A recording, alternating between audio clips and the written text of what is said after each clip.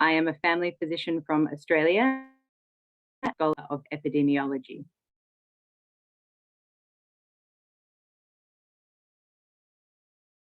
Today, to talk to you about planetary health, and my topic is family medicine and planetary health down under, and that is what we call Australia. All right, I'd like to acknowledge my host, particularly Associate Professor Ozden Gökdemir, and also acknowledge that the people of Turkey have experienced a lot of suffering this year with the earthquakes, so I'd like to acknowledge that. Okay, so what is planetary health? Planetary health is the idea that in order to have healthy people, we have to have a healthy planet. Everything that we need to have healthy lives comes from our planet. Clean air, clean water, healthy food, a safe and stable climate that's not too hot and does not have excessive extreme weather events, and protection from infectious diseases, mosquito-borne diseases and others, and also many medicines, all come from having a healthy climate in our world, a healthy planet. But our planet, and therefore planetary health, is currently in a state of crisis. Climate change is an emergency that is threatening planetary health. We can see in this graph that global temperatures have continued to rise, as has carbon dioxide in our atmosphere. The latest report from the Intergovernmental Panel Convention on Climate Change said there is a rapidly closing window of opportunity to secure a livable and sustainable future for all. We really do have to act this decade to stop the climate emergency. And another related emergency in planetary health is biodiversity loss. So biodiversity refers to having a large number of healthy plants and animals on our planet, and having a healthy environment with healthy ecosystems and a lot of diversity of plants and animals contributes to all of those things I mentioned before that we need for healthy lives: clean air, clean water, medicines, and a stable climate. This is a quote from Elizabeth Marima, the United Nations Executive Secretary for the Convention on Biological Diversity. She has said, "There is no food, no clean air to breathe, there's no water, there are no medicines which are dependent on biodiversity resources. We will perish just as the animals and the plants." But since 1970, we can see around the world, we've had a 69% reduction in wildlife species that are being monitored. And we've also had extensive clearing of forests and native vegetation. So we really are damaging our planet to the point where it is starting to affect our health. So biodiversity and climate change are interlinked crises, and they affect our health in lots of ways. Without a stable climate and rich biodiversity, we have increasing global temperatures, increased extreme weather events, whether that be bushfires, heat waves, floods, storms, or droughts. And we have rising sea levels, and we have changes in how we can use the land. So areas that we depend on for farming, in many cases, are no longer able to be farmed because of changes in rainfall and changes in the health of the soil. So that means that we have to deal with extreme weather events, worse water quality, changes in infectious diseases, and also increasing allergens. And that affects our health in many ways. We can have heat-related illness, cardiovascular disease, injuries from extreme weather events, and mental health impacts, among others. Thank you, Ozden, for telling me that my slides are not in presenter view. I'll just see if I can fix that. I'm not sure that I'll be able to on this computer.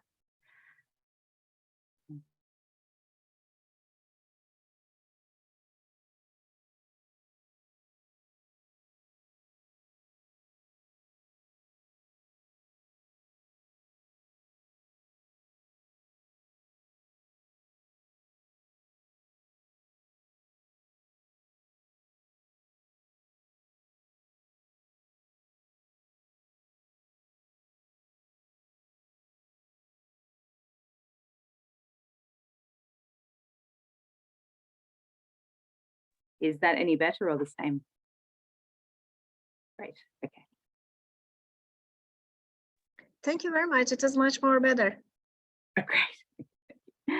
All right. And climate change also increases health inequities. So we know around the world that people who are already experiencing poverty or disadvantage are more likely to be impacted by climate change. And so climate change perpetuates cycles of inequity in our world. And people who already had less resources are less able to respond after extreme weather events. So we have climate change and biodiversity loss causing significant health problems around the world and worsening inequities. So, what is the experience of doctors down under in Australia in relation to climate change and planetary health? Well, Australia is a very lucky and wealthy country, but we are very exposed to climate-related risks. This slide shows some of the extreme weather events that we've experienced in Australia in just the last few years. You can see on the map of Australia that if you look, we've had heat waves where large parts of Australia have been excessively hot, 46, 48 degrees Celsius during our summers at times now. Many of you might remember that before the pandemic, stories from Australia's extreme bushfires went around the world because they were the worst bushfires we had ever experienced. We've also had very severe frequent flooding over the last 3 years as well, with some communities being flooded multiple times and some people now realizing that it will no longer be possible for them to continue to live in that community because of the risks of floods. To take one example of the Black Summer bushfires that happened just before the pandemic, we can see that sometimes it's hard to measure the health impacts of an extreme weather event, but when we do, we can learn a lot. During that disaster, there were 33 direct deaths, but there were also 417 smoke-related deaths, over 3,000 hospitalizations from heart and lung problems alone, and well over 1,000 emergency hospital attendances for asthma. Many people also continue to experience homelessness and mental health problems, including trauma from their experiences of those events. Another climate-related impact that we've experienced in Australia just last year is the spread of new disease. Well, we've experienced it for a while, but this specific disease, we've experienced it since last year. So the condition Japanese encephalitis is a serious virus that generally was only in Asia and never really was not in Australia at all before. Only tourists returning to Australia occasionally would have this condition. Most people that get Japanese encephalitis are not sick, but those that do have symptoms experience a severe brain infection with approximately a 20% rate of dying, and 1/2 experience long-term effects.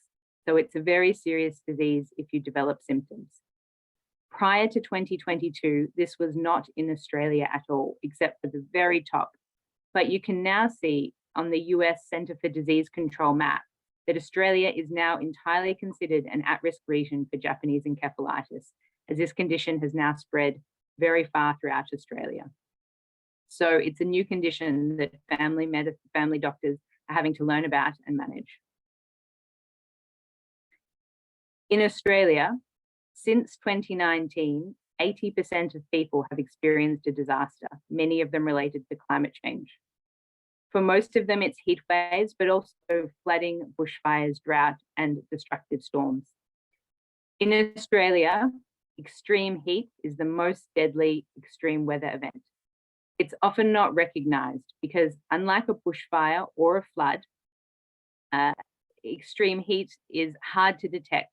Sometimes we call it the silent killer, but more people have died from extreme heat events in Australia than all other extreme weather events put together. And again, from many of these extreme weather events, people experience long-term impacts, including homelessness.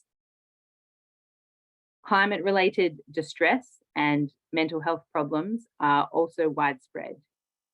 That's among people who have experienced disasters, but also around many people who are distressed about the future, their own future and the future of the planet. So 1 in 4 Australian young people are now very or extremely concerned about climate change.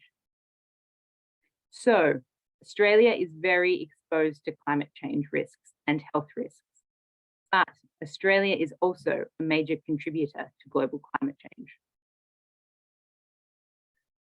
Unfortunately, Australia has the highest per capita emissions in the OECD. You can see on this graph that among OECD countries, we are at the top. Australia is also the world's 3rd largest exporter of fossil fuels being coal, oil, and gas that drive climate change. When we burn them for energy, they release carbon dioxide, and that's what drives global warming and climate change. And unfortunately, in Australia, some companies and some of our state governments or federal government are still looking at developing new fossil fuel resources, even though many parties, including the International Energy Agency, the United Nations and others, have said that we must move away from fossil fuel energy. So what are Australian family doctors doing in response to this health crisis? Well, the first thing that we have been doing in Australia for a long time is educating ourselves about the problems of climate change and its health risks and how we can address it. We regularly connect with each other at conferences, workshops, webinars, and curriculum events, and you can see a photo of one of them here. The second thing we're doing is educating others. Education alone is not enough to change the way we do things to stop this health crisis, but it is a vital component for the population to understand the health impacts of climate change. So we spend a lot of time talking to people about the health risks of climate change, but also the many benefits of climate action. By addressing climate change, many of the solutions also have other health benefits. Simple things like walking and cycling instead of driving improve your health through exercise and by reducing air pollution. Air pollution, like heat, is a silent killer that accounts for thousands of deaths in Australia every year. You can eat more plants and less meat because growing energy from meat releases a lot more energy and again, emissions compared to vegetables. And you can spending more time in nature is something that's good for your own mental health. We're also working to build community resilience. So the photo on the left is a general practitioner who works in a large city that experiences very high temperatures because it's all concrete and there aren't many trees. So if it's a 40-degree day, parts of Sydney where she works can be a lot hotter than 40 degrees because the urban environment is not designed well. So here she is holding a community workshop to educate the community about the risks so that people can protect themselves at times of extreme heat. You can also see a picture of one of the information fact sheets that's been put out by our Professional College of General Practitioners, the Royal Australian College of General Practitioners, to help doctors prepare for their role in responding to bushfires, floods, and other events. The fourth thing that we've done is responding to disasters when we're needed. And this is a photo of one of my colleagues, Dr. Michelle Hamrosi, who had a role in responding first to a drought in her community, then to the extreme bushfires, and then also to the pandemic. And she said that being witness to the mega fires ripped through my community really impacted my thoughts and my practice. The health of our environment is directly linked to our own health. And healthy environment means healthy humans. The fifth thing we're doing is reducing emissions. Among family doctors, many of us are trying to take steps to reduce our own emissions so that Australia is not the worst in the OECD, and we're also trying to reduce emissions professionally. Here's a handout that we have in general practice, and many of our colleagues who work in hospitals are also advocating to change the way they work in hospitals, because hospitals in particular have very high emissions. In general practice, many of our emissions come from the medications we prescribe and products that we use. But the good news is that a lot of family medicine keeps people healthy, keeps them out of hospital, and so does help to reduce emissions in that way. Okay, the sixth thing we've been doing is advocacy. Family doctors in Australia have been very involved in advocacy for a number of years. For some people, that's personal and talking to their friends and family so that they understand the issues and can act on them. For some people, that's professional, talking in their colleges or in their workplace. And for some people, that's political advocacy. In Australia, we're very lucky in that we have lots of protections for free speech and civil liberties and human rights. And given that we are such a bad global contributor to climate change, as family doctors, we feel that it is our duty to use those freedoms to advocate for action to stop this health crisis. So some of our medical leaders, you can see in this picture, gathered out the front of one of our state parliament houses, and we've meet politicians, talk with them, send them letters, and do lots of different activities to try and influence our decision makers to make the right decisions to protect public health and planetary health from the emergency that is climate change and biodiversity loss. Okay, the seventh and last point that I wanted to talk about what we're doing is working in partnerships. So it's very hard to do anything just as family doctors, particularly take on a challenge as large as climate change and planetary health.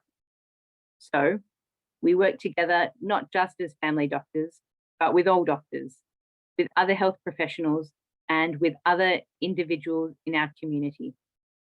Whenever we work together in groups, we can have more influence and have more power to change policies so that they are in line with the recommendations of the World Health Organization, the United Nations, and other bodies that are advising us that we really need to take strong action in these areas. So, in all that we're doing, have we succeeded? Has all the activities that family doctors in Australia had any impact? Well, I think we have succeeded, but there is much more to do and it needs to be done very quickly. So planetary health is now part of many levels of medical education in Australia. Family doctors are among the leading voices calling for climate action.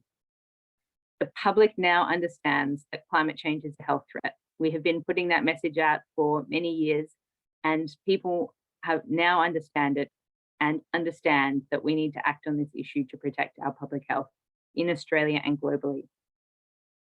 Even though we still need to do much more as a country, we have recently had much stronger government policies implemented to reduce emissions. We have more work to do, but we've taken several big steps forward in recent months, putting some limits on pollution. And the government is working with family doctors and health leaders to develop a national strategy for climate change and health to reduce emissions and to improve our community's resilience to climate disasters.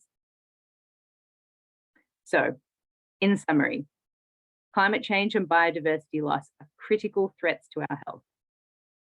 All doctors and health professionals need to do what they can to protect planetary health. We can all do something to reduce emissions and build resilience. And working in partnerships makes us more powerful. We definitely need to act more now because time is running out. Thank you very much, and I'm happy to take questions.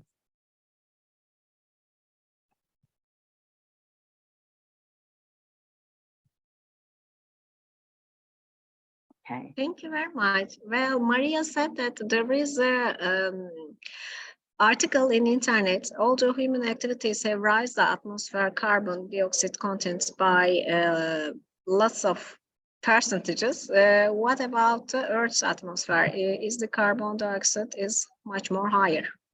Would you like to answer this? Yes. Look, I think if I just go back to this graph where here we go. Oh, the way to start. Here we go. So this graph, if you can see, is showing carbon dioxide in the atmosphere since 1880. So before we started burning coal, oil, and gas in the 1900s, about 1950 is where it really took off. For thousands of years, there had been a relatively stable level of carbon dioxide in the atmosphere. You can get graphs that go back much further than this that show how it was relatively stable for many hundreds of thousands of years, and that human activities releasing carbon dioxide have caused carbon dioxide to become much higher than it ever has been before. So how much carbon dioxide there is in the atmosphere compared to other gases isn't really important. The point is that there is enough in the atmosphere to trap heat. And by trapping heat, it warms our planet. And this has been verified by many people. The entire scientific community has come to a consensus on this. There has been tens of thousands of research papers, many different studies in many different ways. And there's absolutely no question that human activities, by burning fossil fuels to release carbon dioxide, are causing the world's temperature to become warmer and driving climate change. There's absolutely no doubt. And what we need to do now is to focus on taking action to stop the health crisis of climate change. The other thing that we can say is that even if we didn't consider climate change, fossil fuels have many other negative health impacts.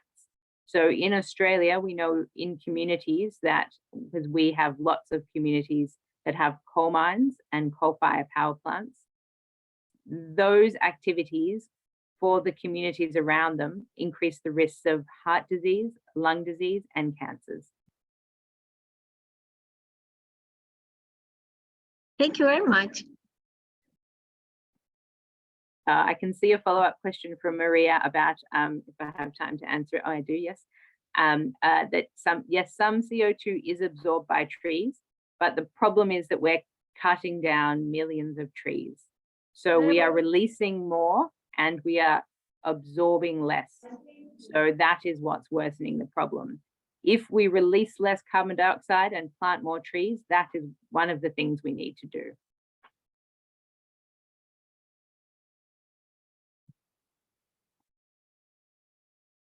Thank you very much, Catherine. And go besides that, it was an excellent presentation.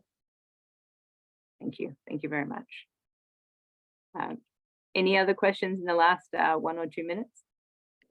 Well, the problem is you also figure out that how can we as family physician do something in our practices or surgeries. So that is very valuable, because to use the toolkits and to make it into practice is something different. Just to talk in here theoretically or in theory is something different. Everybody says they want to be happy, but are you just doing the things to make it so in real life? So thank you. No worries. Thanks so much.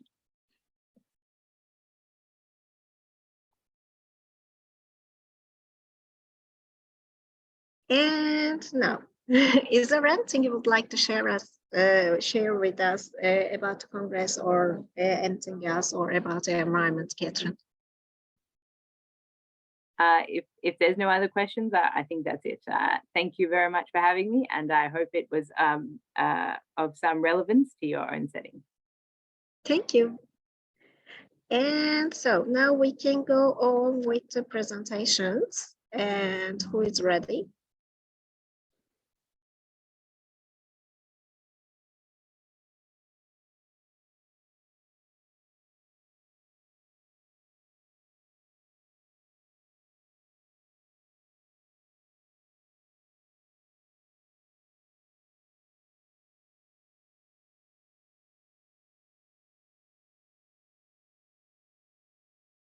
So who wants to present now? Who is the one ready?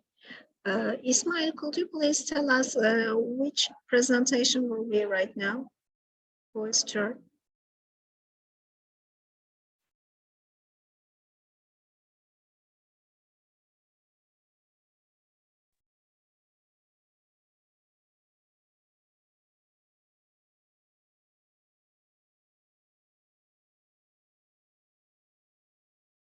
Let me check.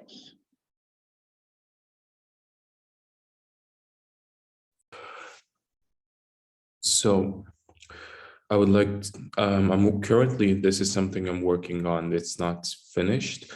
I would like to present my current findings on this report on difficulties faced by female Syrian migrants in Turkey in regards to access to sexual and reproductive health, and compared to with difficulties in Sweden.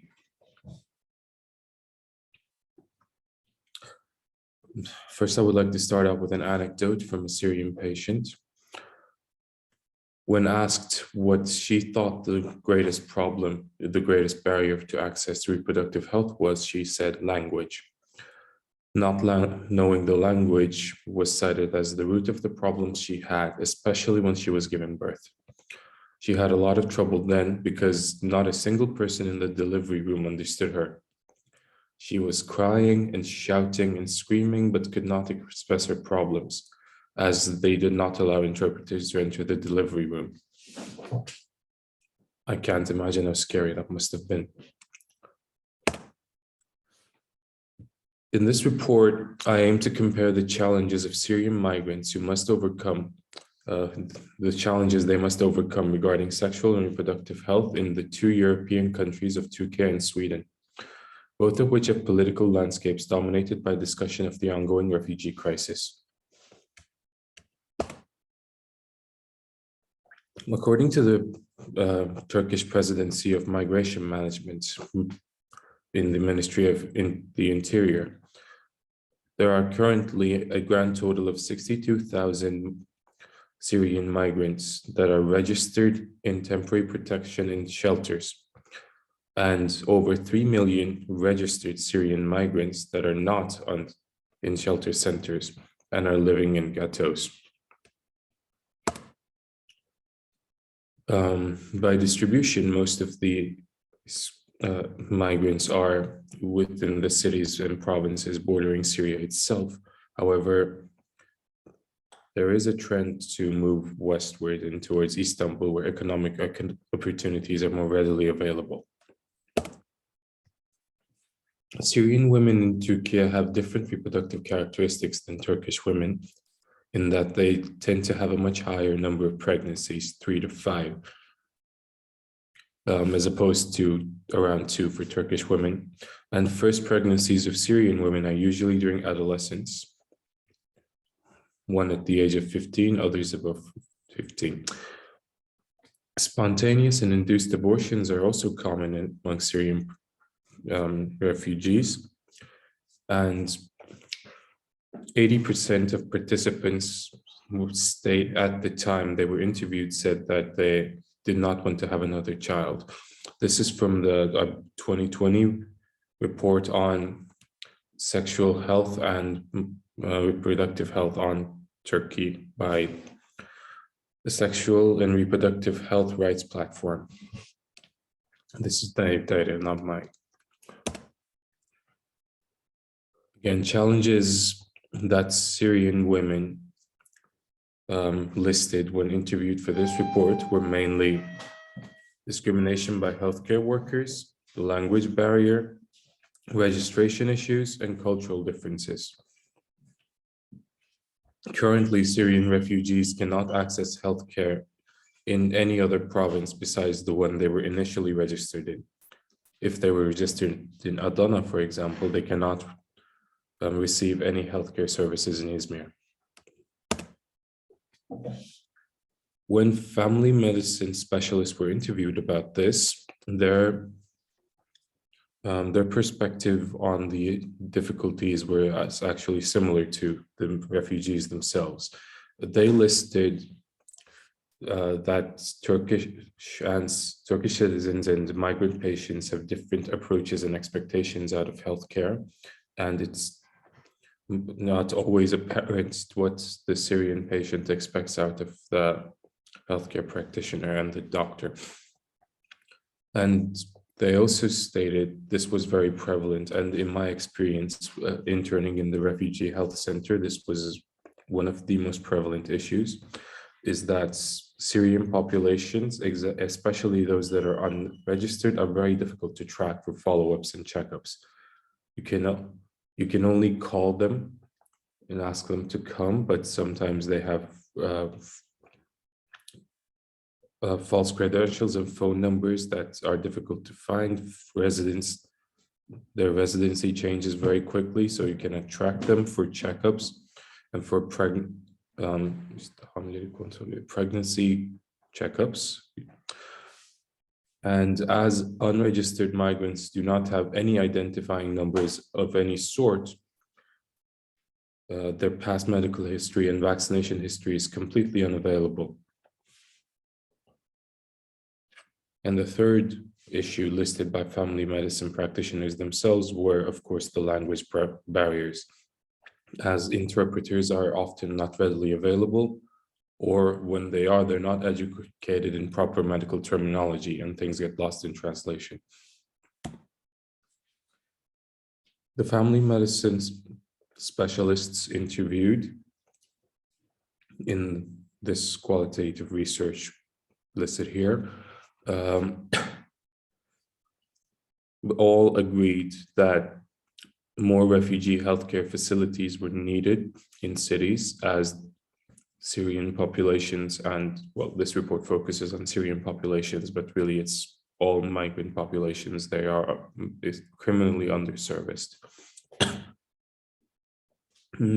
Some medical professionals have other recommendations as well, such as the opening of an outpatient clinic, dedicated one, and the creation of secondary and tertiary refugee health centers, and improvements made to refugee healthcare facilities.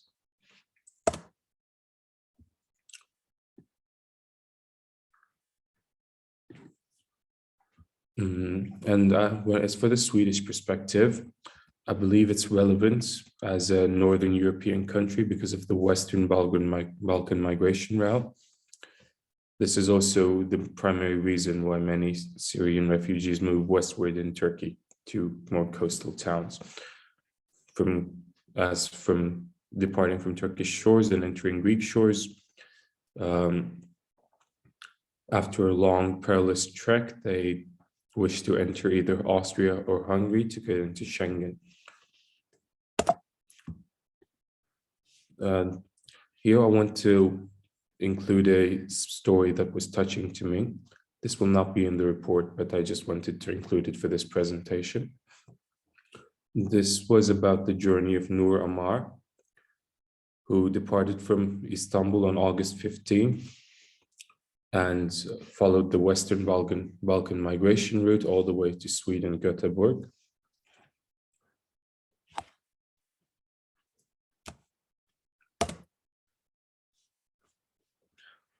The presidency of migration management in Turkey provides very helpful statistical data on the current situation. And it states that 3,000 Syrian migrants have left Turkey for Sweden in the scope of the one-to-one policy. And Sweden itself says that around 4,000 people entered Sweden from Syria, of Syrian origin. I believe that the pattern here is evident enough. Discourse in Sweden in regards to immigrants, and especially immigrants of Syrian origin, is similar to that in Turkey, as that tends to other these migrants and portrays them as helpless, and does not take into account structural factors when framing and addressing migrants' sexual and reproductive health issues. cultural differences, language barriers, they're often unaddressed. So to conclude, I would say that in both countries, especially in my country, migrant access to holistic and preventative sexual and reproductive health care is essential. Both countries must implement long-term strategies for the proper integration and education of migrants to avoid an upcoming healthcare crisis that has already begun to affect us 10 years after the war. Thank you for listening and thank you for inviting me.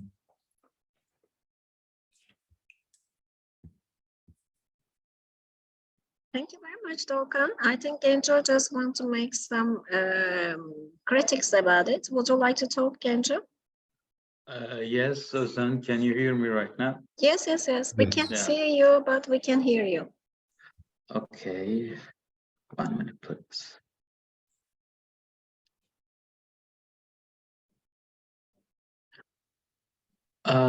Firstly, I want to say thank you, Doğukan. It was a great presentation. I have no question, but I want to make some comments and maybe an offer. I think Turkey has a great experience about refugees' health and refugee women's health. So, but I think we still need some multi-centered design studies. And Özden and I have been working for European Young Doctors Movement. So Doğukan, if you want and if you're available, you may get involved with special interest groups of European Young Family Doctors Movement. I think it's a fruitful network to make some multi-centered studies. I think this topic is really inspiring. So if you want, we make contact in EYFDM or any other international collaboration, maybe EGPRN, but I think European Young Doctors Movement are more available to do it. Of course. Thank you, Hocam. I will definitely be in touch. Thank you. So if there isn't any other comments or questions, we can go on. Oh, Gobit. And what did Gobit say? Let me check from here. And Gobit is saying that we need to include more elements each group of the refugees. Yes, you're right, because yesterday we were talking about South Africa, and Christian has told us that the problem is about French-speaking or English-speaking refugees. And so they just don't have any opportunity with the same thing about the language, because maybe in here in Turkey, the people are not talking in Syrian or another language, but if this migration keeps going on, it will be the problem for the other countries too, because so we will be, let me say in Turkish to be French, we will be French for all, everybody in this pattern. Thank you very much again. So now, who is turn? Ismail, would you like to tell us? Genco Görgü's turn if he's ready. Are I'm you ready? All right. Yes, I'm ready. Now I'm trying to share my screen. If it is problem, I will check again.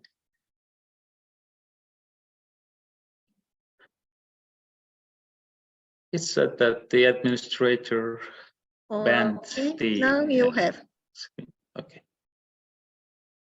I'm trying again. Yes.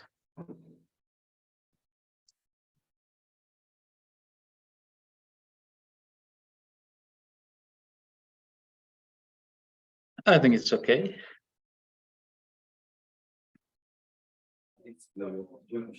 Yes. All right. Today I'm going to talk about violent groups. I'm Dr. Genco Görgü from Bandırma. I've been working as a family medicine specialist for 3 years. And also, as I said before, we have been working in European Young Family Doctors Movement Special Interest Group with Özden. And to sum up from the beginning, we want doctors to sit around a table and discuss the difficult doctor and patient relationships. This is the main and simple aim of the balance group. Let's start. I want to talk about Michael Ballant at first. He was born in Budapest and got a medical degree in 1918. He interested in biochemistry, but unfortunately couldn't finish his PhD, and also interested in psychoanalysis. Then in 1930s, the Europe had started to hear the ring bells of Second World War, and he moved to United Kingdom to find better circumstances to research and work. And he met his wife, Annette, and the partnership transformed into being colleagues in psychology, and they ran Tavistock Institute of Human Relations, and they formed the theoretical base of balance groups there. Balance groups, a kind of clinical supervision model, and also we may say a peer-to-peer consultation model for primary care, but it's different from hospitals. We may see it in following slides. The aim of the group is positive transformation of uncertain, complex, and challenging patient-doctor relationships, and understanding the psychological dimension of general practice. Balance groups help us to perform the art of medicine in primary care, because in our daily practice, we have lots of barriers. We are concerned about risks. We feel anger, fear, and lots of concerns. And we try to provide by balance groups trust between doctor and patient, and solidarity between colleagues, and tolerance in general. Here's a research paper that has taken my interests on balance model first. As you know, physician burnout became a hot topic in COVID-19 era. So here is a evidence-based approach. It's available to prevent physician burnout or maybe suicide by using balance groups, and it is proven in China with a randomized controlled trial of balance groups. And after my interest on balance model, I got involved balance course of the International Balance Federation.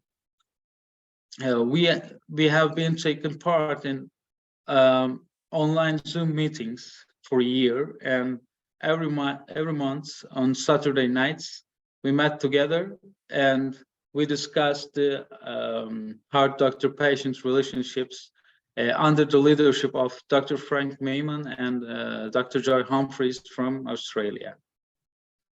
And there were lots of colleagues from all around the world, for example, Greece, Turkey, Portugal, Jamaica, United States, and some more countries.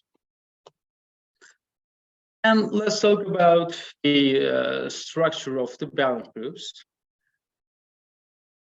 Some doctors come together around a table or maybe online, and the leader asks the question, does anyone want to present a case? Before starting, we should provide a suitable environment for the presentation, and then the presentation starts about a difficult doctor-patient relationship, and then feedback and discussion process starts. After that, the presenter joins again the group, and together we analyze the factors that disrupts the doctor-patient-physician relationship, and we evaluate the issues both on patient and physician perspective. There are some potential scenarios. We generally talk about medical unexplained cases accompanied by psychosomatic complaints, or sometimes doctors rush off mixed emotions because of patients coming with inappropriate requests or arrogant and rude patient behaviors. So these are typical topics of balance group sessions. Also, the culturally diverse patients and severe physical disability or end-stage disease situation is one of most common topics. As I said before, the session starts with the case presentation. The presentation doctor starts, and the other participants should listen with respect and silence until the presenting physician finishes.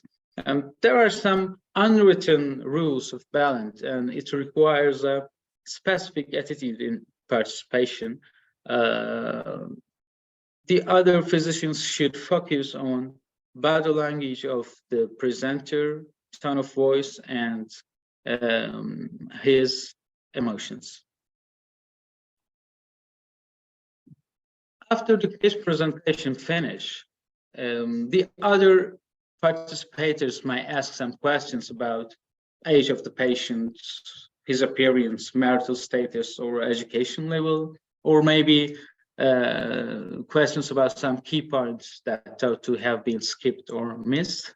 But the question bombardment should be avoided, because we want the presenter to feel free to reflect himself in comfort, and the presenter's judgment should not affect the other participants. And after the presentation, it's feedbacks and discussion time. At this time, presenter physician withdraws symbolically, and participants tell their thoughts. They can talk about their experience, maybe some fictions, and also they may reflect their emotional response. And it takes about 20 minutes.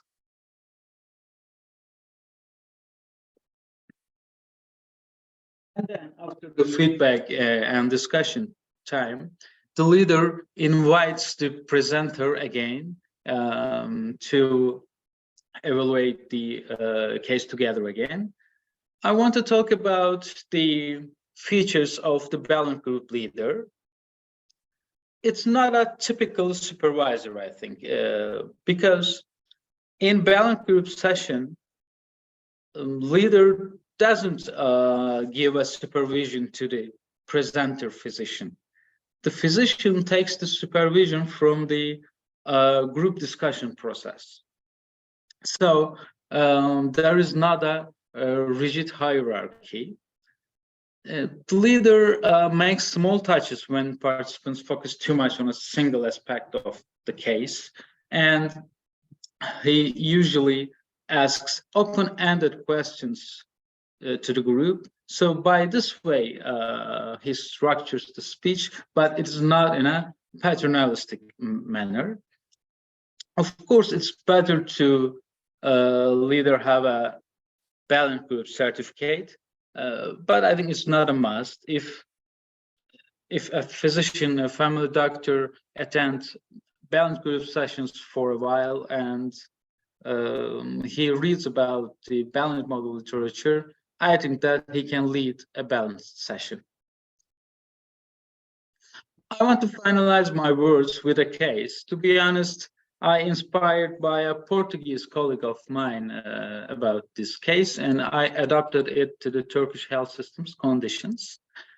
In our case, our patient is a 58-year-old male. He has abdominal pain and constipation. In his medical history, he has primary hypertension and anxiety disorder.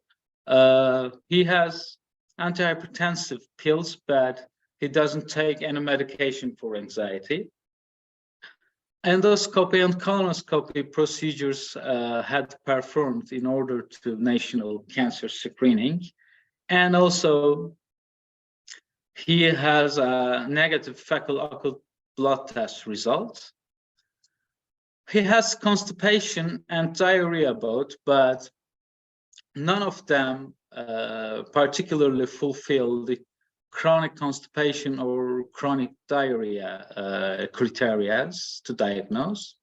So, according to the available data, the diagnosis of the GP in favor of irritable bowel syndrome, and he prescribed some medicine for that, and he didn't make any gastroenterology or general surgery department referral.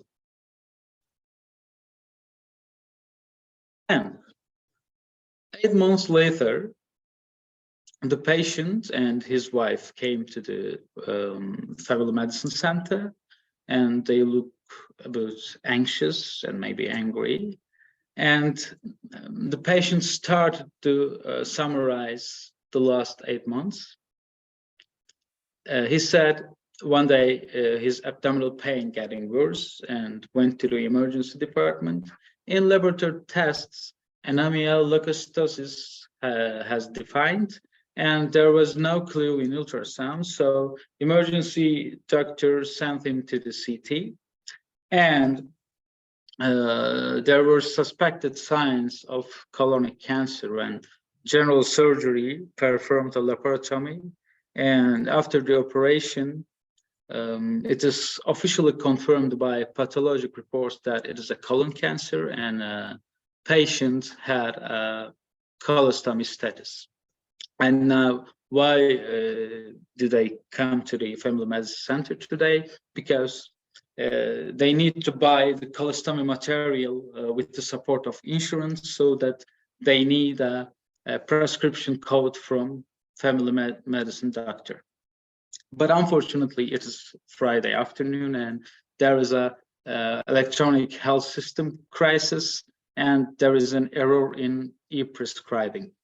So the doctor was really shocked, and he didn't know how to act.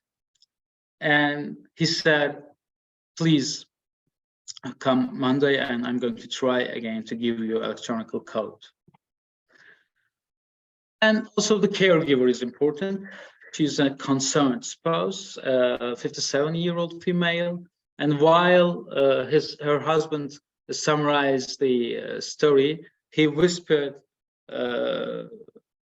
some accusing words like, oh, yeah, we asked for referral, but you didn't.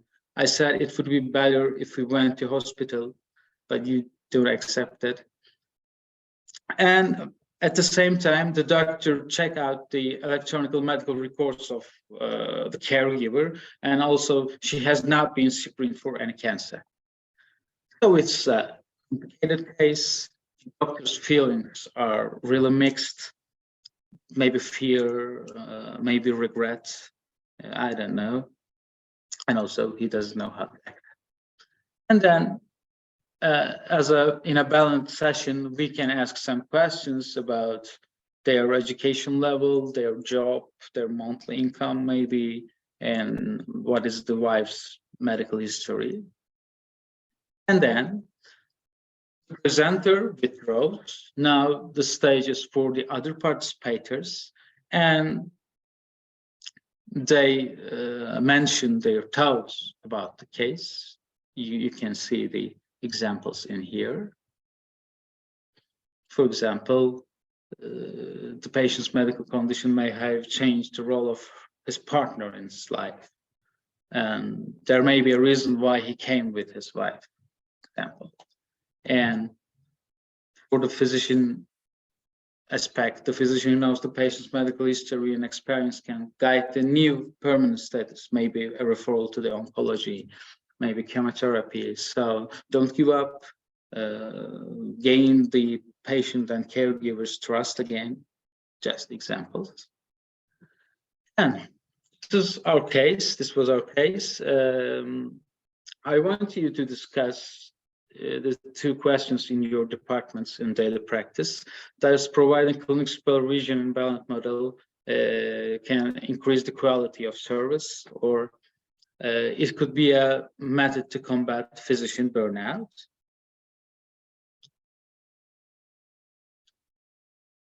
I said thank you very much for listening. This is just for now. I hope we can discuss and practice balance group in face-to-face workshops in further congress or another organization. And I want to dedicate this session in memoriam of Annette and Michael Ballant.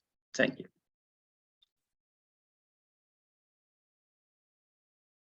Thank you very much. And Maria is also, it just made us to be in Ballant group, has just said that amazing presentation. I had the great opportunity to attend first online Ballant group. And also I just want to add that Maria is the chief of Ballant group in Greece.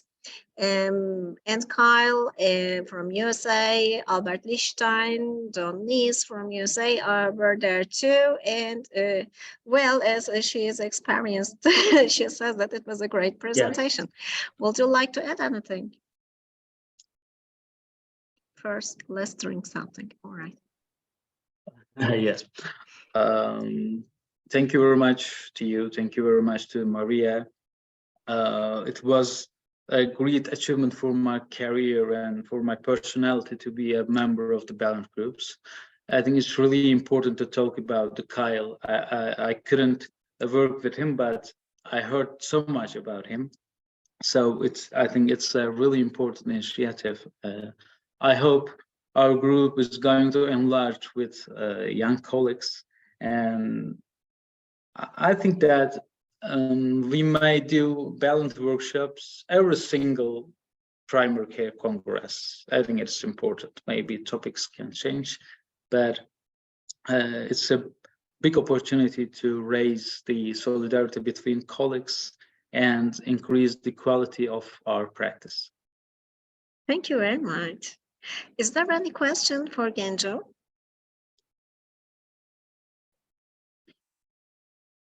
Thank you, Gobet. Thank you, Gobet. And Ismail, where are we going now? Let me check. Thank you very much. Yesterday I could do that, so, but today I just couldn't. Why? Because my screen is just going to another room. That's why I just couldn't use my PC as I want to. Forgive me. Now the turn is... Nedret Tuba Cracker. Are you ready? Yes, you are. Okay, Yes, and ready. Thank you very much for coming. And I do hope that you can just share your screen. Let me check. Can you hear me? Yes. And can you see the screen? I hope we will. Could you just make it full screen?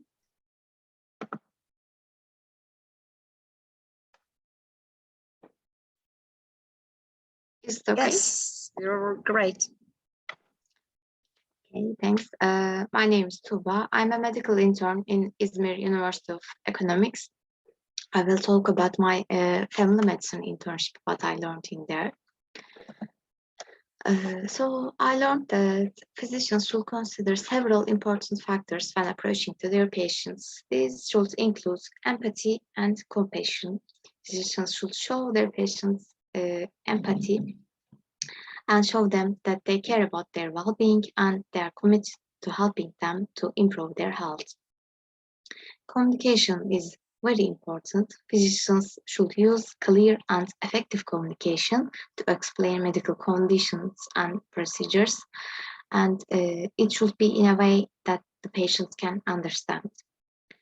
Active listening is encouraging patients to express their concerns and questions, and it allows a collaboration and respectful relationship between the patients and the physicians. Cultural sensitivity is another one. Physicians should be aware and sensitive to their patients' cultural backgrounds, values, beliefs, and their preferences. It can improve the relationship between the patients and physicians. Privacy and confidentiality is a must one. Physicians should respect their patients' privacy and maintain their confidentiality in all interactions and all conversations. Shared decision making is again improving the quality of the healthcare. Physicians should involve the patients in decision-making process by presenting them options, weighing benefits and risks, and respecting their patients' preferences. The last one is the continuity of care. Is also very important in the primary medical care. Physicians should strive to maintain the continuity of care by keeping accurate and up-to-date records, coordinating with other healthcare professionals, and ensuring smooth transitions between healthcare settings. Now I will talk about a remarkable event which I had in the family medicine internship.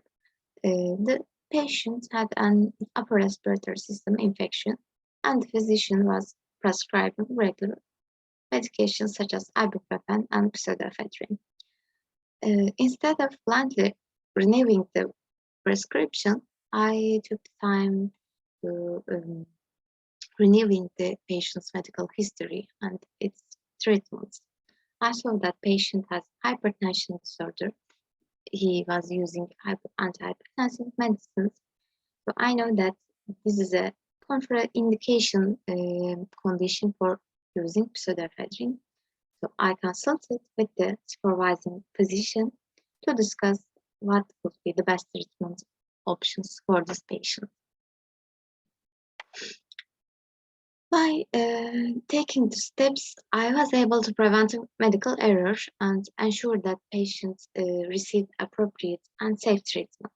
This event highlighted the importance of careful and true review of the medical history and the value of collaboration with other healthcare professionals in preventing medical errors. This is all.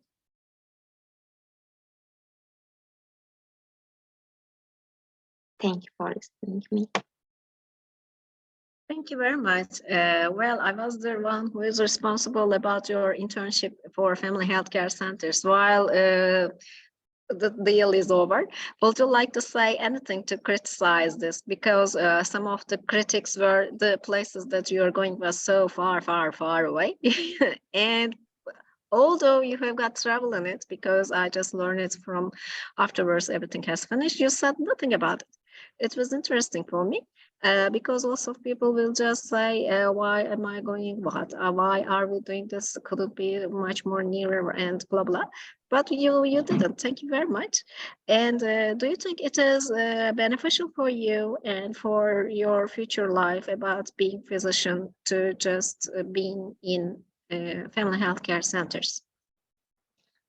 I think, yes, it is beneficial for me. It was beneficial for me, and it will be beneficial for all students, I think so. But I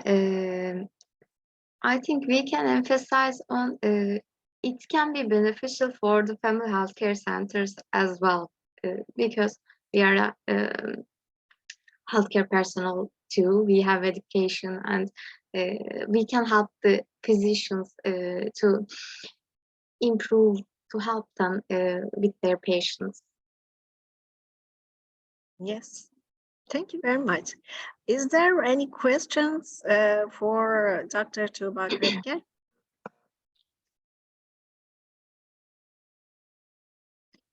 Genjo says it is a great work and for the fundamentals of clinical practice. And thank you very much, Tuğba. Thank you so much. Ismail, where are we going now? Now we have a presentation of Özgenur Sabancı. Özgenur, are you here? Yes, you are. Yes, I'm here. How nice to see you. Thank you. I'm trying to share my screen.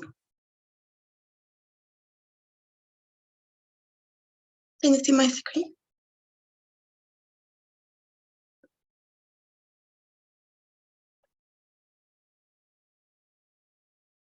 Is it okay? I can't hear you. I'm sorry, I just muted myself. We are just seeing the slides, but we're not ready for presentation. You may say that slide gösterisi, yes, and you can make it baştan, or we can make it at the end Actually, of the... I did it, but I'll do it again. Is it okay? No, again. Ismail, would you like to help us? Şeyi değiştirebilir misiniz acaba? Share screen'i tekrar kaldırıp Okay. full halini göremiyoruz böyle paylaştığımızda.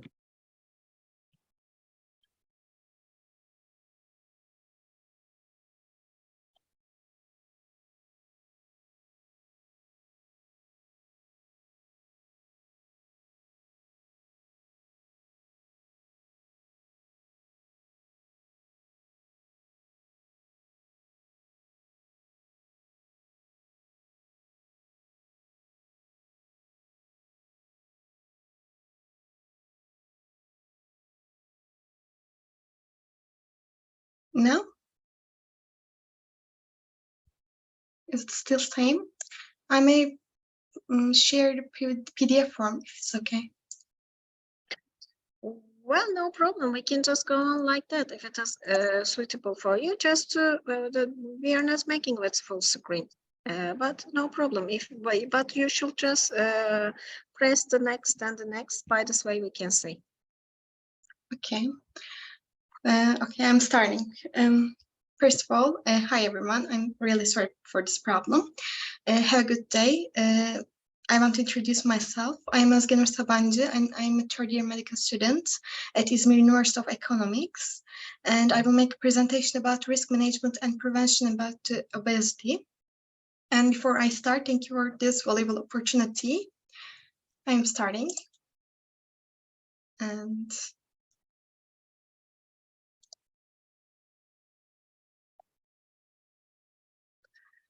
yes, I want to start with the definition of the obesity. According to the World Health Organization, overweight and obesity are defined as abnormal or excessive fat accumulation that present a risk of health. And BMI over 25 is considered overweight and over 30 is considered as obese. And unfortunately, with more than 4 million deaths each year as a result of being overweight or obese, this issue reached an epidemic proportion in 2017, according to the global burden of the disease. On the other hand, luckily, obesity is a preventable and reversible health issue, and we can stop this progress with encouragement of the patient to lifestyle modifications. And the first part of my presentation includes a case presentation that belongs to a patient history from my internship last year. Let's start by getting to know the patient. The patient was a 53 years old female, and she has been smoking for 20 years. She has a BMI of 27.8, and she does not physically active due to her workload. She recently lost 15 kilos with a desire of being healthy, and she emphasized that she decided to be healthier during the pandemic, and she suffers from hypertension, therefore takes regular medication. In addition, she often suffers from palpitations, and she has a family history of cardiovascular diseases. If I make a general evaluation while considering the patient's history, the notes that I took during the examination, and also the age of the patient, I can say that the patient is at risk for the cardiovascular diseases, obesity, and the cancer. Firstly, I want to talk about the cardiovascular diseases. As I emphasized, the patient has hypertension and she uses regular medication. According to the TMD, while the patient is under the age of 55, there is no risk in terms of the age, but she's at risk due to smoking and having BMI over 25 because she is overweight, and it shows us that being overweight has a critical importance for the chronic diseases. And focus on the obesity. The patient is in range that we can consider as overweight, as her body mass index is between the 25 and 29.9. Although the changes in the diet of the patient that cause her to lose 15 kilos prevent her from gaining weight, it's also necessary to continue to follow the waist circumference and weight in order to prevent the problems caused by obesity, considering the hypertension disease with advancing age. And type 2 diabetes is an important risk that we should consider while discussing the health effects of obesity, because it has a very close relationship with obesity, and studies have proven that obesity plays a role in the etiology of more than 80% of type 2 diabetes cases. And in this respect, weight control is necessary to eliminate the risk of the diabetes. And thirdly, continue with the risk of the cancer. And the patient carries cancer risk due to her age. I want to remind you, she was 53 years old. And according to the Ministry of Health, women aged 40 to 69 years are at risk for the breast cancer, and 30 to 65 years of age are at risk for the cervical cancer, and both men and women aged 50 to 70 are at risk for the colorectal cancer. And in the second part of my presentation, I want to mention about what can we plan to protect and improve the health of the patient. First of all, the patient should be encouraged to quit smoking because she has been using for 20 years. Awareness should be raised about the effect of smoking on the diseases she suffers from and the health problems that it may cause. And the patient should be ensured that she gets rid of an important health traits. Of course, when we consider the patient's BMI, diet should be reviewed. She should be guided to a balanced diet by informed about weekly amounts of meat, vegetables, and fruit consumption. And while speaking about the balanced diet, I would like to briefly talk about the Mediterranean diet. A Mediterranean diet is a quite beneficial way of eating to protect the patient against the chronic diseases. Therefore, it can be a good recommendation for this patient. The diet mainly includes the fruits and vegetables, beans, nuts, whole grains, fish, olive oil, small amounts of dairy, and it includes only small amounts of animal proteins. And then physical activity. By the explaining of the importance of the physical activity, she should be encouraged to give up the excuse of having difficulty in finding time, because it's a really common excuse. But only half an hour of moderate activity to her routine 5 days a week will change a lot of things about her health. And stress-free life, as we all know, it's quite important in order to prevent chronic diseases and also for the obesity perspective to avoid the bad eating habits.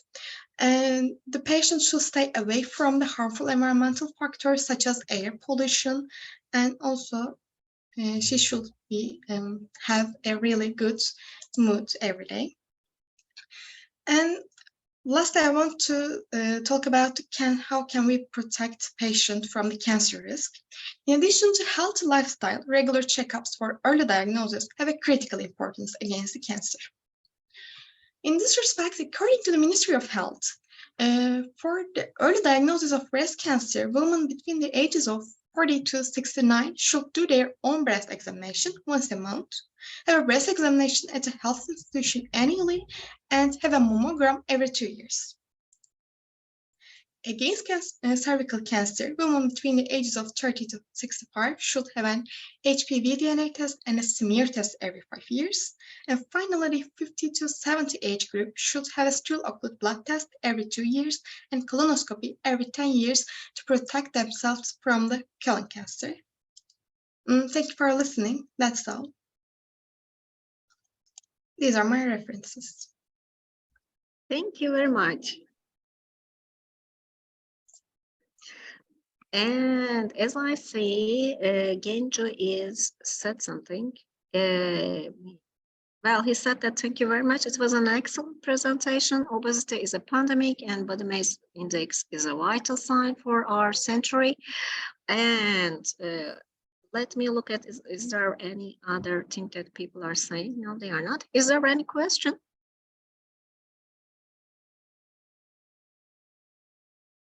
Thank you. No, we haven't. Thank you very much, Özgünür. Thank you for this opportunity. It was really enjoyable for me. Thank you. Thank you very much. I think we should write it. And now, Ismail, whose turn is it? Are you there? We have done, Dr. Özden. But there was another presenter, but we couldn't see him, I guess. Raymond or Raymond? I guess Olcan is ready. Oh, yes. Oh, John, would you like to present or later? Yeah, of course. First of all, I would like to say sorry for everybody because the electricity went off in our family health center. So I had to go there and then do some stuff. But now everything is safe and electricity is here. So I would like to start if everybody is ready. But can I get a co-host?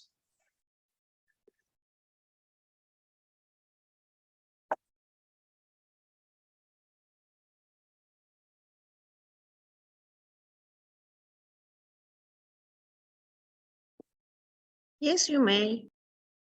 Okay, awesome. So, okay, I do believe that everybody can see the screen. So greetings to everyone. My name is Yes, we can, but we can't see you because it is just like sharing your screen with the other part of the store. There has been 2 windows. Oh, okay. We can't see you. Is the big problem because I couldn't You don't solve want to it be seen. All right. at the moment. I'm sorry. So greetings to everyone. My name is Olcan. I am from Güzel University Faculty of Medicine, Department of Family Medicine, and Izmir, Turkey. So my this is the study protocol of one of my studies, RCTs, titled "The Effect of Breathing Techniques on the Severity and Frequency of Migraine-like Headaches." First of all, let's start with background. As you may know, migraine is a common neurobiological disorder caused by increased excitability of the central nervous system, and it affects millions of people worldwide. Usually, the diagnosis based on characteristics of the headache, like associated symptoms, throbbing and severe unilateral pain, sensitivity to light, sun, nausea, etc. Migraine has a significant economic and social impact and affecting patients' quality of life big time and serving work, social activities. And also, right now, the hyperbaric oxygen therapy, HBOT, as you may know, is widely used in cluster type of headaches.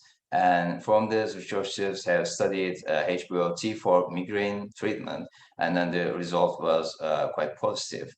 So this is where I came up with the study, because the breathing techniques has a similar pathway with HBOT treatment.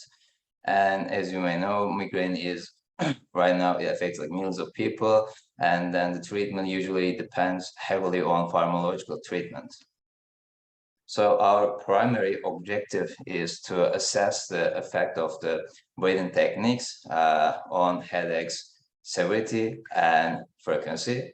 And the secondary objective is to assess effects of the breathing techniques for MIDAS. MIDAS is a migraine disability assessment score, which is like a gold standard for following migraine patients. So this study is a single center, open label to armed parallel cluster randomized control trial. And we registered this trial on 9/2022 in clinicaltrials.gov. So this study will be conducted at 6 Training Family Health Center of Güzel University Faculty of Medicine,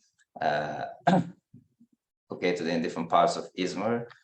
And our participants will be between 18 and 50 years old who have been diagnosed with migraine-like headaches and have a frequency of attack less than 3 months.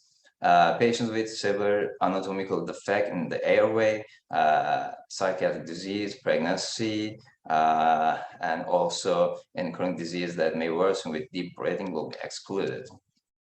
So we are going to do our randomization in 2 phases. First phase will be a simple randomization to decide which family health centers will be allocated to the intervention or the control group. So this will be clusters, our clusters. And then for the intervention group, samples will be chosen from this patient in selected healthcare centers using a random numbers generated program.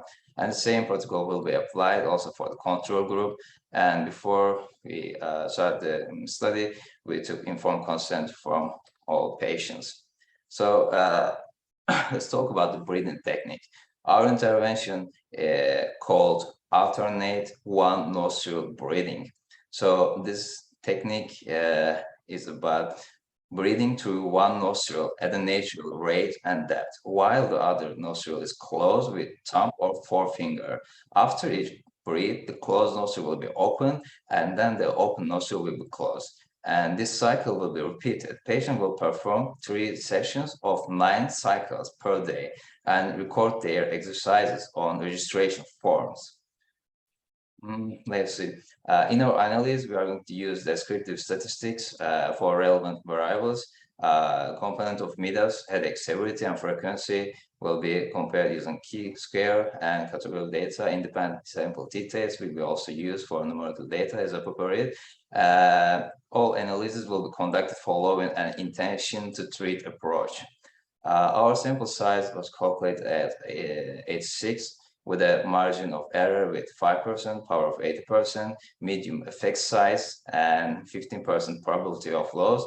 We use the G power 2.92, and that will give us 2 group consisting of 43 people.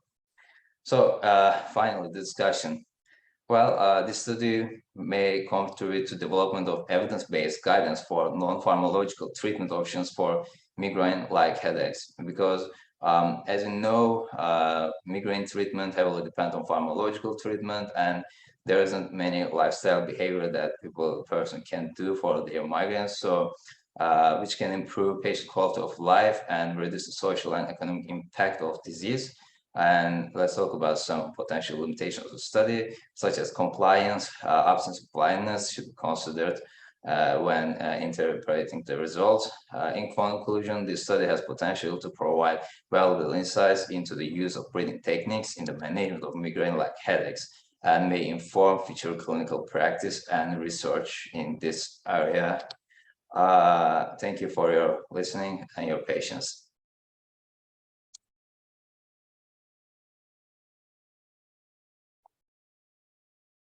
Thank you very much. Is there any question? Well, can you say that? Congratulations. And Thank you. Answers good luck.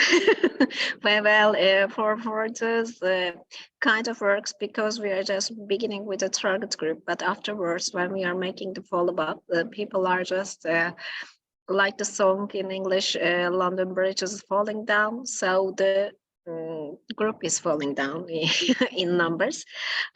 Congratulations. I do hope that we can finish with the target population and in the right plane.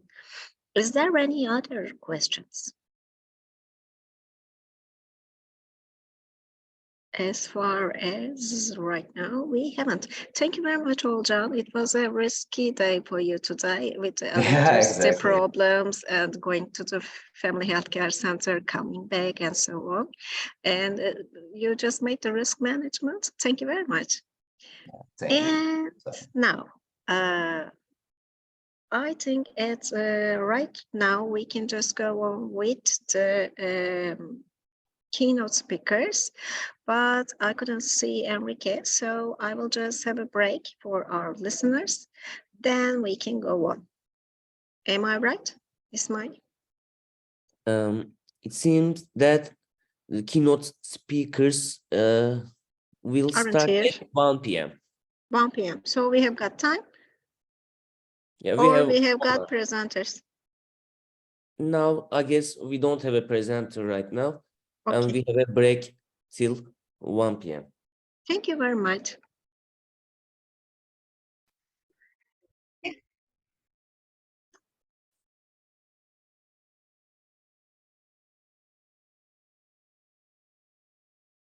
Hi, Dr. Goktermis. Thank you very much for your invitation. and the opportunity to make this brief presentation. I want to talk about my book, Practicing Comprehensive Family Medicine. And talking about this book is to talk about family medicine itself, also known as the GP specialty in several countries. But I don't want to talk about the very extended array of topics that interest or could interest family doctors, but to talk about nuclear family medicine, about the core of our specialty.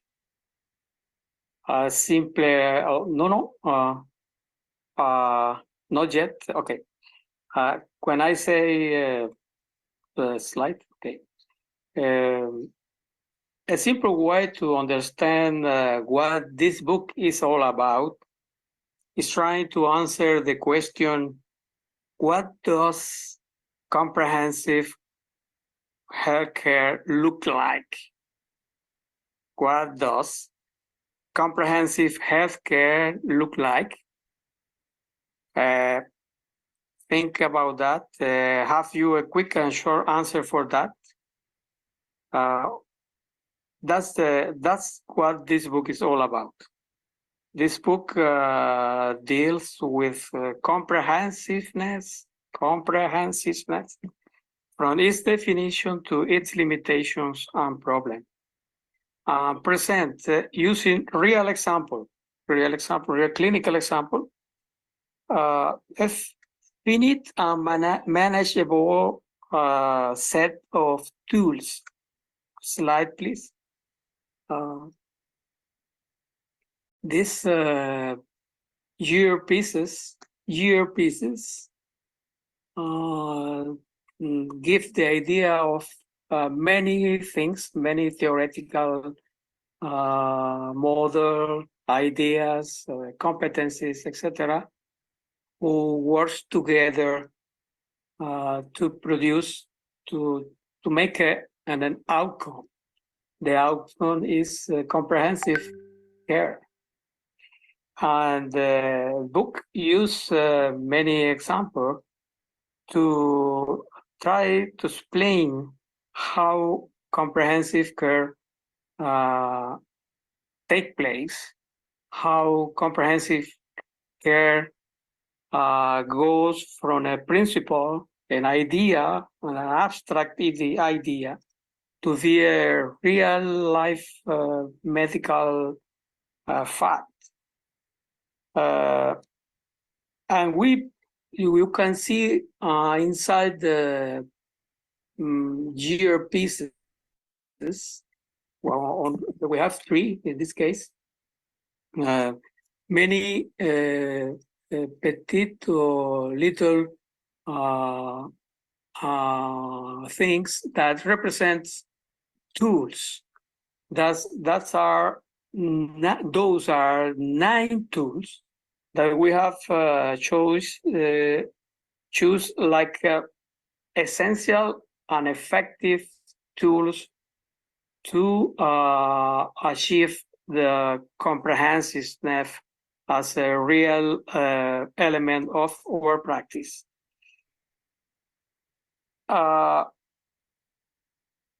But comprehensiveness presents a real challenge to the profession, to medical profession, and especially to family medicine, because our specialty is has a special complexity. That's why comprehensiveness in family medicine, that's a big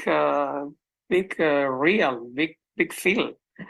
It's really a challenge. But we think that that's what I have learned during my life as a family doctor and as a teacher in family medicine, is that with these 9 tools, if we understand and manage and incorporate these tools in our practice, or we can easily integrate them. They will work together. We will have a more integrated care, more comprehensive care. But you have at least three, I would say three special tasks. One of these tasks, I have called it biopsychosocial integration. And then we have the other task that those are promotion of behavior change and curative preventive integration. Let's start with the biopsychosocial integration. That's very necessary, and that's probably the most important, because medicine, modern medicine, especially as modern medicine is known in the Occidental and the Western world, has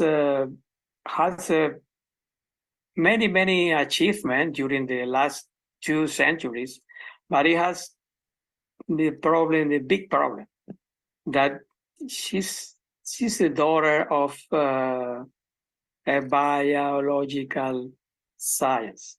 She's the daughter of, especially the daughter of, and the granddaughter, I'd say, of pathology.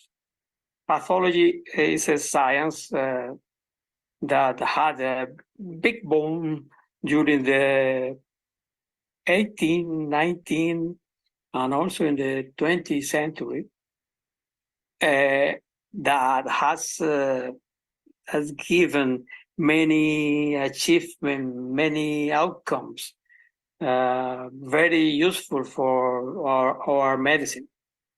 The medicine that we know right now, I think that almost in the whole world. But it has the problem that it's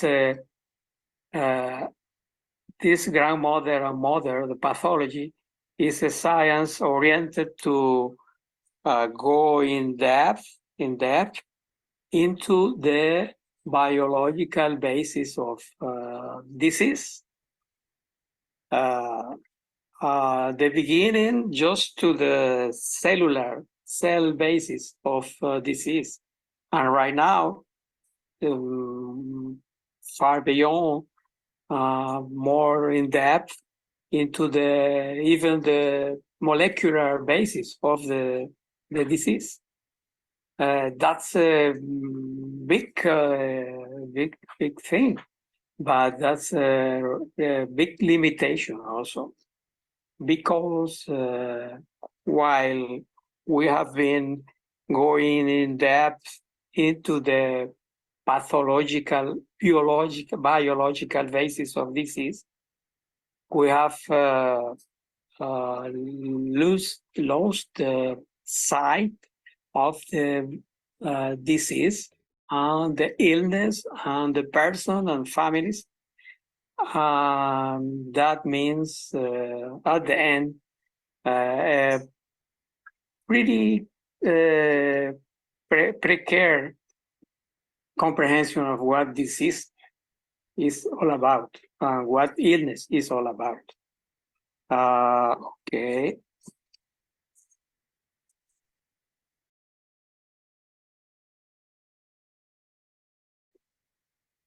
We can see the next image. This is an example. This scam come from Dr. Ian McQueenie, a famous Canadian family doctor, who draw this scam.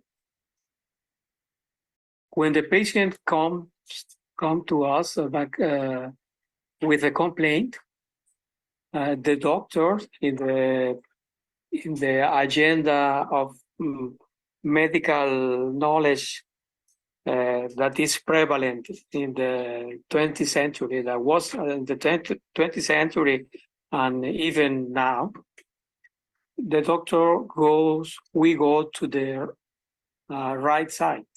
Is the doctor, what McQueenie called the doctor's agenda. Is a traditional clinical search. We know that, the history, physical examination, laboratory investigation, etc., used to come to the disease clinical diagnosis. These clinical diagnoses are always named or labeled under the categories of the clinical pathology. That's a biological science. The clinical pathology gave us also what we use every day, the International Classification of Disease. But that reflects only the biological agenda. Dr. McQueenie said that we should work together in the do, into the and parallèlement dans les deux branches. The patient, what he called the patient agenda. That means to understand the illness. Understand the illness is, according to Dr. McQueenie, different to understanding the biological aspects of the disease. That's a different thing, but are very interrelated.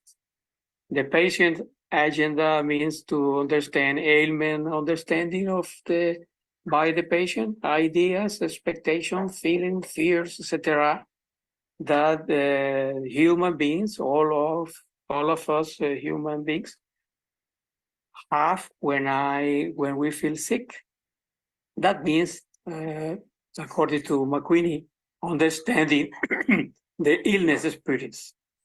Understanding illness experience and understanding clinical diagnosis of the disease, that would be a nice idea for integrate an understanding of what will happen with this person, with his family, and to have negotiated and better understood management plan.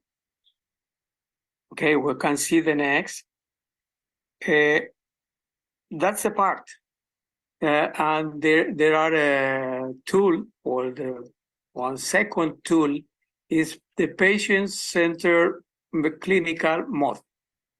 Patient-centered clinical model that together with our traditional clinical method, the very powerful traditional clinical method based on the pathology, gives us a better understanding of illness, non-disease. But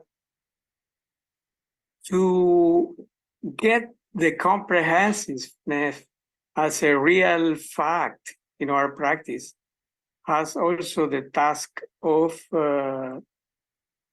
promote behavior change and to integrate preventive medicine to our daily practice. We can see the next image.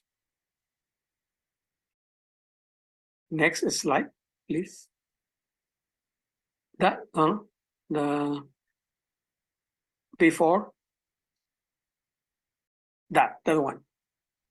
I want to show that the black circle means the ambit of healthcare. That's what usually we call levels of healthcare. I prefer to say ambit of healthcare. And this is our ambit of care. This is primary health care. The black circle and these are for the secondary and tertiary healthcare ambits.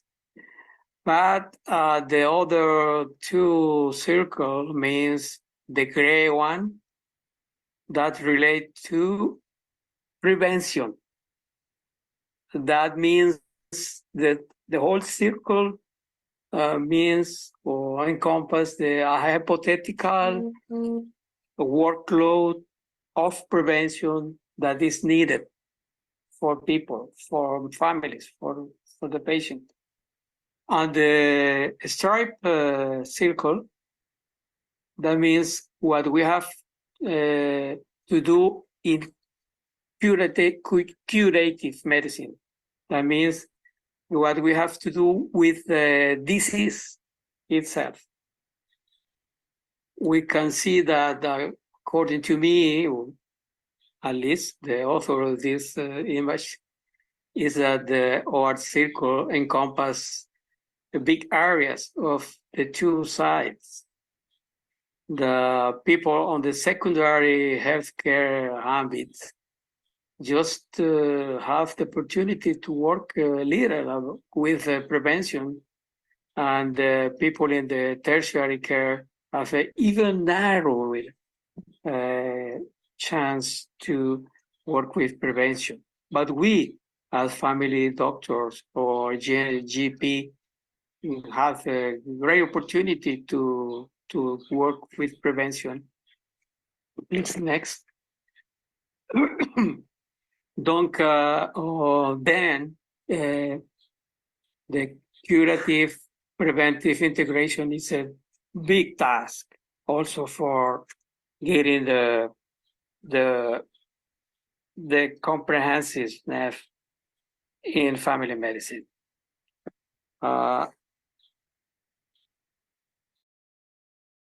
Would you in my book, we can find 9 tools. These are the tools that work for biopsychosocial integration, and those one for promotion of behavior change, and those one for the integration of preventive medicine. But I think that these 9 tools are effective, essential, and I sometimes I am sur le point, c'est dit en français, just about to say that enough for making the comprehensive a reality. Okay, that's what I think, but in the book you will find how are they based, its theoretical basis, and how to integrate all of them together, working simultaneously in an integrated and easy way for getting that. Some people could say, but there could be another tools, bien sûr, of course. But I think that other tools that has the similar objective and potential could serve the same way to this purpose. Where I would like to invite you to read the book, to think about the ideas and try to correlate about your practice. I think that the book could be also useful for teaching both students and residents in family medicine.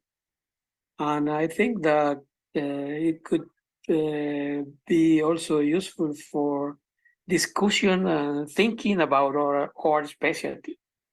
In this moment, in the world, I think that the principles of our specialty are under menace because health systems have almost everywhere big problems and governments and agencies are looking for ways to making services and in primary care, but probably with people who are not doctors, that would be okay, or people who are not who doesn't have a comprehensive idea of primary care. That's why I think that our specialty, one of the principles, or the main principle, main fundamental of our specialty, that is comprehensiveness and continuity of care, are under menace, because those solutions everywhere, I think that could be based on fragmented pieces of care. And that will be okay because people are in need for medical or for health services in general. But I think that we, the family doctor, we, the GPs, should work to protect the principle of our practice, to keep safe the principle of comprehensiveness and continuity. That's what my book is all about. You can find at the end of the book a case, a detailed case, as an example of how to integrate prevention, curative care, how to integrate psychosocial issues with comprehension of biological basis of the disease, but in an easy way, in a smooth way. And I invite you to read it and to use it. Thank you, Dr. Austin, for giving me the opportunity to make this brief presentation.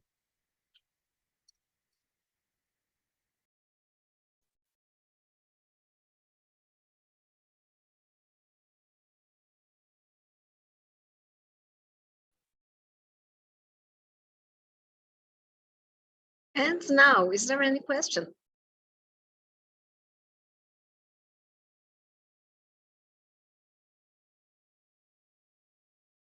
Is there anybody there? I have a comment. Ozan, can you allow me? Yes, of course. Yes, The thank you very floor much. is yours. I want to congratulate Professor Romano about this book because it's very interesting, not only from the family physician residents and also from the students. I think it's very interesting approach, even of the professor of the family medicine, because it's very important to share our perception about this specialty across the world. And I think the presence of Professor Romano here is one of the most important things, because we can discuss about the comprehensive approach as a core competency of the family physician specialty. So I want to ask Professor Romero, how can difference between a holistic approach and a comprehensive approach? Because you presented in the book the correlation between comprehensive approach means the curative and prophylactic approach, and also biopsychosocial approach. In my opinion, this correlation means actually the holistic approach. What do you think? Okay, I think that health as a objective, as a desire, needs an approach that goes beyond, goes far from medicine. Health is a resultant, is a outcome of many actions, many political policies, etc., that encompass not only the medical profession and the health sciences, but whatever have to be with a human being. For example, this time in Ukraine, talk about peace probably is the most important thing about the health in general for people. I understand that this way. That's to say, a holistic approach to health is a thing that goes beyond the medicine and beyond the health career or sciences. But I talk also, or many people talk about comprehensive care, because that's a issue that correlate with medicine. That's in the realm of medicine. That's why I like to say that this book, this idea, has to do with healthcare, not about promotion of care of health as a more integrated thing, as a more general thing, as an objective of the humanity. Do you understand? But has to do with the medical practice. Is a comprehensive care, as we deal with it in our book, has a less ambitious objective. The objective of orient the practice, our practice. All of us know that the attainment of care of health goes, it is not under our we can encompass on peut pas under our dominion. That's a very different thing. That's why I draw the circle in a way that if you remember, the gray one, the circle, the gray circle, has a big part that is outside or practice, because has to do with, for example, water provisions, food provision, security, etc. That's for me probably the difference between why I don't understood that very well so far.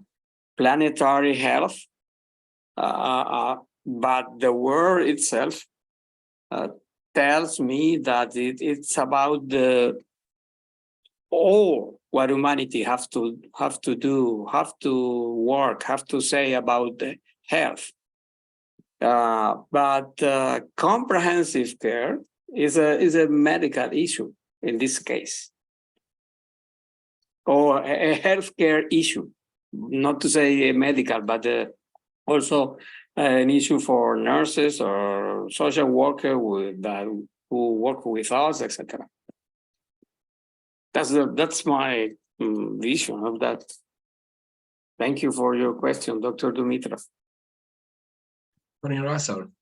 We have a discussion in the chat, and I want to invite to all the participants to write in the chat the question. So Dr. Maria Bacola say your book is very interesting, and congratulations. And it will be interesting to send us a copy with your signature. It will be really appreciated. If you can send us. And Dr. Ümit Kemal Gülü, thank you, Professor Romero, inspiring words, health desire, cover history, philosophy, sociology, evolution, and politics. Yes, of course, I agree with you. Okay, I would say that health is much more than medicine, much more than health sciences, health careers. It is any comment? Thank you, Dr. Bacola. Do you have read the book? That's good. Thank you. Thank you very much. So, And Osnan, thank you very much from Professor Romero about the first keynote speaker from today. So we will move to the second keynote speaker. We have with us to Chandar Kendir. She is the health policy analyst of OECD, working with healthcare quality and outcome program in the health division. Her work focuses on the use of patient-reported measure in primary care as well as for specific condition or procedure. Currently, she is the secretary in the International Paris Survey, which assesses PROMs and PREMs of people living with chronic condition who are managed in primary care in 20 countries. She is also involved in other quality and safety projects in the health division, such as integrated care, cancer inequality, and patient safety.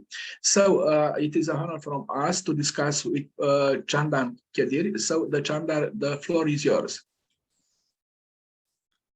Thank you so much for giving me the floor, Dr. Dimitra.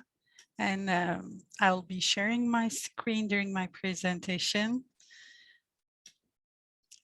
As you nicely introduced, my name is Chandar Kendir, and today I'll talk about patient-reported measures in primary care, with also a case example of International Paris Survey of people living with chronic conditions. I'm a health policy analyst at the OECD, and I just wanted to provide quick information about the organization. It stands for Organization for Economic Cooperation and Development. We have 38 member countries. Historically, it was established more than 60 years ago to help Europe recover after the Second World War with the help of countries such as Turkey, Canada, US. And today we have member states from all over the world, not only limited to Europe. And what we are trying to do is we are an international intergovernmental organization. We have international data collections. Maybe some of you might be familiar with this OECD figures where all countries are benchmarked for a given indicator. We create a forum for policymakers and stakeholders and also apply economic analysis to health and health systems. Within an economic organization, the work of OECD on health is not limited to only one area. We cover plenty of things around financing, pharmaceuticals, measuring outcomes, disease prevention, aging, quality of healthcare, health inequalities, and health workforce. And these are just some examples of the work. Today, my presentation concerns our work on quality of healthcare. And I wanted to start by saying that improving quality of primary care is something that we always talk about, but we cannot improve what we do not measure. So we need to know the status quo and then look for improvements. When we would like to create intelligence with data, most of the time what we start is that we have data, then we try to create indicators out of that. These indicators provide information about the health system in general, and this information are translated to knowledge, and hopefully most of the time this knowledge is used for what we call on policy level health policies. So here you see an OECD framework on health performance measurement. We cover some areas on quality, access, and cost and expenditure, but also related to what we have been discussing in the previous presentation of Dr. Romero. Health is going beyond healthcare, and we also try to cover those areas as well with non-healthcare determinants of health. So this is about the whole healthcare system. And when it comes to primary care measurement and framework, you see here WHO's 2022 publication, where they published a primary healthcare monitoring conceptual framework. As you can see, it also covers similar areas: financing, access, or quality of care. This represents an ideal measurement, of course, in primary healthcare, but in the reality, most countries are not able to collect this data or use this data efficiently to produce results to improve quality of primary care. So today I'm going to show you some examples of what we are collecting and what we aim to collect in the coming times. Here, a simple figure that we have been collecting since years now: asthma hospital admissions. Maybe no need to say, but very quickly, the relation with the primary care is that in primary care, we manage most of people with chronic conditions. And we also do some preventions, primary prevention, but not necessarily, not only this one, we also work on prevention of complications. So an effective primary care should avoid unnecessary hospital admissions. And this figure shows that across countries, as you see, per 100,000 population, numbers differ a lot from one country to another. Another indicator that we use is about, prescription of medication for people with diabetes. And here you see that across countries, for instance, on the left side, for Portugal, 94% of patients with diabetes receive the antihypertensive that they need to receive based on international guidelines. And on the lower end, this number decreases a lot. So how we define primary care, how we structure primary care varies a lot across countries, but also the performance of primary care differs a lot.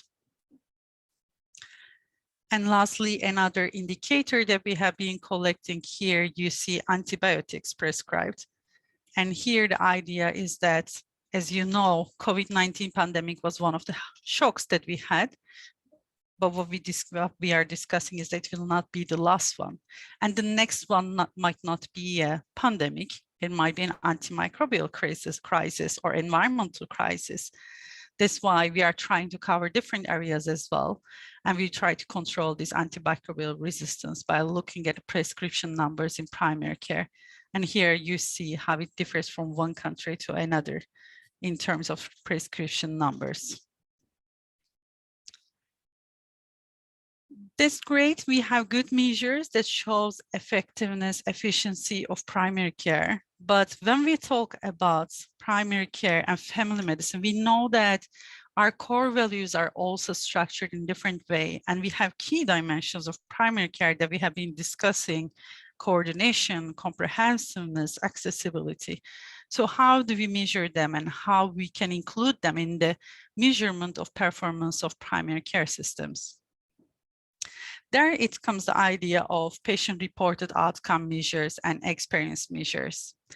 So patient-reported outcome measures stands for any report of the status of a patient's health condition, and this should directly come from a patient without interpretation of a clinician or someone else. For patient-reported experience measures, these define range of interactions that patients have with the healthcare system. And this might include interaction with a healthcare professional, doctor, nurse, or staff, or also the healthcare settings themselves, like hospitals, physician practices, and others. In the literature, if you have a look at it, you can find some examples of patient-reported experience measures that are widely used in primary care settings. So here you see an important indicator about doctors spending enough time with patients and how patients reported it across countries. On the left hand, in Belgium, it is more than 95% of people thinks that their doctor spends enough time with them. Whereas when it comes to Japan, it only makes around 40%. Of course, here there were some discussions about the cultural differences, about how we define spending enough time and other structural things. So what I need to mention here is that PROMs and PRAMs are validated tools. So they also encounter these differences, take into account these differences. And of course, in their interpretation, we should always think about the big picture, how the system is organized, how primary care is delivered, and how it has an impact on patient-reported outcomes and experience measures. A quick another example here that I wanted to show. Shared decision making is something core for us in family medicine in primary care. And here you see the percentage of patients who say that their doctors involve them in decision making process or treatment decisions. And here you see that again, it varies across countries a lot from one year to another, with more than 95% in Luxembourg. Belgium is also doing for this indicator as well, whereas in countries, France, Sweden, Poland, this number decreases a lot. So just to summarize very quickly, these patient-reported measures can be used for different purposes across different levels of healthcare. So what I showed you here is mostly about this macro level system performance measurement. So how policymakers measure how we deliver primary care. When it comes to meso level, when I say meso level here, I'm talking about primary care networks, for instance. There we can use patient-reported measures, outcomes and experience measures for quality improvements. So when we aggregate data from different patients about a given procedure or a given care, then we can make some knowledge, some information around this about the quality of the care that we provide to people and then use it for improvement. And lastly, when it comes to micro level, where we talk about patient and primary care professional interaction. So this is a clinic where you are practicing as a provider. This can be used for practice improvement. So individual patients evaluations on outcomes and experiences might help you improve your own practice while discussing care process and everything with these specific patients. Today, as a case example, I wanted to share with you a study that we are implementing now in 20 countries, which is an example of macro level. And this is also my project in improving primary care performance across countries for OECD member states and non-member states. The project is called Paris International Survey of PROMs and PREMs of people living with chronic conditions who are managed in primary care. So in this part, I'll quickly give you some background information about the work that we are doing. This was something that didn't come out of blue as an interest of the OECD. So this came from countries, from policymakers in 2017, when we had OECD health ministers meeting. Ministers from OECD countries came together and decided on the future of work for the OECD. And they thought that we should make health systems more people-centered by putting people at the center. As a result of this decision, for the coming years, we had our directions and we started working on this topic. On the left side, you see some of the publications that we produced from this process, Realizing the Potential of Primary Healthcare, which evaluates the performance of primary care systems across countries, including low and middle income countries, not only OECD countries. Another publication is about health for the people, by the people. This evaluates how people are involved in decision-making and health policy-making processes in their own countries. And Paris was also as a result of these discussions, which stands for Patient-Reported Indicator Surveys. Paris is an OECD initiative, and the idea is to benchmark outcomes and experiences of people across countries. Mainly, we have two work streams here. So the first one, what I was referring to, international survey, where we are looking at PROMs and PREMs of people with chronic conditions who are managed in primary care. So this is a primary care survey. And on the other hand, on the right side, what you see is condition-specific areas where there were already some measurements of PROMs and PREMs, for instance, hip and knee surgery. So they ask people before the surgery and after surgery about their outcomes, whether they are able to walk or do their daily activities. My presentation will focus on the Paris survey.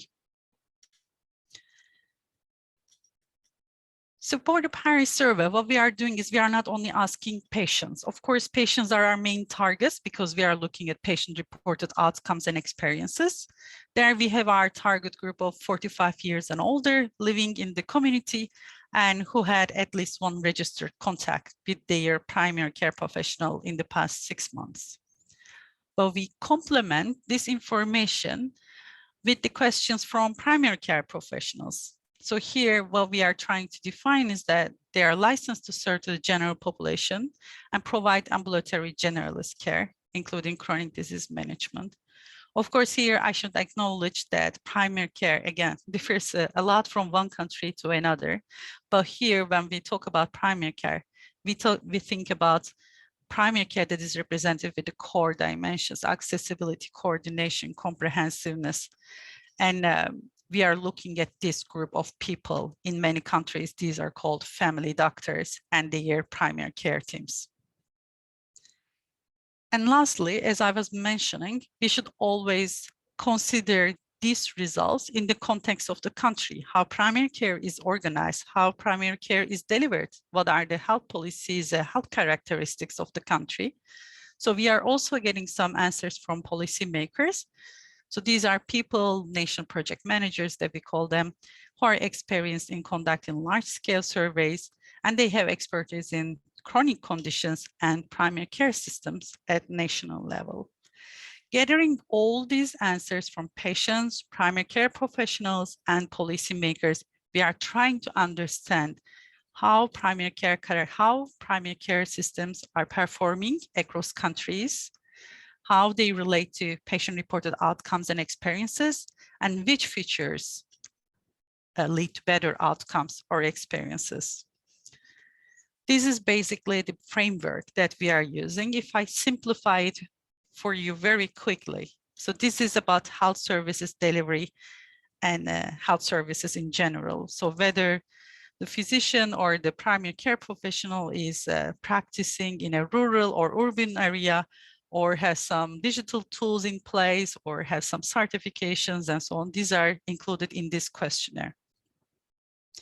Second part is about individual factors, health behaviors and capabilities. So here we are looking at different things, some background informations, as well as some healthcare capabilities, for instance, around self-efficacy, digital tools, e-health literacy, and also health behaviors and lifestyle. When we look at experiences, well, these are what I was mentioning.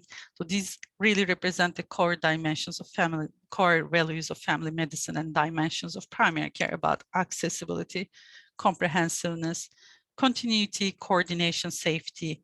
And when it comes to people-centered care, person-centered care, or patient-centered care, terms differ a lot, but they all mean the same thing.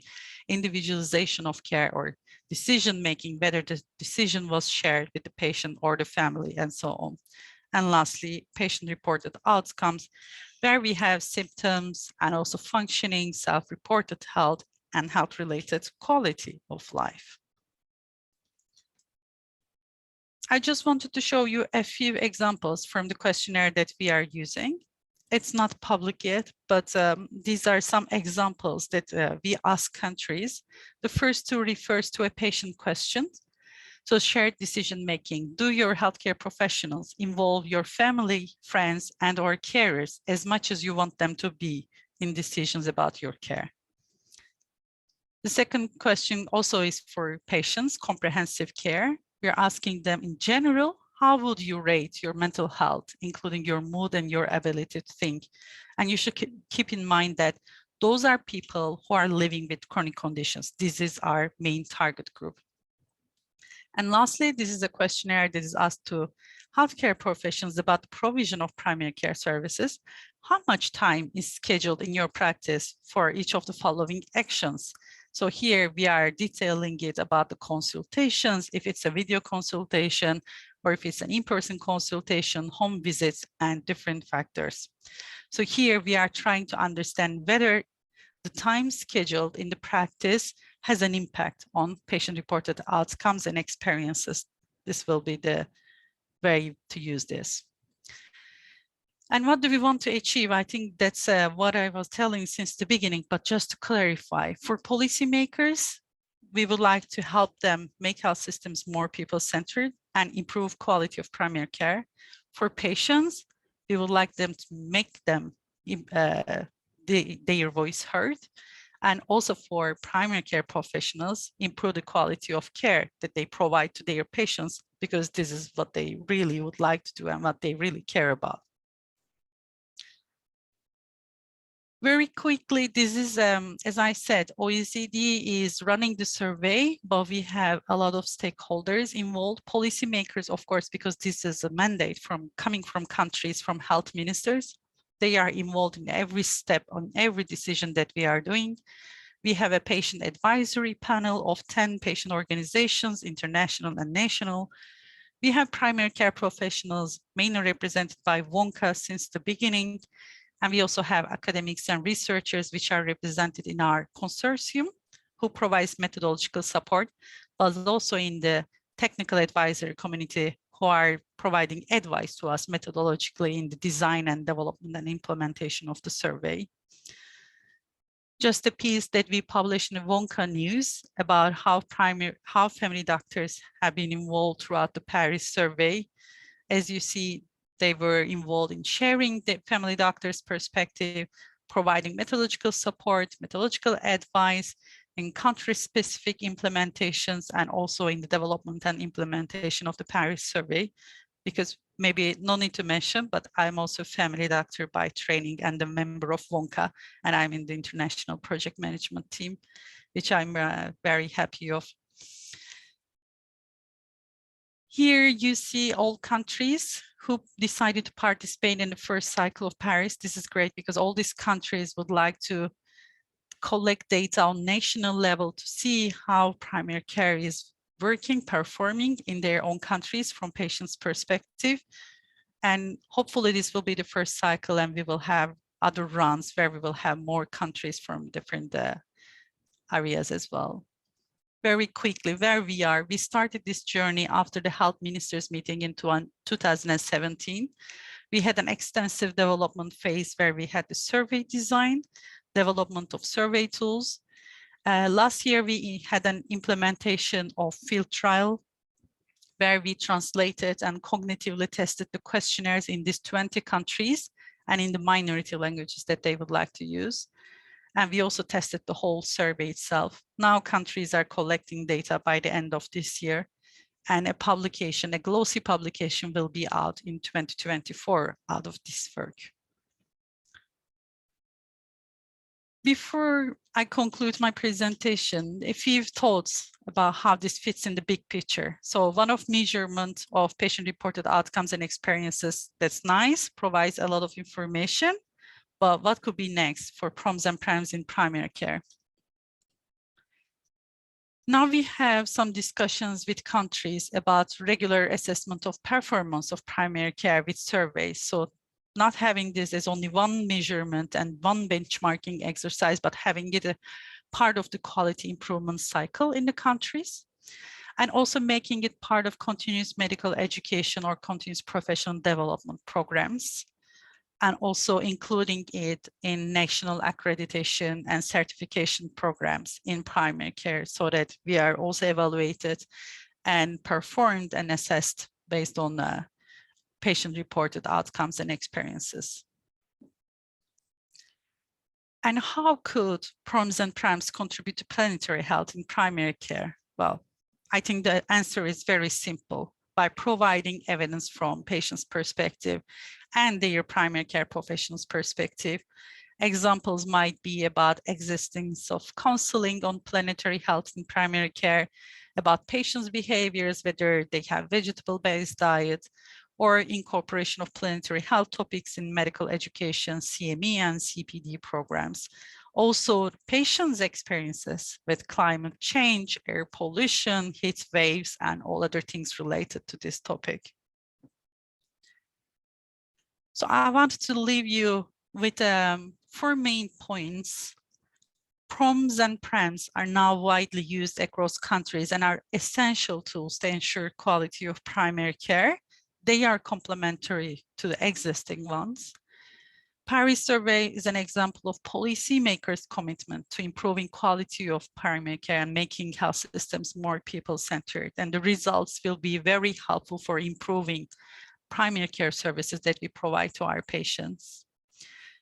We know that planetary health requires actions of various stakeholders, including policymakers and healthcare professionals, but more importantly, patients and citizens. So PROMs and PREMs can be a mean to design people-centered policies on planetary health in primary care. I'll stop here. You have my contact information, and I'm happy to answer any questions or get any comments from your end. Thank you so much. So much, Chandan. It was a very interesting presentation, and also I think it is very important to measure primary care performance because more than 80% of the services in entire systems is provided to patient are provided here in primary healthcare system. So it is a huge discussion across the Europe in that moment about the decrease of the number of the healthcare workers in primary care, in special family physician. How do you see the influence related to the indicator time spent with the patient in this condition? Because we have the two big threats here. One of them is reducing, decreases the number of the healthcare workers, including physician, including nurse and other specialist here. And one other threat is the bureaucracy, because the bureaucracy increasing, unfortunately. The person who are working in the primary healthcare decrease and the bureaucracy is increased. Thank you so much for this question. Sorry, you wanted to continue? No. How can we reduce the bureaucracy? Is the answer. And also, how can you see these two influence? I think there are plenty of ways to do that, and now some countries are working towards them. But one of them is to really work on skill mix and also empowering other healthcare professionals who are practicing in primary care, along with family doctors, family physicians, because we know that in many countries, based on the OECD figures, doctors are more scarce than nurses, actually. And now there are some policies in countries trying to empower and give more roles to nurses and take some administrative things and also some other, for instance, self-education, health promotion activities from primary care providers, which actually take a lot of time. In this survey, what we are trying to see is we ask them a question about who is their coordinator in their main care services. So we are looking at primary care as a whole. Of course, family doctors have a special place here because they have been in contact, they are the ones who are in contact with patients. But in the survey, we are not only targeting family doctors, but all primary care professionals. And we are trying to see if there is for instance, what we call in some countries, case manager. So these are usually nurses who are especially practiced or trained to deliver care for people with chronic conditions, and who are the coordinators of care for those people rather than giving the coordination role to family doctors. So in the end of the survey, what we aim to assess is whether having a different coordinator than a family doctor might bring better patient-reported outcomes or experiences, so that this will be a powerful tool in the end in front of policymakers to say that, okay, we can really increase health policies on these areas because it works. It brings better outcomes and experiences. It brings better quality in primary care. Or it might be the opposite, and we might say that it doesn't help. So we need to look for new ways of introducing health workforce policies. This is the one way. And another way is also asking them about one example question that I was giving, the time spent with doctor, the time spent with patient for different activities. There we are really trying to look at different activities because our objective is to assess whether spending enough time, spending more time or less time results in better or worse patient outcomes and experiences. So in the end, in some countries, as you know, now there is this limit of 5 minutes to see a patient, 8 minutes to see a patient. In the end, hopefully we will be able to say something out of it, saying that, yeah, if you spend less time with the patient with 5 minutes, those people might have worse mental health outcomes, for instance. So you cannot provide comprehensive care in 5-minute consultation. So this country needs to look at other ways of doing this and maybe reduce the administrative burden on the other end, which also doesn't lead to better outcomes either. Thank you very much. So if is there any question? Yes, could I make a question? Mr. Enrique Barros, do you want to ask something? Sorry. Yes, it's like a comment, but first to congratulate Candem for a wonderful presentation, very interesting. I'm from Brazil, and I would love to have your research here. And we seem to have a different model that could have also help Dumitra answer his questions, because as I will show, we have a team here with a nurse and community health workers. And a lot of the bureaucracy, they do, most. And they just bring it in, I check and I sign. That helps really, really much. And we have a secretary. And this is a national strategy. So we have maybe 100 million people covered by the system, which is a family health system. Just to mention that, and please, Candem, consider doing it in Brazil, would be awesome. So thanks. Thank you so much for the comment. And I wish it was all about me who decides which country will be included, and I will include all the countries. Of course, this has come from countries, the policymakers, the governments who make the decision. But good news, we are having some exchanges with Brazil for the next round. So they are interested in contributing to this survey as well. And indeed, I definitely agree with you. There is an interesting model of primary care in Brazil we should definitely look at. Some of the features that we are trying to capture in this survey is about teams, primary care teams. And we are trying to see whether working as part of a team results in better patient outcomes and experiences compared to solo practices, which is still common in many countries where the family doctor is alone without a nurse or secretary or any other primary care professional. So we are also trying to shed light on this aspect to see whether working in teams would have better outcomes and experiences or better quality of primary care. But thanks a lot. Indeed, Brazil has very good examples of this, and also other healthcare professions as well that we might also see in other Latin American countries, such as community health workers' involvement, which is also something substantial in primary care workforce. And this should be also evaluated by looking at the quality of primary care. Thank you so much for the comment. Thank you. Is any comments?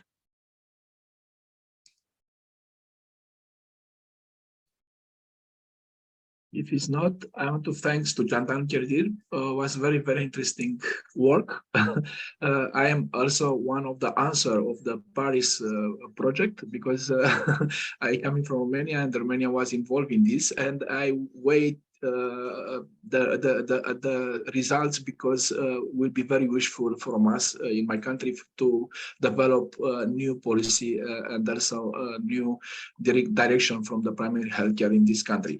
So thank you very much. I want to move to the next presentation. We will move from the Europe to the again from the South America. I want to come here to Dr. Enrique de Barros. Enrique de Barros has been a family doctor of a rural town in a biodiversity hotspot in the month of southern Brazil for the past 12 years. He has been a compassionate environmental health activist from birth, and his mom thesis that he is a planet doctor. Enrique is the past chair of the ONCA Working Party on the Environment, and he coordinated the policy brief for Brazil for the last countdown tracking progress from health and climate change. The presentation is about 1 minute from Planet. Enrique, the floor is yours. Okay, thanks a lot, Dimitri. And before I start, I just want to thank Osden for a wonderful work at the Wonka Working Party. It's always a pleasure to work with her, and it makes it really, really good to keep on developing this issue. Feeling good about what you do is essential, right? And thank all the organizers as well. Well, I need to share my screen. So let's see. Yes, you can. There's no problem, I guess. Okay, can you see my screen here? Yes, you can see. Okay. Let's see. But oops. it's okay. Yeah. So I'll try to Move present to the full here. screen, please. Okay, it's fine. Okay. Okay, so you can see it, right? Yes. And just to check, I have 20 minutes, 30 minutes. You have got all the minutes, no problem. Let's go. Okay. Okay, so this is just for a start. You can see down here the symbol of the World Health Organization, and the World Health Day of 2022 was about our planet, our health. So this is very important, obviously, and then I will follow. So, whoops, sorry, very sensitive touchpad. So I will talk about 1 minute for the planet in the office. This is the challenge. But when I mention planet, it's important to understand that we have a new field of study, which is called planetary health. And I will try to present the concept behind it so that we have some theory to support what we do in the office or in primary care. So here you see the planet. This was a picture taken by Apollo mission in 1968, if I'm not wrong. And the astronauts said they wanted to explore, to discover the moon, but they actually discovered the Earth when they looked back. And this was a very powerful image. It ran around the world and it changed a lot. It helped change a bit, start a cultural shift and a scientific shift that we belong to the same home. And that changes the way we see our culture, the way we see our science, because we tend to have very fragmented science. I guess an analogy would be to imagine a model of care very fragmented versus a model of care where you have person-centered and comprehensive services that are not fragmented. Our science now is very fragmented, and that's not good for us or the planet. So we're really discovering the planet and what we do, as how we live in the planet and how we affect it and how we are affected. And so it's like a baby looking in the mirror and discovering that we are the Earth. This is the Anthropocene, which is really the epoch, the geological epoch or era that we live in. So the most powerful actor in geological terms on Earth, on the biosphere, is no longer volcanoes or tectonic plates movements. Now it's the humankind. And this is a satellite picture to illustrate that. So imagine this picture taken 100 years from now back, and you wouldn't see any light or any change. So we really have the great acceleration from 100 years, 50 years from now back. And it's really changing the face of the Earth. It's quite obvious. This time, the Anthropocene, has seen a lot of improvement in life expectancy, poverty reduction, child mortality, so much advances that we even considered the SDGs, the Sustainable Development Goals, by the United Nations as something very achievable, something like eradicating poverty and eradicating hunger and eradicating illiteracy. And that, I think that's very doable. The problem is that to do that, we are using the planet as something separate from us, as something to just extract resources and throw all of our garbage on as if it wouldn't affect us. So we see the curves here of carbon dioxide emissions, ocean acidification, because the carbon is absorbed by the ocean.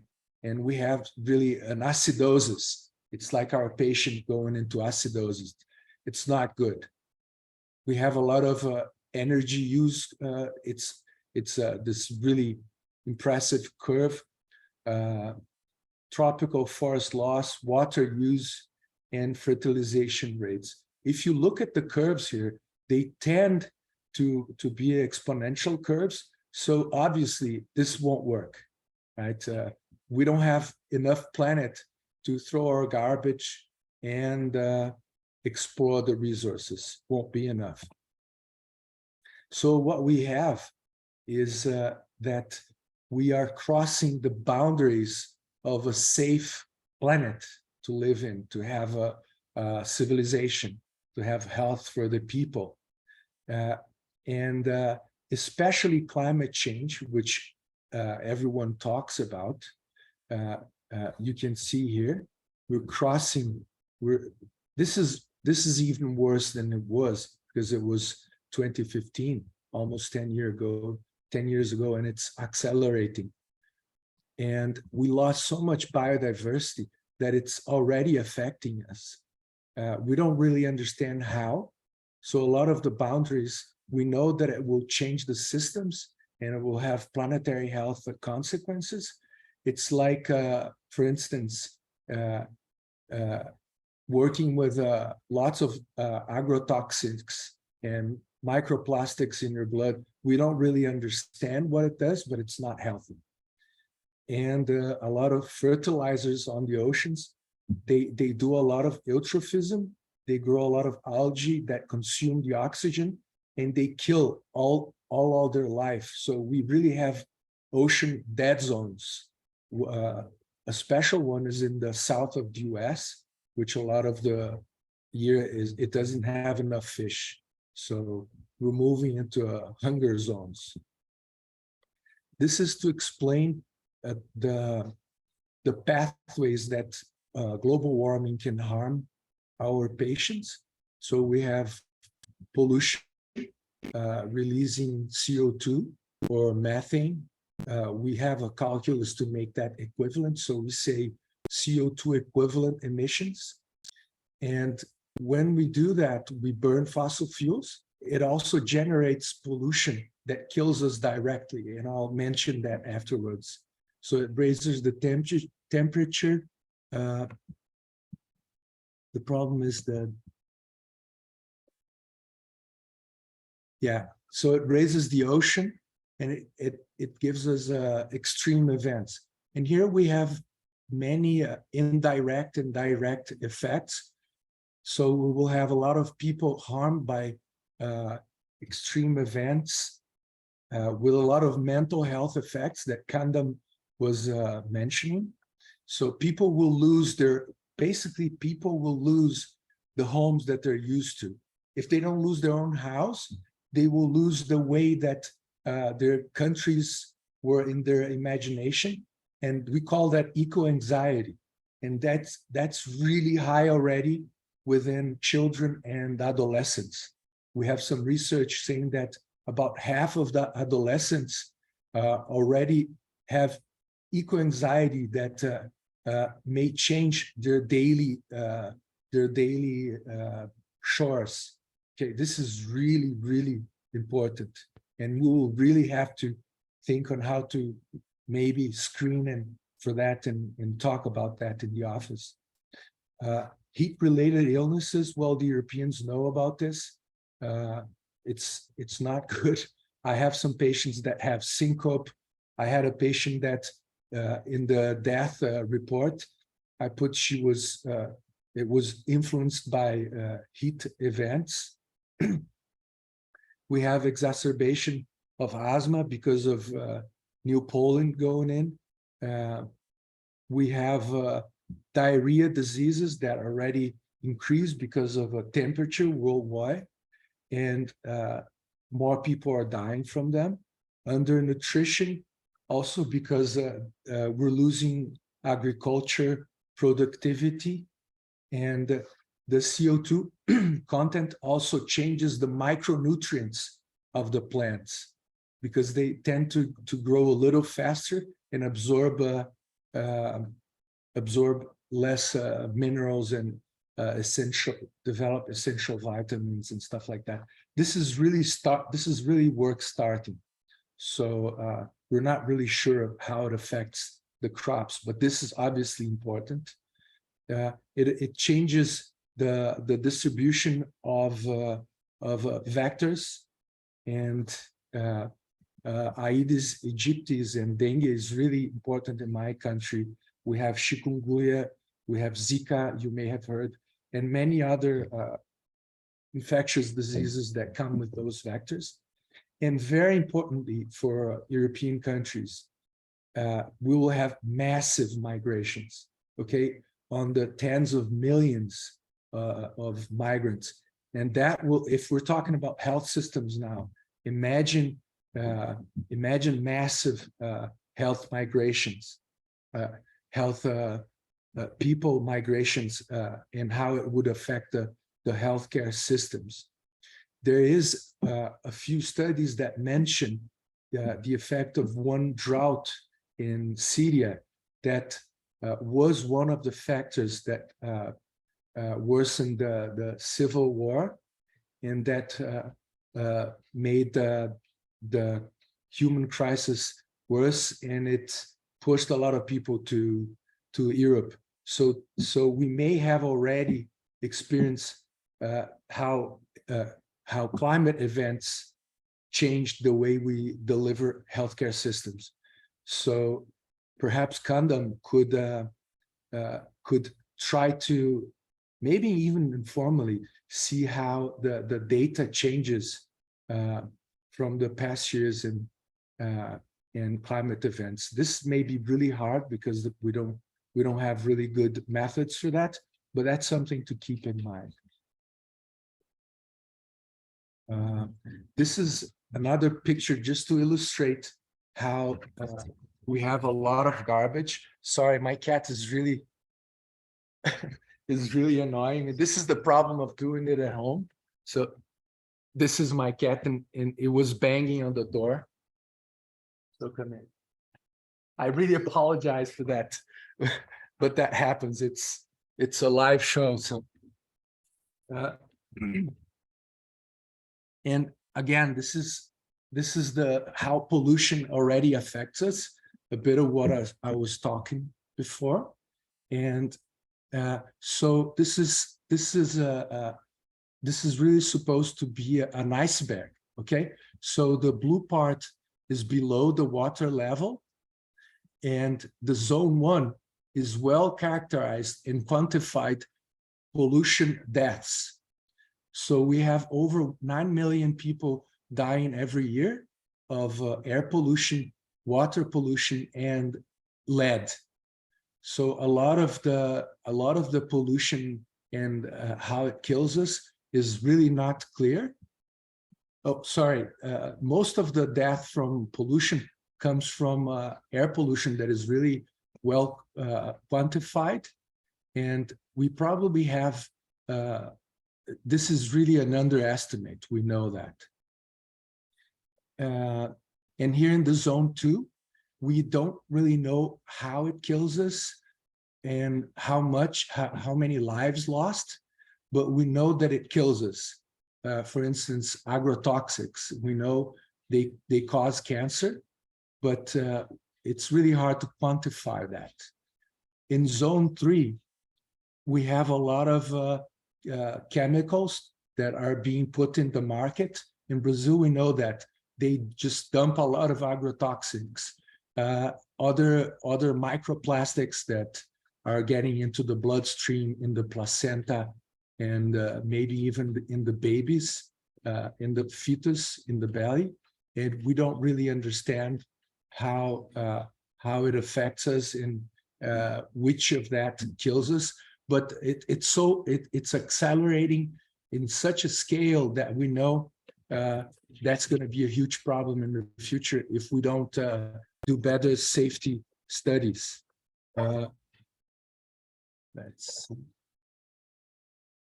This is one way to see planetary health.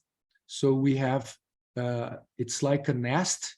We have the environmental determinants of health, social determinants of health, and healthcare systems, which healthcare systems has been said to account for 20% of our health status.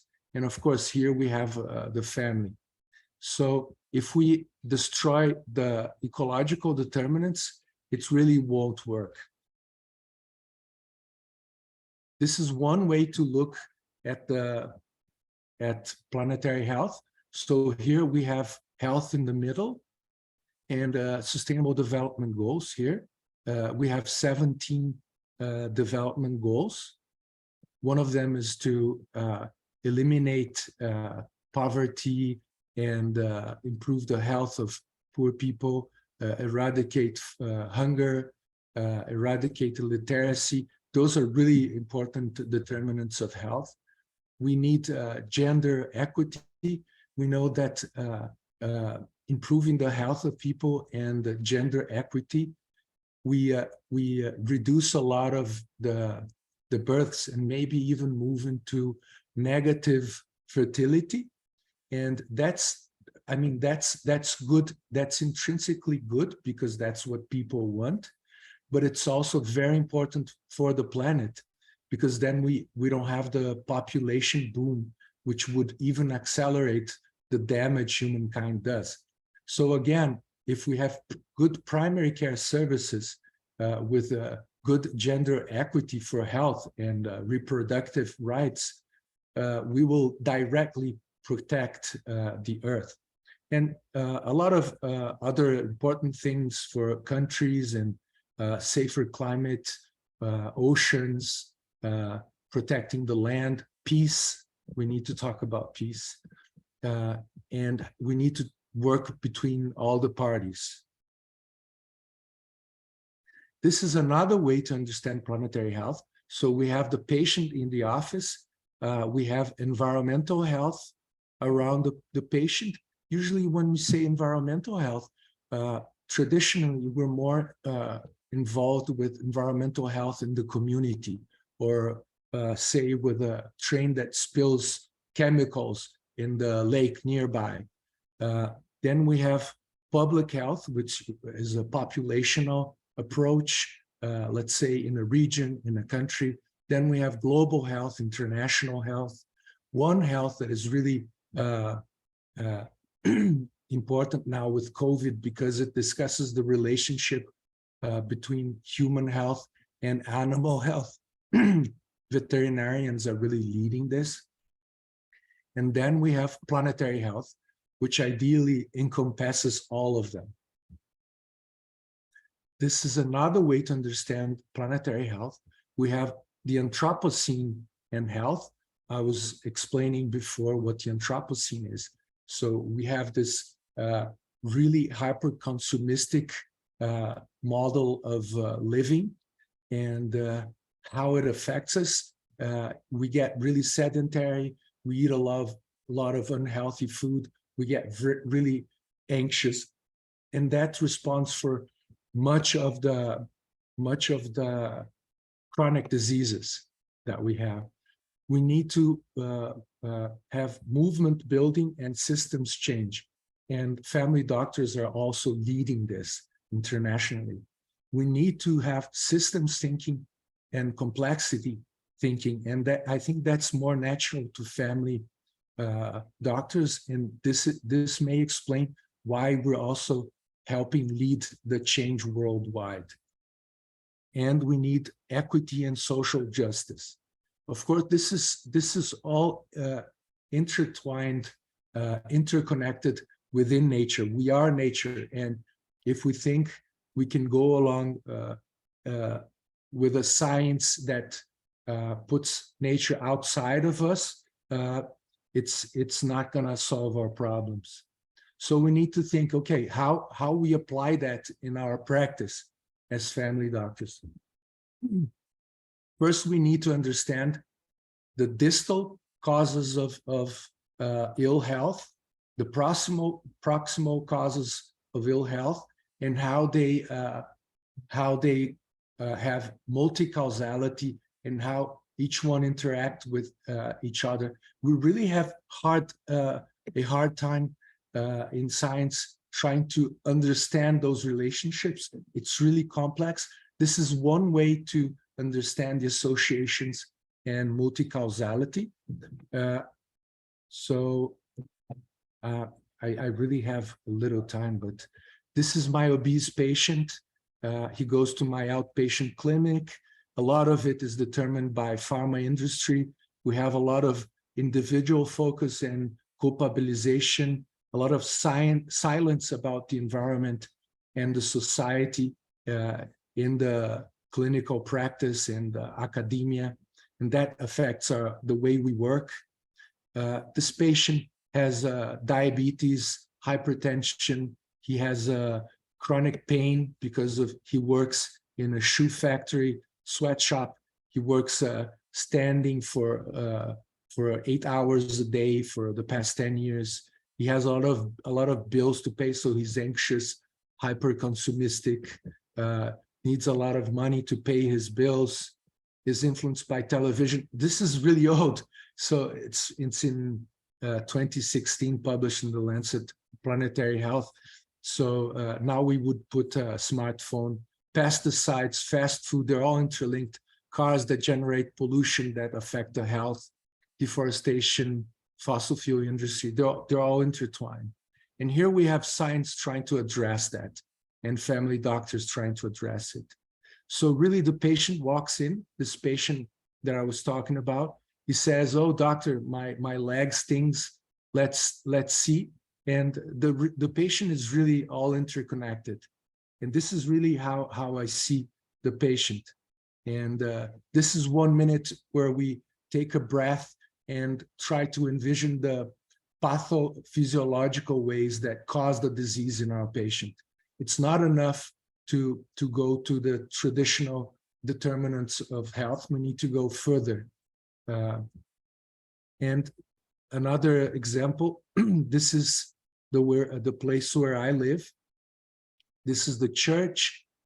This is my clinic right here, and this is where I live. Of course, it's in Brazil, south of Brazil, so it's a bit colder. This is why I have a jacket. This is my team, my nurse, my secretary, 2 students, and here my community health workers. So I had a patient come in with her daughter. She had dengue, the first diagnosis in my clinic, in my community, because it's in the mountains and it shouldn't have dengue, but now we do because of the global warming and the trash that accumulates water and that mosquitoes need. And she had asthma due to long COVID. And well, what did I do about planetary health? I was very pragmatic. Maybe in less than a minute, I had some time with her. And since I had 2 patients, I had more effective time, right? And I know her whole family, all her family, and we can talk really quickly. So I had 1 minute, and I told her that I would give her the best medicine for asthma, and that's dry powder with a corticoid and agonist, beta agonist together, which is better than just a beta agonist spray for asthma. it's been changed, the guidelines. And the powder does not have the gas that is highly potent and causes a lot of global warming. Remember that the healthcare systems account for all the healthcare systems together would make the 5th most polluting country in the world. And the propellants from the sprays have a significant impact in that.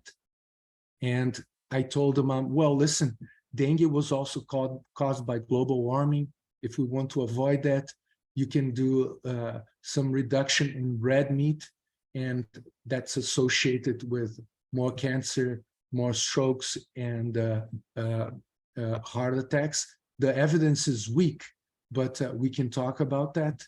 And if you avoid red meat, you'll have less cattle, and it will we will need less burning of forests for more cattle. So you're contributing to less air pollution that also comes here and kills us, and less global warming. So this is the model that Kandam was talking about a strong primary care. So we have a patient-centered approach, which is really what I did. Strong access, continuity, comprehensiveness, coordination. I think that's essential for planetary health care.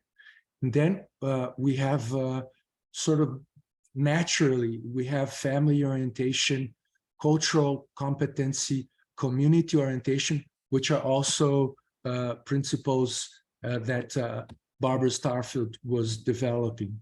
And then automatically, I feel, we have planetary health care. When we do evidence-based care, we're doing planetary health care. We minimize our impacts and maximize the benefits of our patients. Instead of a fragmented care that loses a lot of opportunities to have highly effective care with less damage to the environment. So that's automatic. And we can also talk about other planetary health issues and even give existential advice to patients. And I'll talk about that in a second. So perhaps planetary healthcare can become also a principle of primary care. This is a challenge, but we need to think about that. This is the tree of competencies. I won't talk too much about this. So the roots come from attitude, science, and context. We have at least some derivatives here. We need to be responsible for our community. And perhaps this gives the fruit of planetary health. We need to promote health and well-being. So prevention avoids damage to the environment. Advocacy here, we also can think of planetary health. And when we talk about physical well-being, mental health well-being, because we have a lot of eco-anxiety. And when we talk about existential problems, we can also discuss how important thinking about the whole picture is, and how it can help us move forward as human beings with a purpose. A lot of adolescents are fighting for that, and that gives them a lot of push. So just to show that evidence-based medicine, which is really individual clinical expertise, patient values, patient-centeredness, and best evidence is evidence-based medicine. It's what is behind the primary care principles, and we need to include planetary health care principle. And this is it. Thank you very much. Thank you very much, Enrique. It was a very interesting presentation. When I see the image in your office with the mother and daughter, I thinking about the not only from the macro environment my idea go to the micro environment. So I think in terms of planetary health, it's very important to discuss about microbiota, because the role of family physician is very important to address him, because we don't discuss only from the environment without the macro environment, because we are the individual. And I think one of the most important direction of this discussion, it is about the macrobiota, about the universe who is in the individual. What do you think about this? I do some studies on that. One Health approach tends to talk a little bit more about that. The microbiota that is within our body and on the surface. So we know that the bacteria in our intestines is very important to our health, and nutrients and stuff like that. And theoretically, some people are saying that we're really not one individual, we're really an holobiont, which we should include other living organisms in what we call self, because we know that mental health depends on this microbiota in the intestine. And I think that we need to know that trees have what they call internet trees. One helps the other. That's really coming really strong. Animals have sentiments, and we're all interconnected. And perhaps the notion of self will change as time goes. Science is really pushing in that direction. And if you're a family doctor based in evidence-based medicine, you already talk about that with your patient, even if you don't know, because you use less antibiotics. You will advise the pregnant patient to try to have a natural birth. And we know that's very important to the microbiome, and it also has much less impact to the environment. You will tell her how you can promote breastfeeding, which is promotes the microbiota and has a lot less impact, and even improves IQ in 30 years after birth. And so we can't separate. Many times we're just not aware how much we work with the environment. Thank you. If there's any question?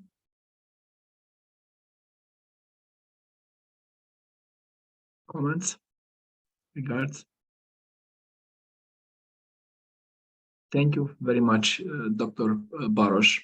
Thank you very much. I'm sorry, Mitra, but I couldn't stand just silent. As Candan knows me, it is hard for me to just sit still without any talking, and also Enrique and Sanka do know. So thank you very much again. Professor Dr. Nilgün Özçakar is with us, also from the Kuzey University, and also Eleni is with us from Patras University, and I just want to thank them too. For Candan, Enrique, and Romero, there's only one question that I would like to ask. What do you think about the cultural competencies that we are facing?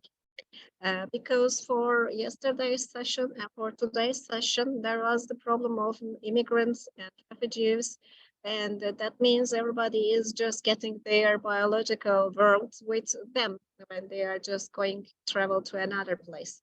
Not only our microbiome and families and the things that we live today, it's just coming with us, not only by individual. What do you think about this? Maybe we will face as family medicine, or not only patient-centeredness, but microbiome-centered. Thank you very much.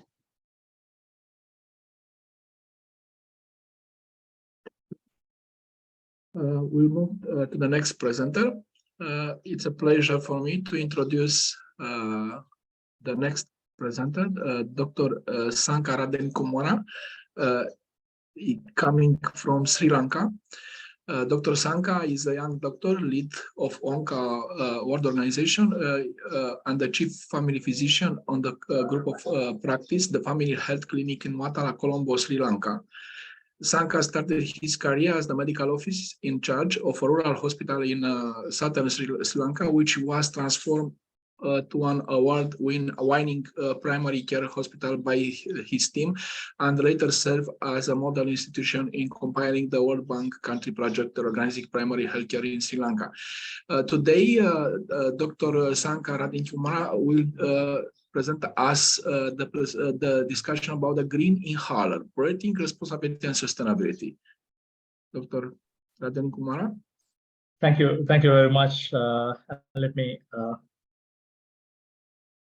share the screen.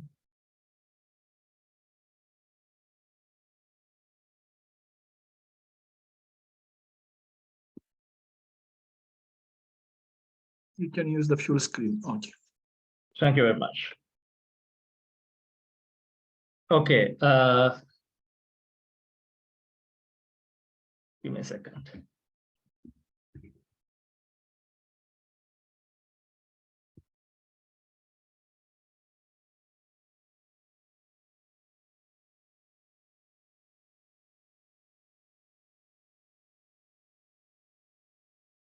Okay, first of all, I would like to thank Austin and the team for this excellent conference, and I'm much grateful for inviting me and my colleagues in WONCA to talk about several topics, especially which is the many topics of this about planetary health, environmental health.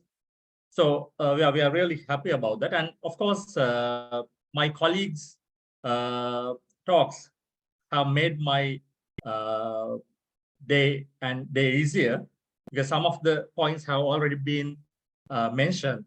So it's easier for you to understand certain things. So I'm going to talk about inhalers. The topic is green inhalers, breathing responsibly and sustainably. So we talk about planetary health and the importance of planetary health, and about climate change within yesterday and today. And now I'm talking about inhalers, and my presentation would be talking about environmental impact of inhalers, inhaler comparison, and what is the responsibility of family doctors regarding inhalers, prescription, and so on, and also about suggestions for policymakers and suggestions for pharmaceutical industry. I would try to be very simple and try to give you the key messages within this 20 minutes period. So you know that we have inhalers, different kinds, but basically there are dry powder inhalers as well as metered dose inhalers. And you know, dry powder inhalers are in different categories. There are categories which use inbuilt dry powder, and there are inhalers which has capsules to be inserted and used. So when you take the dry powder inhalers, the mainly it has some environmental impact, but one would be the impact it has when it is produced. There are carbon dioxide also produced, you know. So also as a waste, it has an impact to the environment. On the other hand, when you take the metered dose inhalers, and you know that many of us have trusted on metered dose inhalers as well.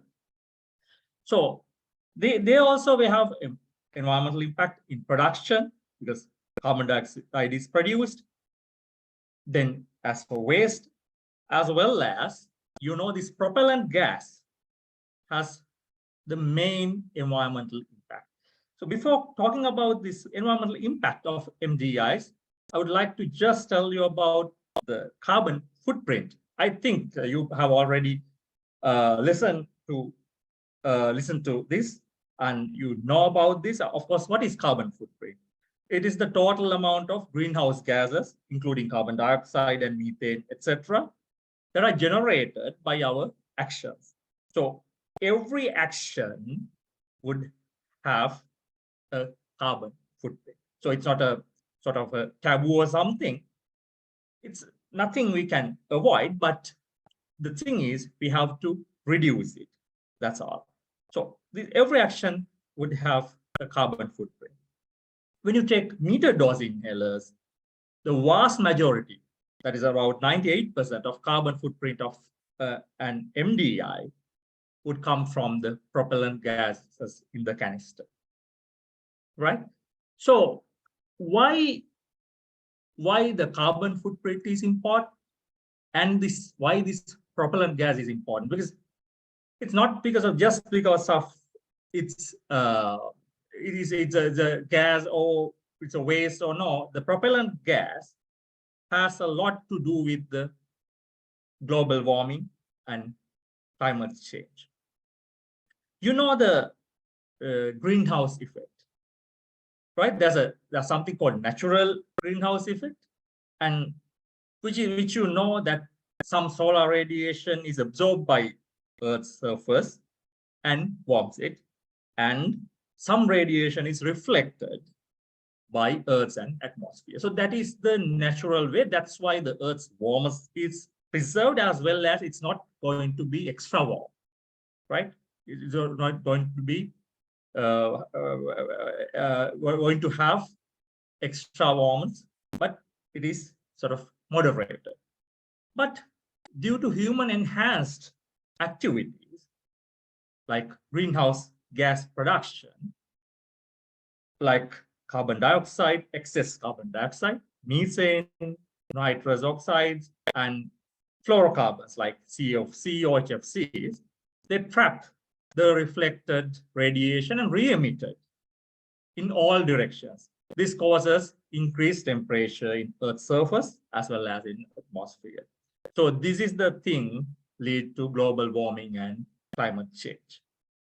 We have to know this in our background, because this is the reason why we are talking about climate change and the connection between the greenhouse gases in the inhalers as well. These propellant gases inside the MDI are the problem mainly, because DPIs or the dry powder inhalers do not have propellant gases. So you know that CFCs are not anymore inside the MDIs. You know about the Montreal Protocol, the Montreal Agreement in 1987. After signing the Montreal Agreement, just as the other equipment, also the CFCs, chlorofluorocarbons, which is known to damage the ozone layer, was banned in stepwise manner.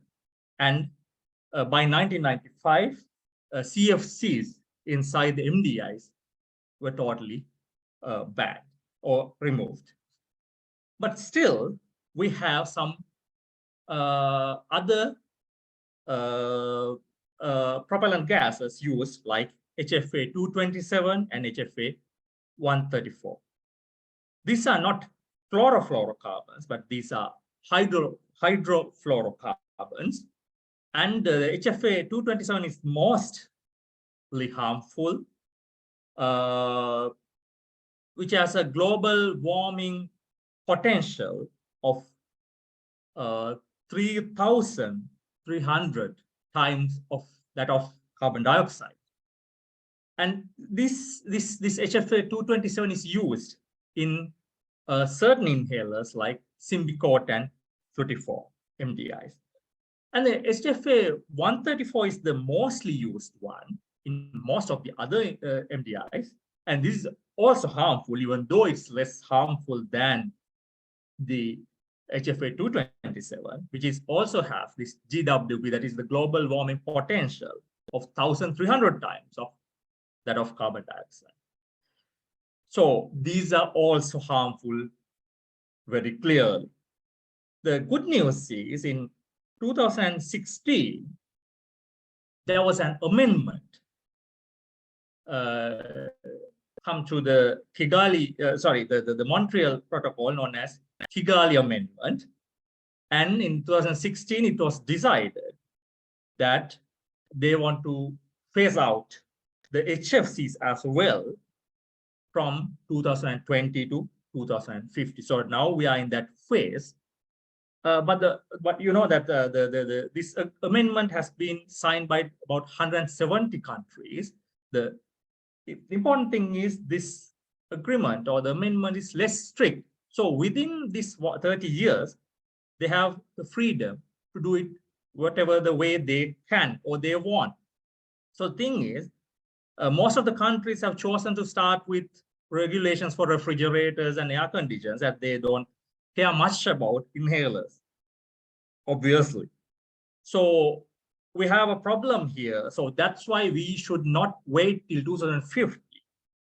We have to act before that from our side.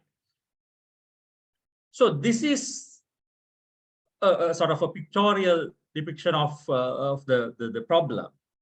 When you take the MDIs and DPIs, you can see the carbon dioxide equivalent per inhaler is being compared here.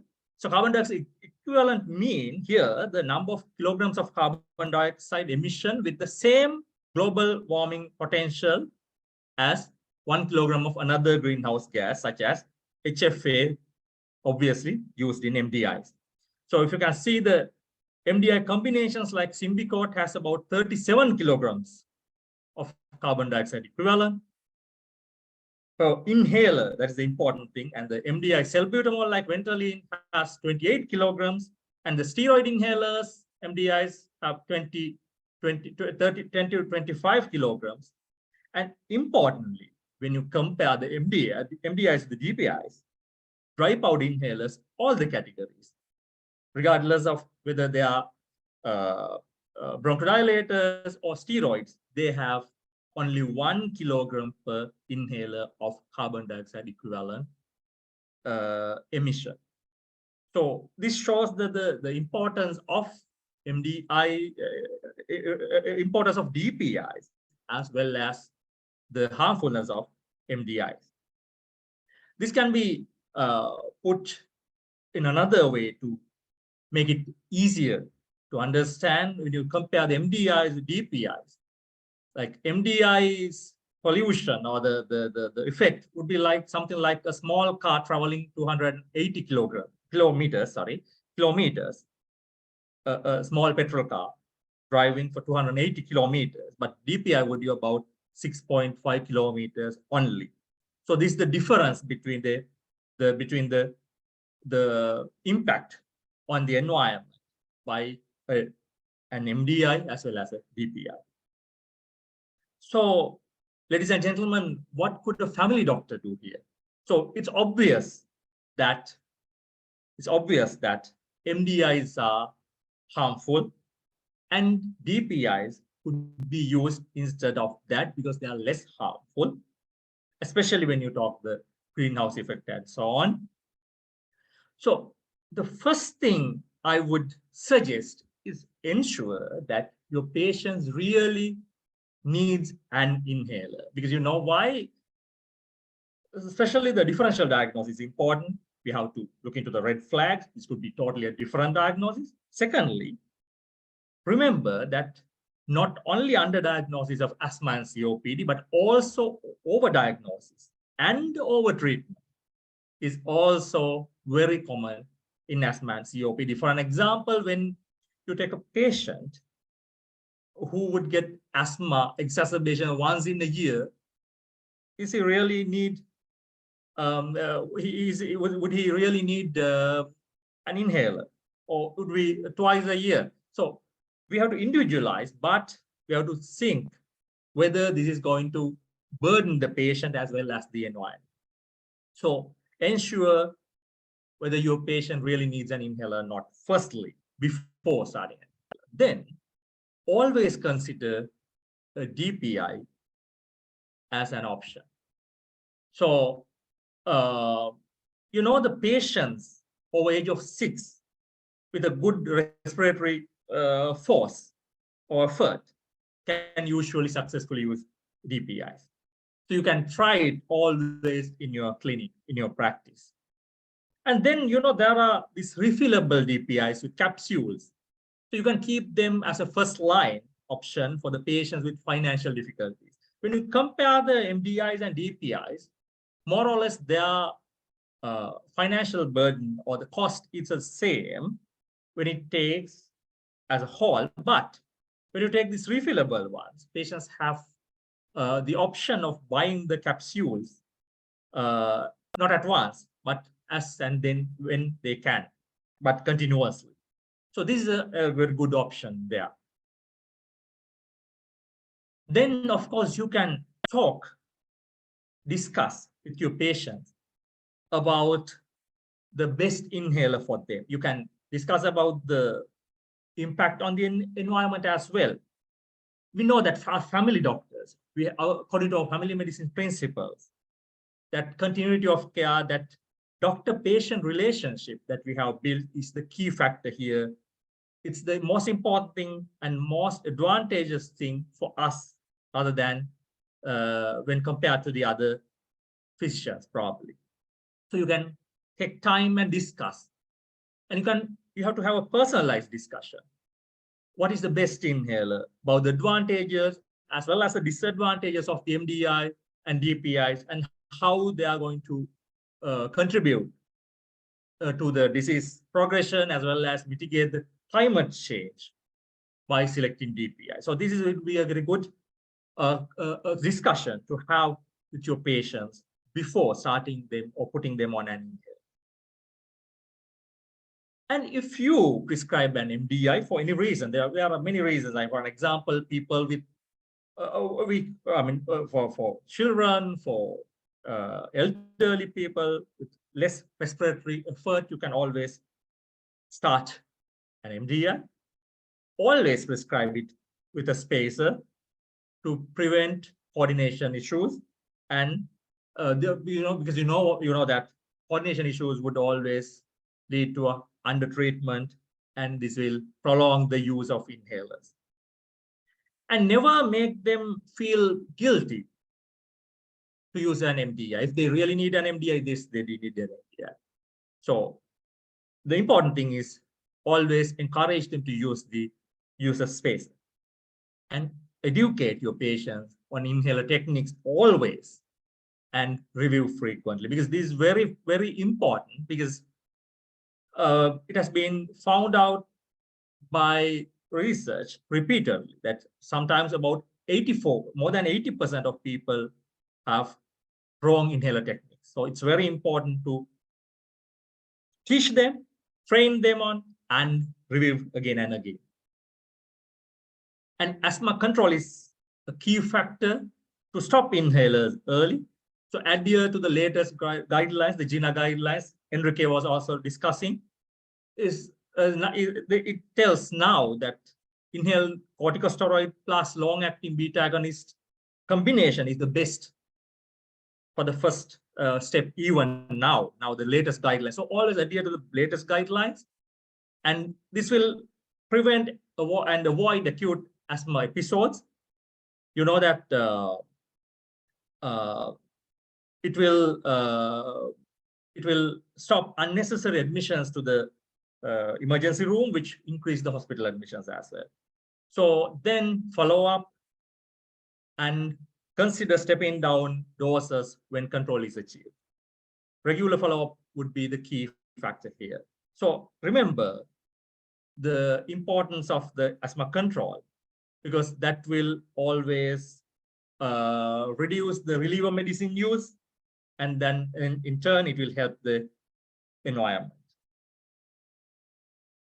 And always, when you have time, try to discuss planetary resources and carbon footprint with your patients and community. This is not only about inhalers. As a whole, you discuss it. Enrique was telling about that. In a consultation, you can advise on different things about the diet, about the exercises, about the medicine as well. So it's very important. So be cautious in this point, as I was telling, not to make patients feel guilt about or shame, if MDI is the most appropriate device for them. when you take the age and respiratory capability, etc. The care of the individual patient is the priority of you again. Personalized care, that is a key factor in family medicine and your care. So it's more than the climate change or the environmental factors, it's about care to your patient, the personalized care. So the inhaler should be chosen according to the patient's will, after your explanation, as well as the best one for him, not just because it's climate friendly. So that's very important. And also advice on safe disposal of inhalers, which is very important. It has been told that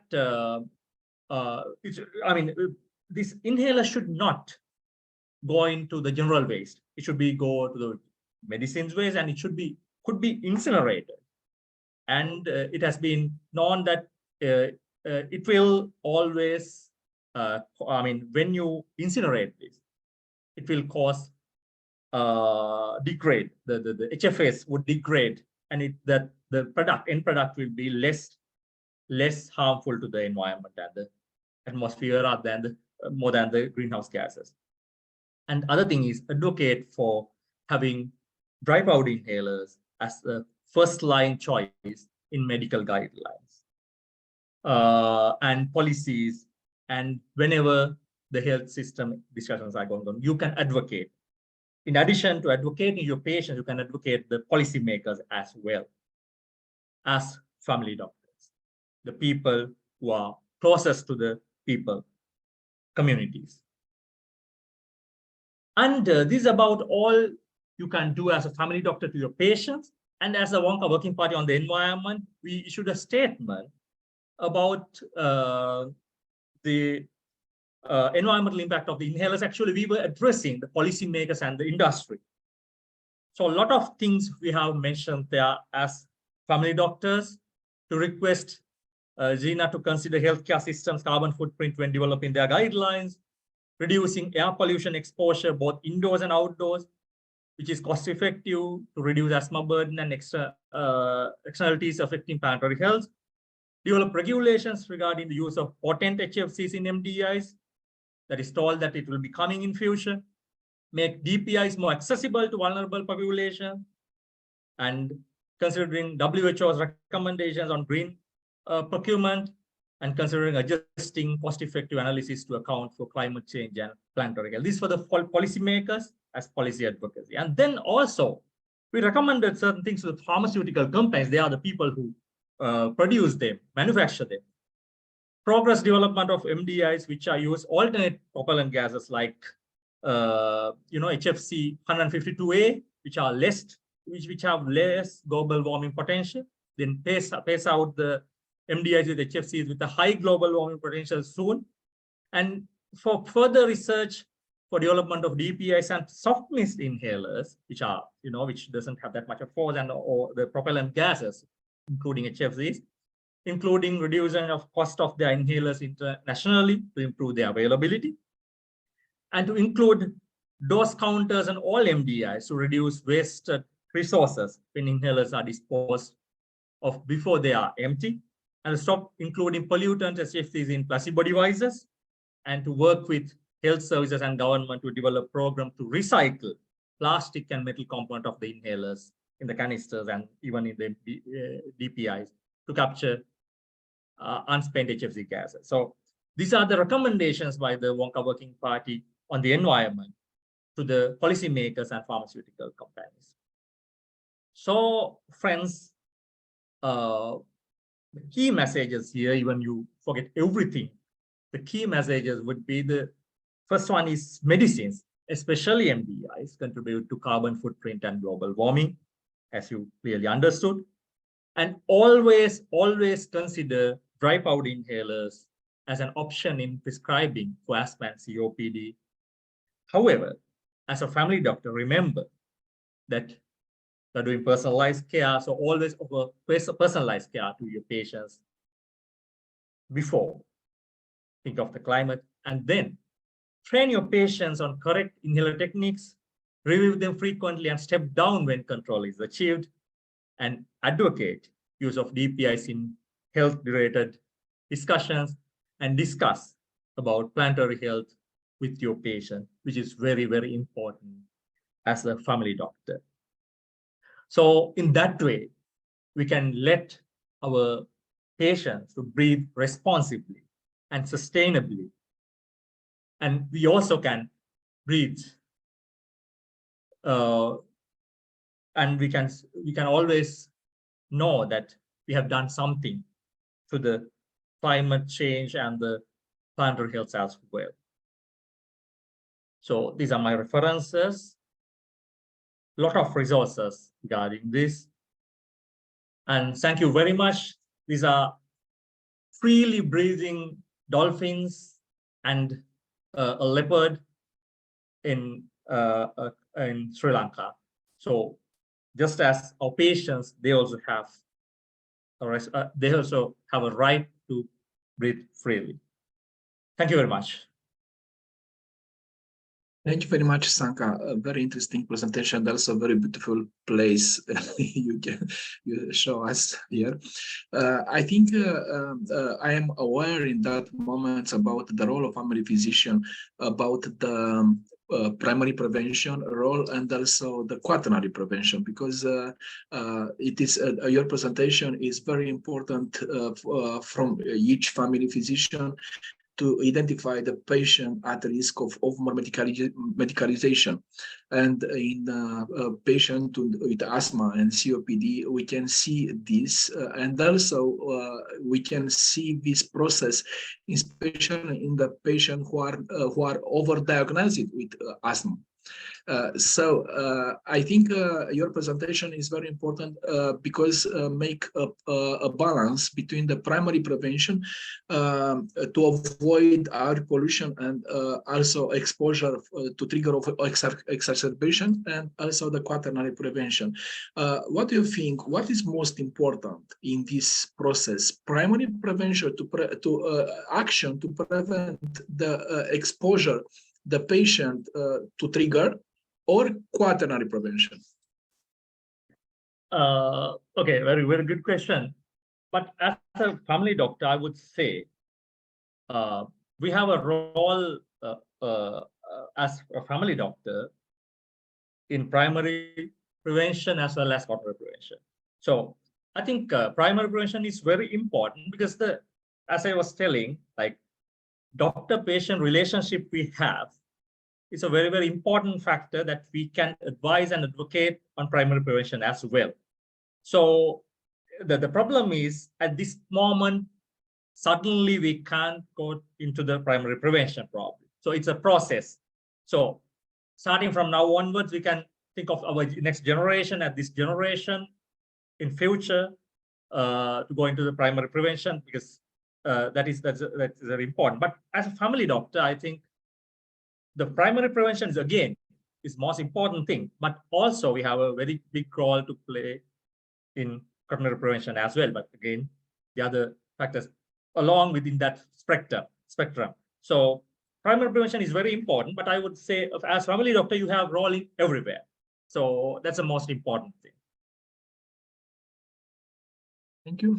If there's any comments or question?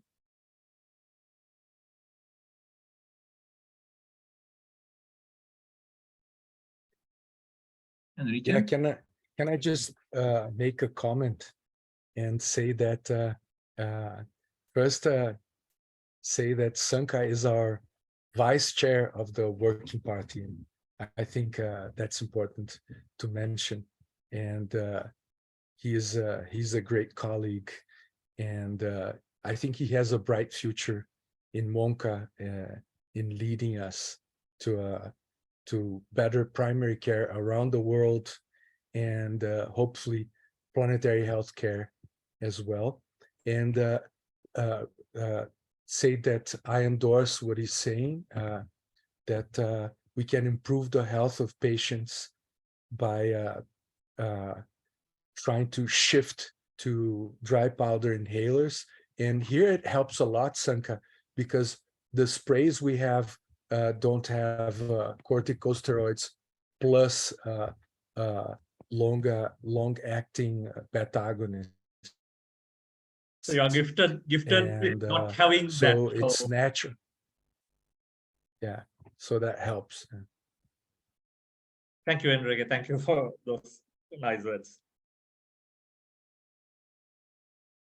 Thank you, Enrique. Any comments?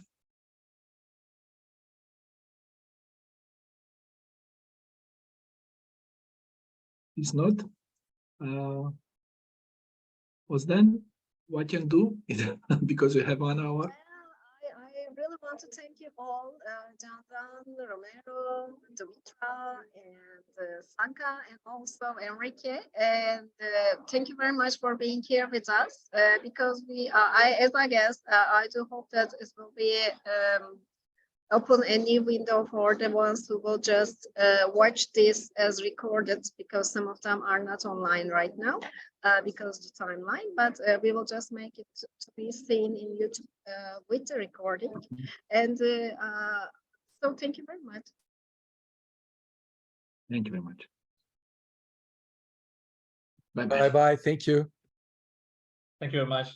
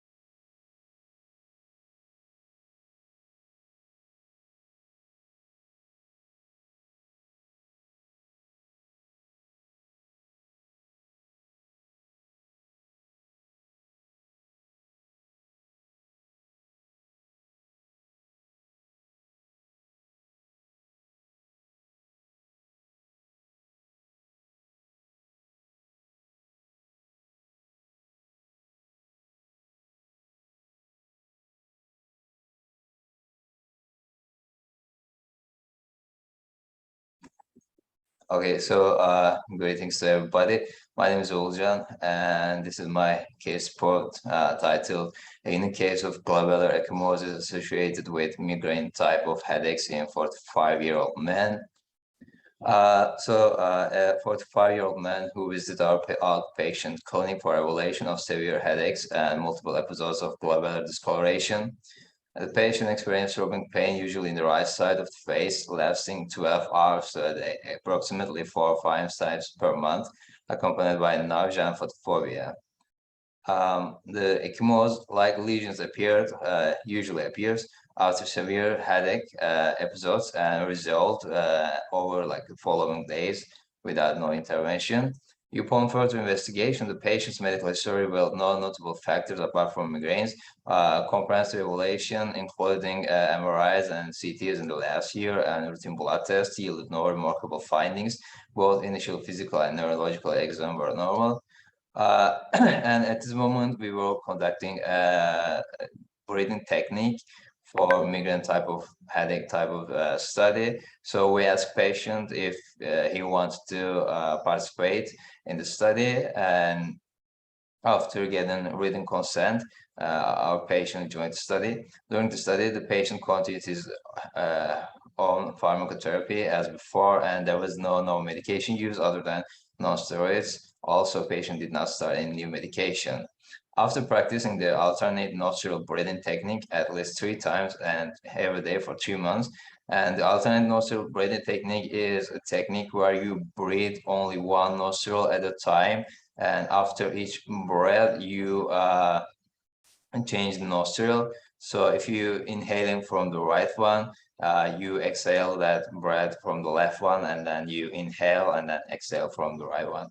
So the patient reported that frequency and severity of headaches decreased, and the ecchymosis-like lesion occurred only once, was smaller in diameter than before, and disappeared sooner than before after starting this breathing technique. And in the literature, glabellar ecchymosis has been reported in only a handful of cases associated with migraine type of attacks, and it's possible that autonomic vascular dysfunction is the underlying cause of this phenomenon.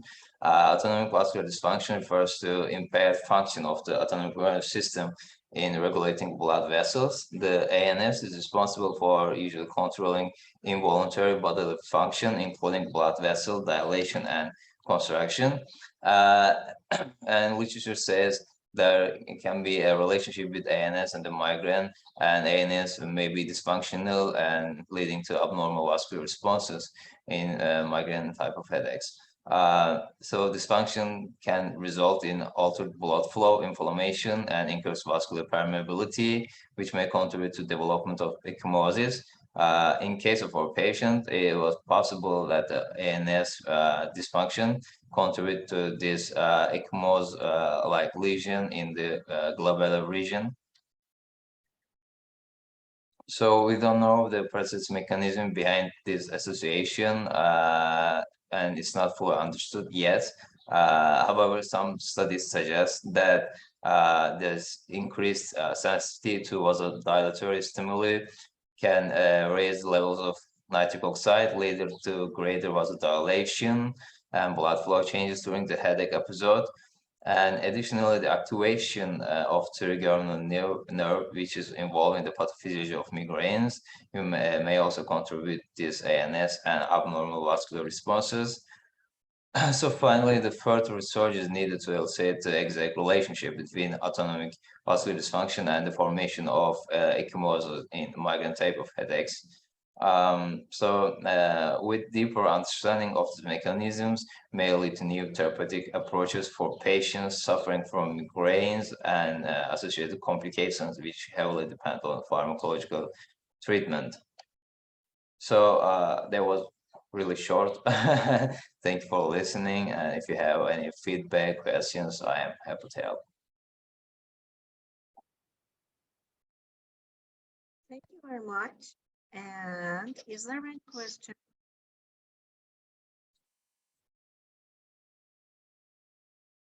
Suzanne, maybe you would like to say something? Or Anna Perez? Or Dilek Hocam? Is there anybody here? If not, we can go on. Dilek Soysal. Yes, Dilek Hocam, here you are. Özlemcim, thank you very much to the presenter colleague, but he spoke too fluently, yes, but çok hızlı. It was too fast. Very fast. It was very fast. Yes, you are right. Thank you for this case. I mean, I have heard of such a case the first time in my life, that with glabellar ecchymosis after a migraine headache. It was an interesting case. And I would like to hear what happens to the patient in his or in the clinical follow-up. So you can give us more information in the following maybe months or years about this patient, if it is, if you can do it, I mean, if it is possible. It's a very interesting case for me. Thank you so much for this valuable feedback.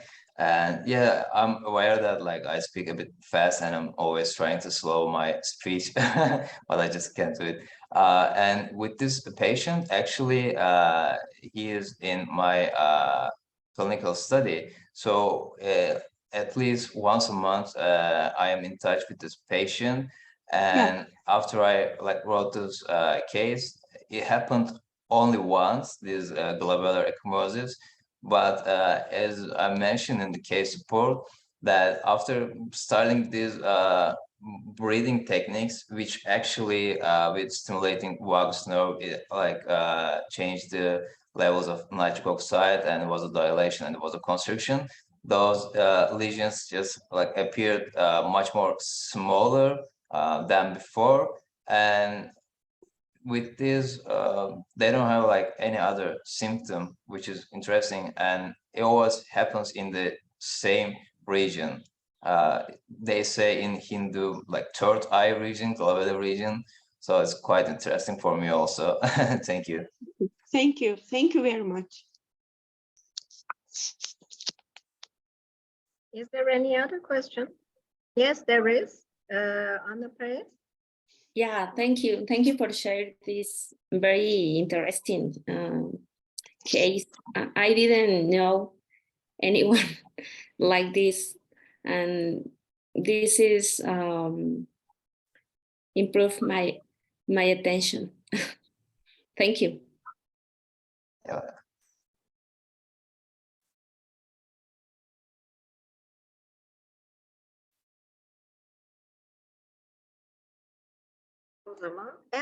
And then we can go on. Who is the next presenter? Where is the smile? We don't see. Okay.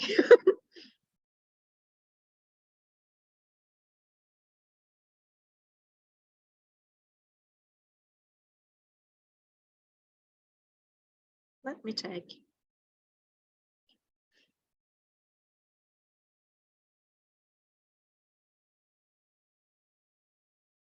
Beyza could be. Is Beyza here? No. So. I'm here, actually. Vera, oh, with B. I'm sorry, I couldn't see it. So let's begin. And I'm not sure if you have got the permission for sharing your screen. Actually, I can try it. I think now you can. Okay. Are you able to see my screen now? Yes. Yes, we do. Okay, but I don't know how can I make it whole screen. But if it's okay, I can present it this way. Because all right, it doesn't work. Okay, thank you. And hello everyone again. I'm really glad to be here with you today. Before I start, let me introduce myself and my topic briefly. I'm Beyza Berik. I'm second year medical student at the University of Economy. And my topic today is being medical students during pandemic. And we can start. And as you can see on the introduction part, medical students around the world have been called upon to assist in fight against COVID-19 pandemic. And as future healthcare professionals, they have stepped up to the plate and volunteering in the hospital and clinics, and they support other medical staffs. And also we had to adapt to remote learning in this process. That's why I'm gonna talk about advantages and disadvantages of that situation briefly. And first of all, I want to talk about advantages. The first advantages also is hand-on experience. Medical students during the pandemic have been given opportunity to gain hand-on experience, like treating patients with COVID-19, which can be valuable experience for their future careers. And also, it increases our education, which means like we expose the unique challenges and medical cases during the pandemic, and we understand the infectious disease and public health clearly at this point. And also we had to adapt like online education, which means like flexible learning a little bit. And we this topic that means like we attend virtual lectures from anywhere, and it was a good point. Also, we increase collaboration, and pandemic has led to increased collaboration among professional medications, and which allows students to work alongside experienced physicians and healthcare professionals better. Also, we see our professionals like they are dealing with the providing vaccination, local vaccination studies, and we take them as a role model in our professional life. And also, I want to talk about a little bit disadvantages of that situation. First of all, some medical students may have limited access to hand-on experience due to hospital restrictions and safety concerns related to COVID-19. And that was bad point about us. And also we decrease our social interactions, which means we decrease our social interactions among medical students, which can impact their mental health and well-being. And also it increases our stress level. And we feel pressure of dealing with pandemics and regular coursework in our life. Also, it's limited networking opportunity. That means like made it more difficult for medical students to network with peers and healthcare professionals, which can impact their future process. Also, we expose like uncertainty about our future life.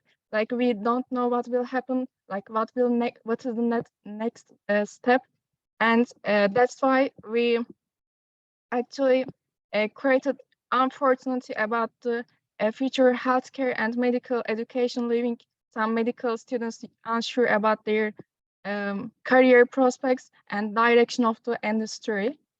And in conclusion, I can say that being medical students during pandemic can be challenging, but also it provides opportunity for growth and learning. The pandemic has underscored the importance of public health and the vital role of healthcare professionals. Despite these difficulties, medical students have adapted to the new normal life and continue their education and training to become the future of medical professional. And that's why today I just want to talk about this topic because it affects our life deeply. And thank you for listening to me. And this is my first presentation academically in my educational career. Thank you for attention. Thank you very much. It was a privilege for us to listen to you, and it was great because there are lots of people who are just saying that to be online or not to be online. It is just a kind of question that we are dealing today. For example, at least 50 people has received a link to attend this session, but we are all together like 12. Maybe they will watch the recording one. I am not sure. So yes, this is our new question, and thank you very much just putting in here in this great presentation. Is there any question?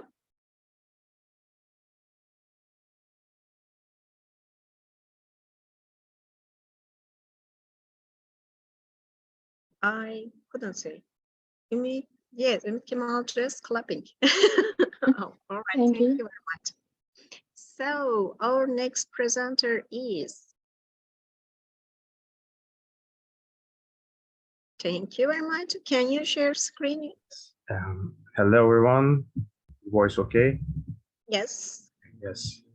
I'm Ümit Kemal from İzmir University of Economics. And I'm going to start my presentation. Which share screen? Okay. I'm trying. At the bottom. Yes.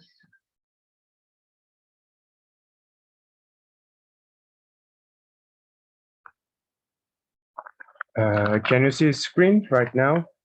Okay. Yes. Yes. A dynamic approach to healthy aging. Charles Euster, world fittest 97-year-old dentist athlete. To begin with his own words, society sealed us with an expired date. Undoubtedly, worldwide aging, especially in the developed countries, is a so long debated and critical topic. In aspects of life quality, health expenditures, burden to society. Charles Euster, a fine dynamic. By the way, dynamic in the dictionary means that spirited, energetic, and constantly changing, progressive. British-Swiss dentist with word records in sprinting and experience in rowing advises, and he passed away, leaves a will of great ideas for managing aging processes in various topics. Disease is not a natural consequence of age. Pandemics of depression, obesity, musculoskeletal disorders mainly stem from modern lifestyle. Globalization of high energy, low nutritiously dense foods with colorful brands have progressed into indulging entertainment, sneaky addictions, and catchy trends. Now, we gotta face a philosophical issue right there. Modern human lives in the mind state of hedonistic and no purposelessness.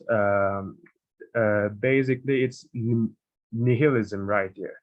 And as doctors, we gotta face this philosophic problem in addition to medical symptoms. Instead of focusing on solid calorie values, nutrition density, and bioavailability of this nutrition may be prioritized. Eliminating nutrition-rich animal food from our meals, especially in the elderly population, has become a new health motto for them. The US obesity epidemic began almost simultaneously with the release of the low-fat dietary recommendations. As trans fats and vegetable oils, not olive oil by the way, replaced butter and lard. The disease of civilization, which is obesity, diabetes, and metabolic syndrome.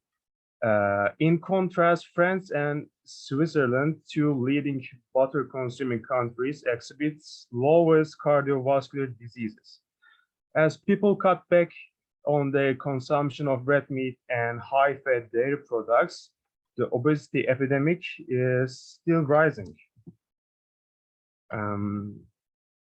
An elderly person goes through accelerating process of sarcopenia in a faster never than before, which starts at mid-40s. Not only does that person loses lean functional mass, but also this tissue replaces with essential tissues and comes with burden of fat.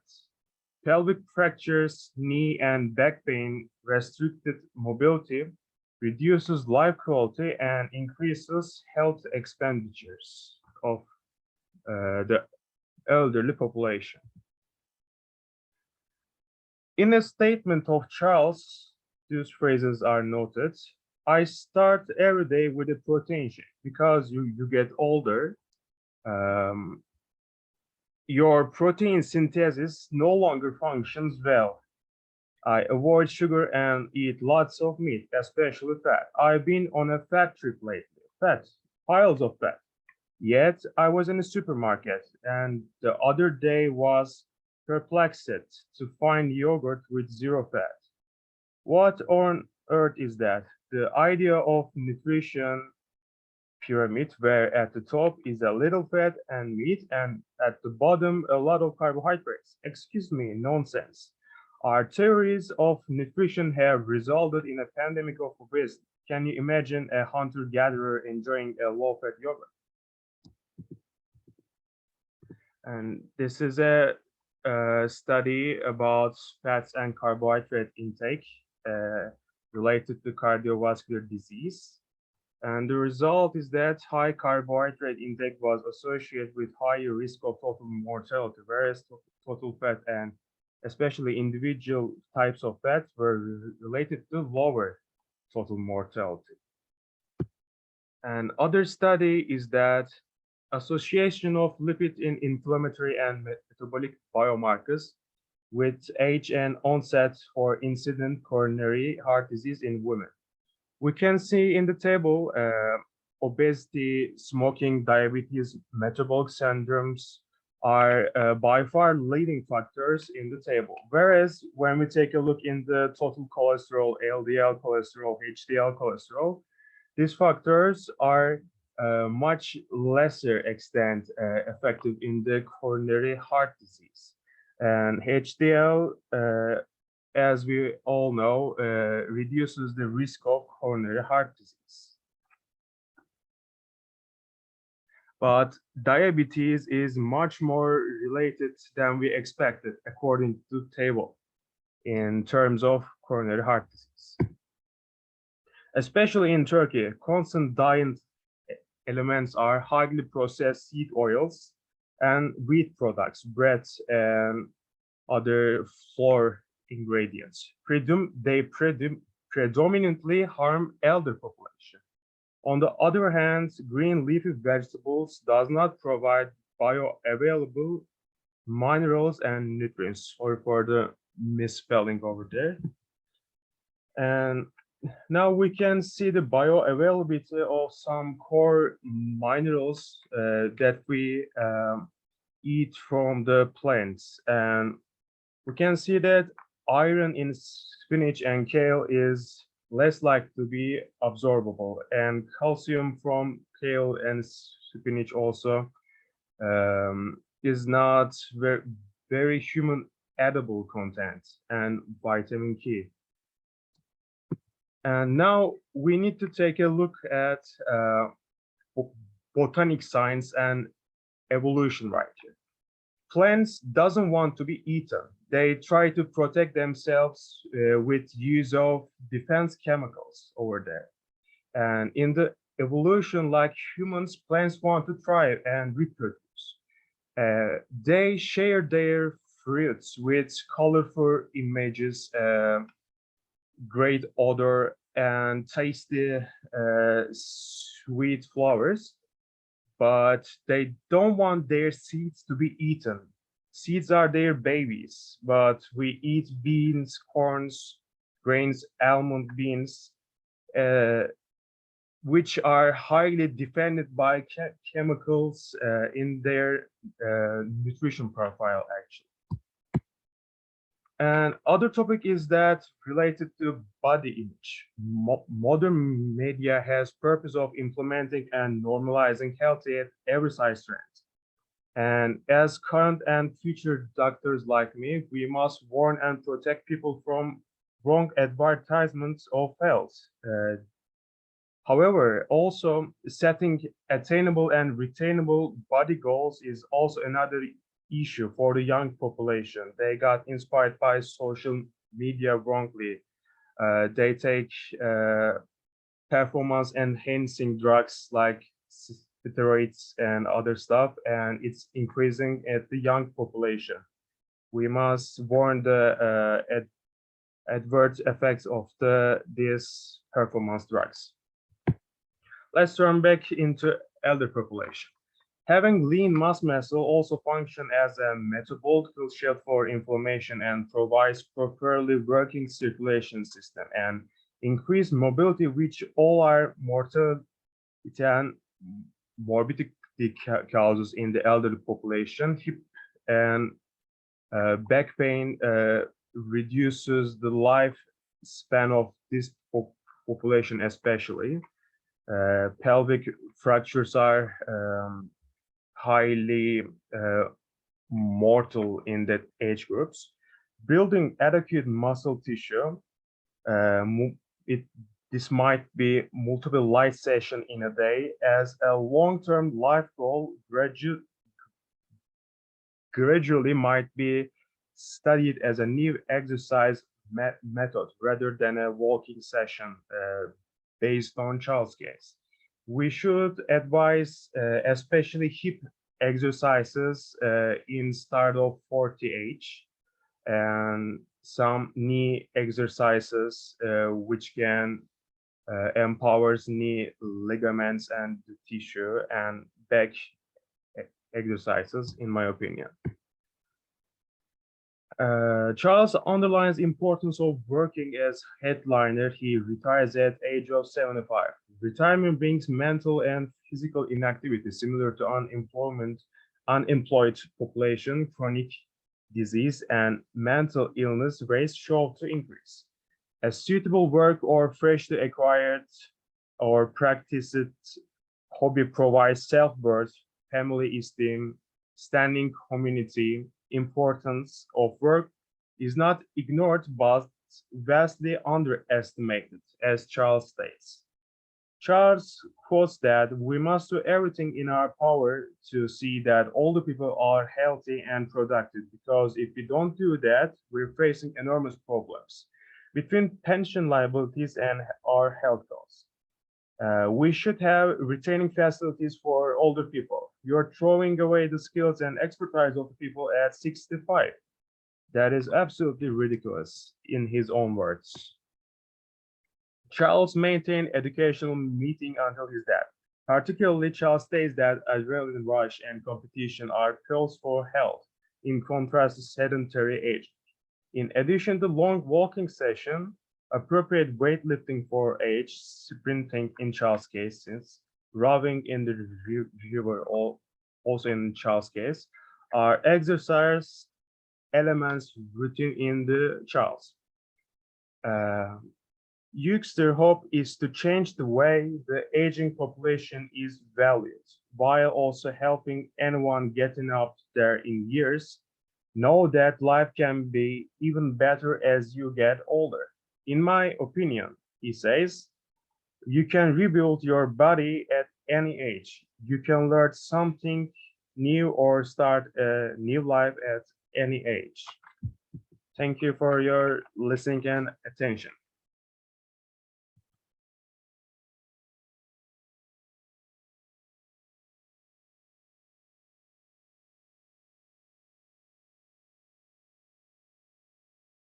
Thank you very much. Is there any question?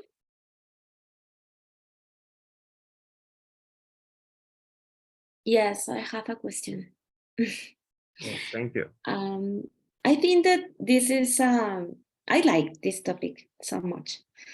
And in elderly, it's so important because of fragility and to prevent a lot of complications. But nowadays, I think that how could we address these issues of new standards showing in advertisements without offending the patient? Because there is a lot of new ways of thinking, like fat phobia, something like that. Yes, we must respect their choices in the first hand, and as medical experts, we must talk medically rather than emotionally, in my opinion. And then we're trying to help them. We're trying to relieve their stress, anxiety as body images. And also, if they want to pursue that lifestyle, we must also respect that. But our goal is to protect them, not to harm their self-esteem.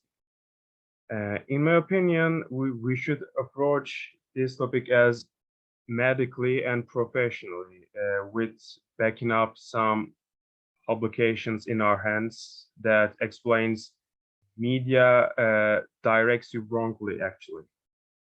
They want you to consume lots of products, lots of fast foods, but we want your good. But it's a fragile topic to talk, and we must be very careful. You're right. Thank you for your feedback and question.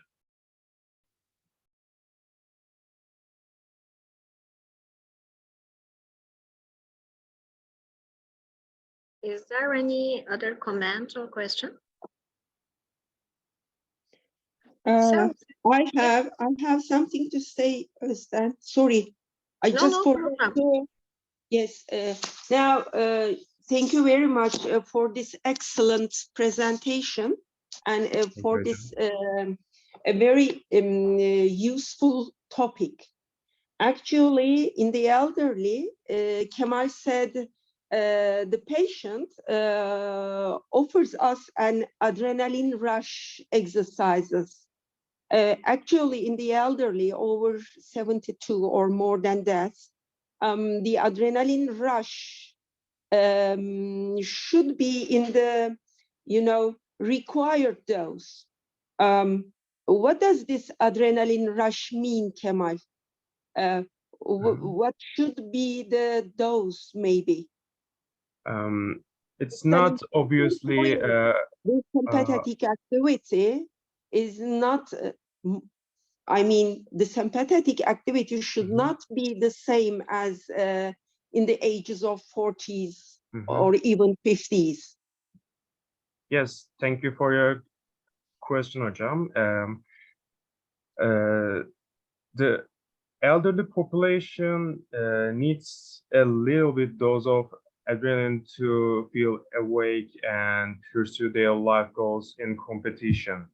But of course, we do not expect them to surfing or bungee jumping or high-speed racing. But also, the cure for elderly depression is a little bit adrenaline, and for the health of the heart might require a little dose of adrenaline as well. But the statement was not very clear and medically explained. I will further search for it. Okay, thank you. I would like you to search for the heart rate variability within these ages in the elderly, It's also related with the sympathetic activity and how much exercise do they need after 70 years of age and so on. It's an important point, okay? Yes, thank you. Thank you very much. Thank you very much. Excellent, an excellent presentation. Thank you. Thank you.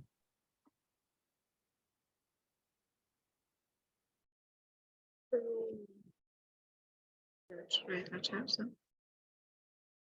And so, Susan, would you like to share your screen? Yes, I'll try. Hope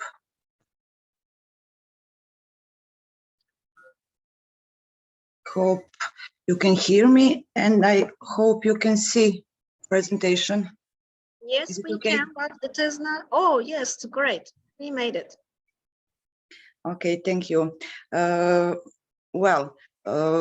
I just want to introduce myself and to say gratitude for the opportunity to be a participant of this Congress. My name is Snežana Knežević, and I come from South Europe, Serbia, primary health care physician in town called Kraljevo. I wanted today to discuss about the important role of primary health physicians they are playing in wellness programs, particularly in promoting healthy lifestyle behaviors among patients and broad community. I think Charles from our previous presentations would have also benefits from wellness. Just for a second to define what is wellness, concept that has gained increasing attention in healthcare in recent years. It refers to overall state of individuals, physical, mental, spiritual, environmental, social, and emotional health. Also, we must mention professional, and it includes not just absence of illness, but also the presence of positive healthy behaviors and overall habits. We must notice that wellness is different from healthcare, but despite that, it gained increasing attention in the healthcare in recent about 20 years.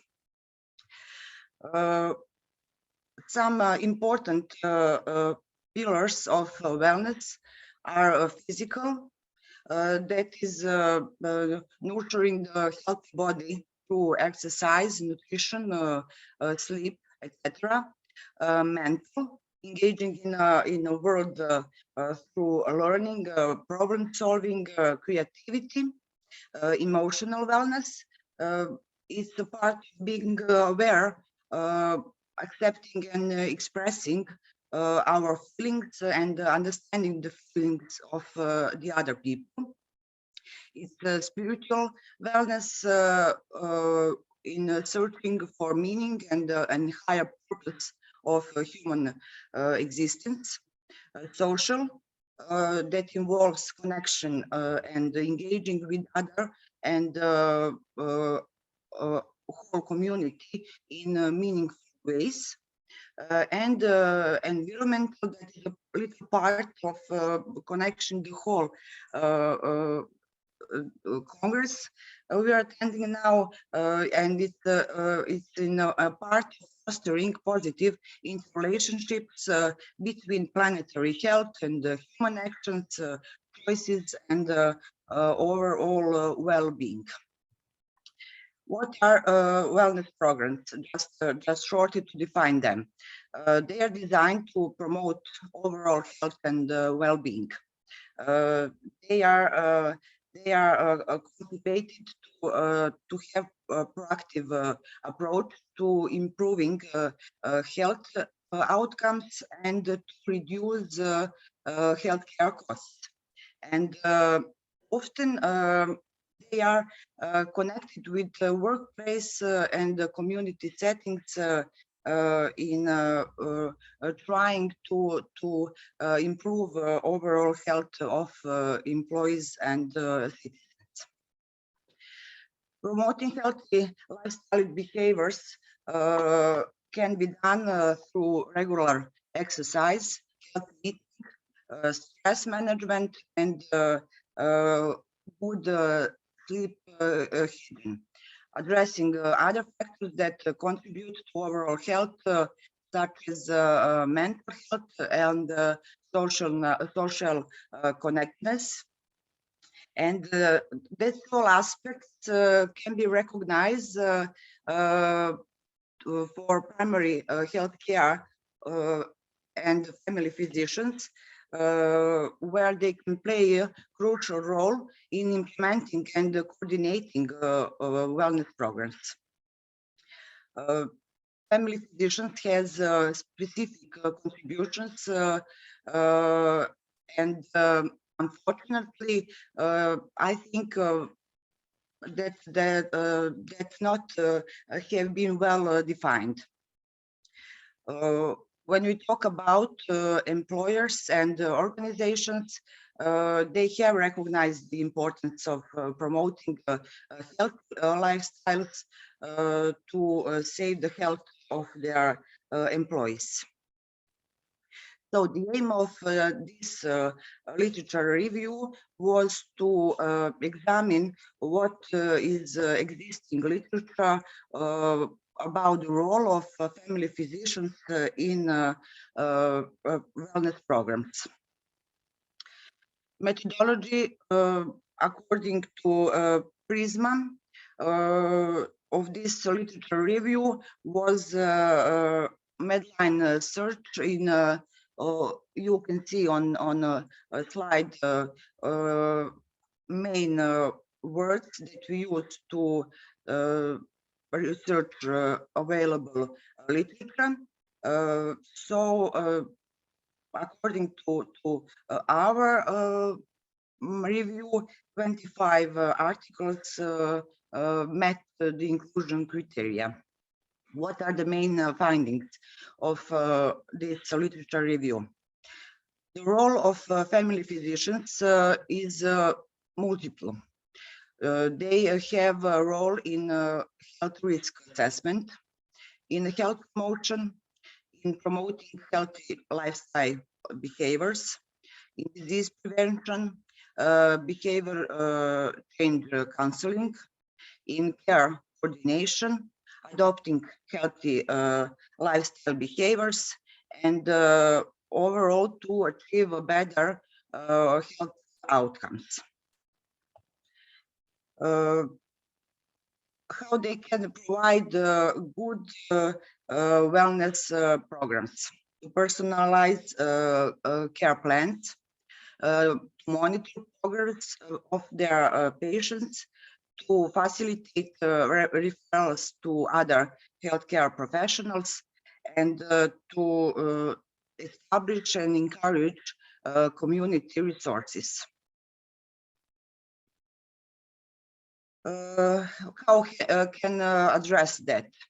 By promoting social determinants of health, by providing patient education and their empowerment in healthy lifestyle, physical activity, avoiding over health, etc. To consider at every moment of their practice, health is a continuum, and to act as advocates for their patients. But there are a lot of barriers that family physicians face with promoting wellness programs. It's about time constraint. It's about, I think, maybe the most of important barriers, limited training of family physicians about that issues, lack of reimbursement. We have patients with resistance in adopting healthy lifestyles.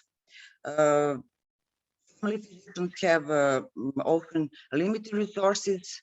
There are type of insurance limitations, and of course, communications barriers. What should be facilities to improve those barriers? First of all, to address them. After that, education for family physicians is important to exchange their skills in delivering wellness interventions. After that, fostering a strong collaboration among healthcare professionals, leveraging technology can further support them, and it can also improve patient outcomes and population health at all. What should be the key messages of this short literature review? That family physicians play a multifaceted role in wellness programs.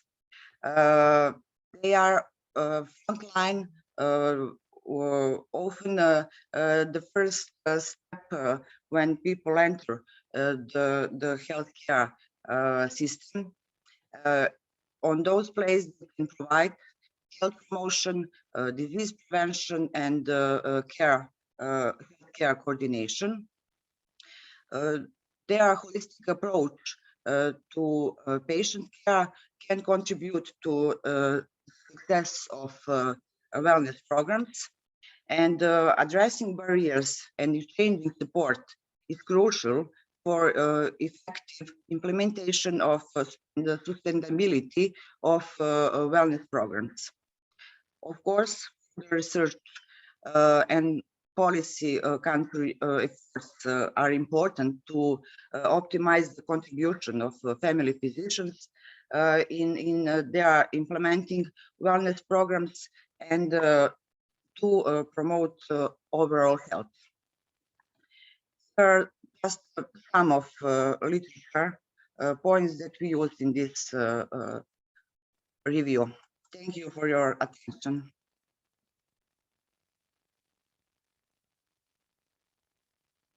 Thank you very much. Is there any question or is there anything the participants would like to add?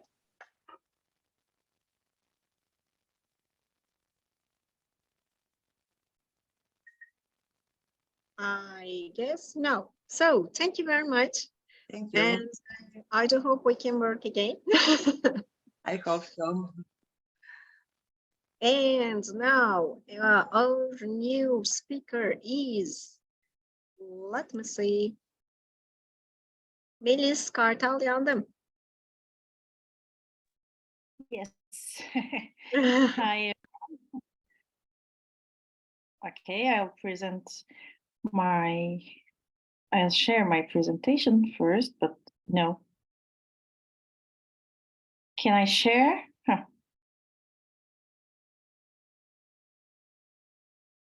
Is it okay?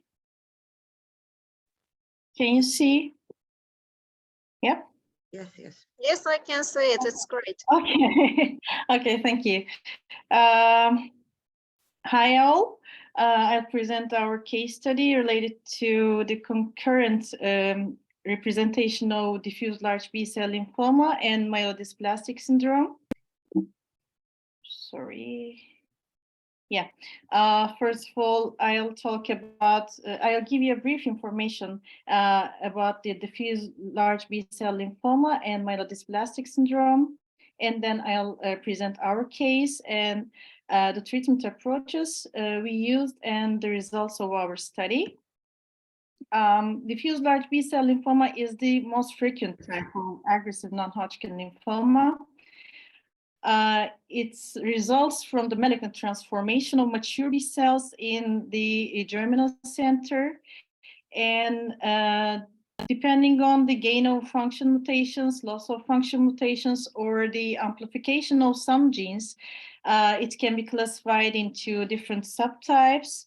And the outcome of these genetical changes can result in some cellular events like proliferation, the abnormalities in proliferation, apoptosis, DNA damage response, or cell cycle.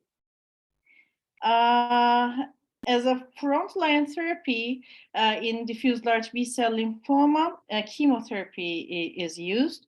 So CHOP treatment is used. In some cases, CHOP can be combined with the monoclonal antibody rituximab. So in this case, it can be called as R-CHOP. And in some other cases, chemo can be combined with stem cell transplantation and also immunotherapy like CAR T cell therapy or monoclonal antibodies can be used. And also targeted therapies can be used for the treatment of diffuse large B-cell lymphoma. However, due to tumor heterogeneity, tumor microenvironment, or host variabilities like demographic and physical factors, pharmacokinetics, or due to the SNPs, patients can develop resistance against the treatment. So it may be an important challenge for the clinic. Myelodysplastic syndrome is the heterogeneous group of myeloid neoplasms. It's characterized by the abnormal blood cell development, variable degree of cytopenia, and ineffective hematopoiesis. Co-occurrence of the MDS and lymphoproliferative diseases is rare, and this co-occurrence can be characterized by poor prognosis and also low survival rate. And the reason of this co-occurrence can be explained by the three hypotheses. In one hypothesis, in the elderly patients, these two diseases can occur randomly in the patients, and in some other case, in some other hypothesis, it can be as a result of reduced immune surveillance or lymphoid proliferation, and in some other hypothesis, the cytokines like IL-6 and VEGF can be upregulated in the patients, so this can cause a co-occurrence of MDS and lymphoproliferative disease. So in our case, our patient was a 59-year-old male patient. He had a medical history like hypertension and coronary artery disease, and he came to the hospital with abdominal pain that has started 4 to 5 months ago. Abdominal examination of this patient showed an irregularly contoured heterogeneous internal mass lesion in the mesenteric fatty tissues, and the patient underwent mass resection surgery, and the pathology report was compatible with diffuse large B-cell lymphoma. So in order to stage the disease, bone marrow aspiration and PET-CT scans were done.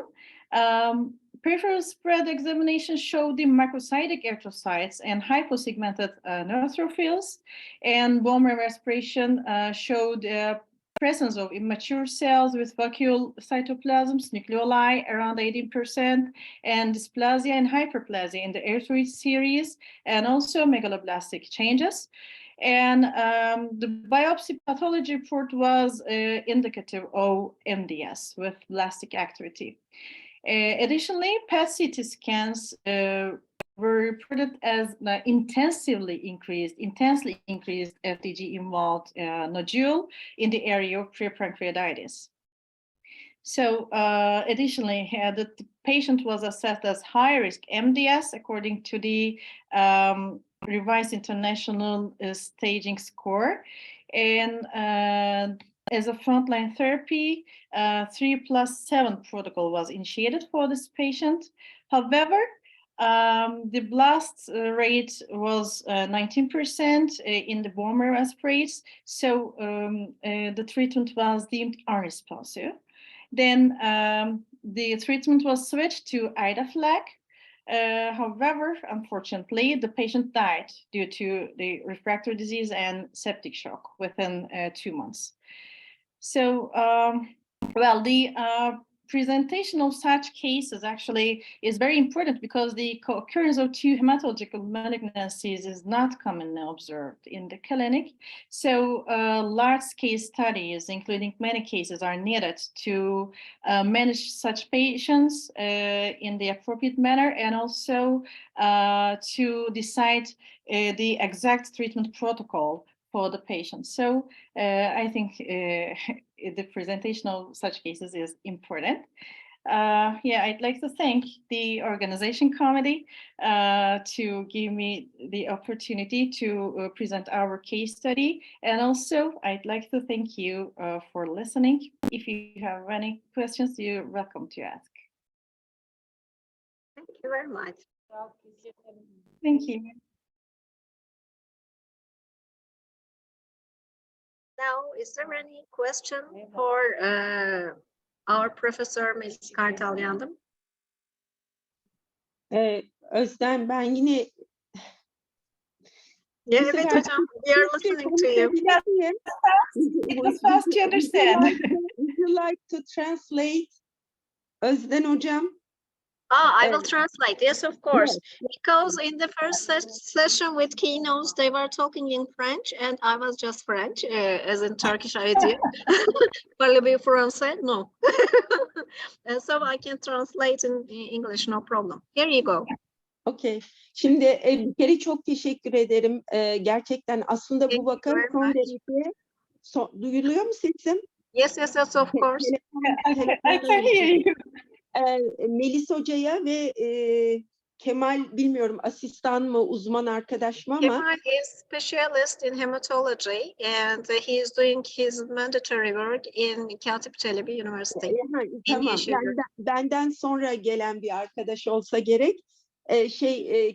Her ikisine de çok teşekkür ederim. Bir. İkincisi çok güzel bir vaka bu vaka ve de son derece öğretici bir vaka. Aslında gerek periferik yayma ve gerekse kemik iliğini yapmış olmaları sadece laboratuvar olarak daha markerları bile incelemeden ön tanıyı alması, biyopsiyle lenfoma tanısının konulması ve 2 tane yani birisi B lenfosit, diğeri mielodisplastik yani mieloster seri. Bu 2 ayrı serinin bir arada görülmesi, birisi B lenfositler, öyle değil mi Melis? Diğeri ise mielodisplastik sendrom dediğimiz aslında görüntü itibariyle de ilk başta özellikle refrakter anemisi vesairesi olduğunda da B12 eksikliği görüntüsüyle oldukça karışabilen ama daha sonra ileri tetkikleri yapıldığında mielodisplazi özellikle displastik görünümle birlikte kemik iliğindeki artmış blast sayısıyla birlikte yani çok güzel bir vaka. O özellikle laboratuvar kısmı benim çok hoşuma gitti.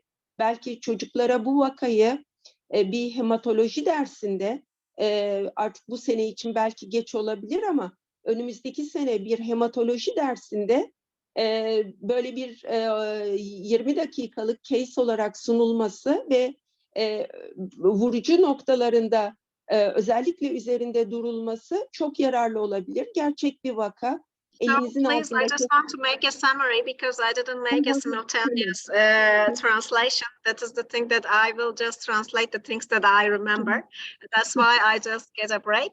And our lecturer, Dilek, just thinks that like Soysal, this is an important case and also could be just used as case study in our medical faculty, at least in 20-minute sessions, because not using all the laboratory opportunities like biomarkers, the patient has got identified, diagnosed with the exact illnesses and has just moved on with the treatment.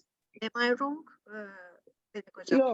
You're right. There are 2 different clones. I mean, one of them is the B cell, the other is the myeloid cell lineage. I would like to ask Melis if she likes anything to add, or if Kemal is there, if he would like to add any more. Kemal is working now, dear Dilek Hocam, in Atatürk Eğitim Araştırma Hospital. That's why he is not here today. Yani söylemek istediğim oldukça değişik bir vaka. Gerçekten de çok güzel bir vaka. Çok da güzel derleyip toparlamışlar. Emeklerine sağlık. Hakikaten bu bir case tartışması şeklinde öğretici olması nedeniyle de böyle bir kısa 20 dakika, 30 dakikalık bir session halinde yapılabilir. Bunlar çok öğretici vakalar çünkü. Çok nadir gelen vakalar ama o nedenle de çok akılda kalıcı olan vakalar. Yani klasik her zaman gördüğümüz olguların akılda kalması daha zor oluyor. Ama bu tip vakalar daha kalıcı oluyor. Ve de sonuç şu ki hasta aslında hastalığından değil, kemoterapi alıyor. Zaten kemoterapi almasa da immün kompromize bir hasta olarak kabul edebiliriz bu tip vakaları. Ve septik şoktan ölüyor. Belki bir de bunun vurgulanması açısından önem taşıyor. Teşekkür ederim. Thank you, Dilek Hocam. Şurayı kapatayım. Sesimi Thank you very kapatamadım. much too. Now we can see our next presentation with Ayça Asma. Ayça is here, I guess. Yes, I am here. Yes, how nice to see you. I hope that we have got opportunity to make you see the presentation. You can use the screen share. Okay.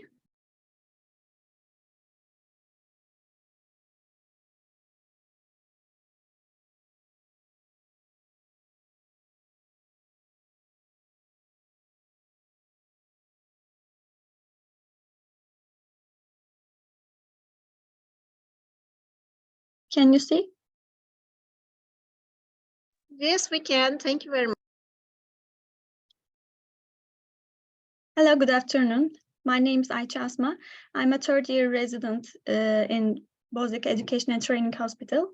Today, I would like to talk about a case report. Family physicians manage acute and chronic health problems, including urgent cases, and also conduct periodic health examinations for healthy individuals. For people over 65, annual anamnesis, physical examination, and laboratory examination are recommended, according to the multidimensional elderly assessment and follow-up guide, which is prepared by the Ministry of Health in Turkey, that includes a complete blood count.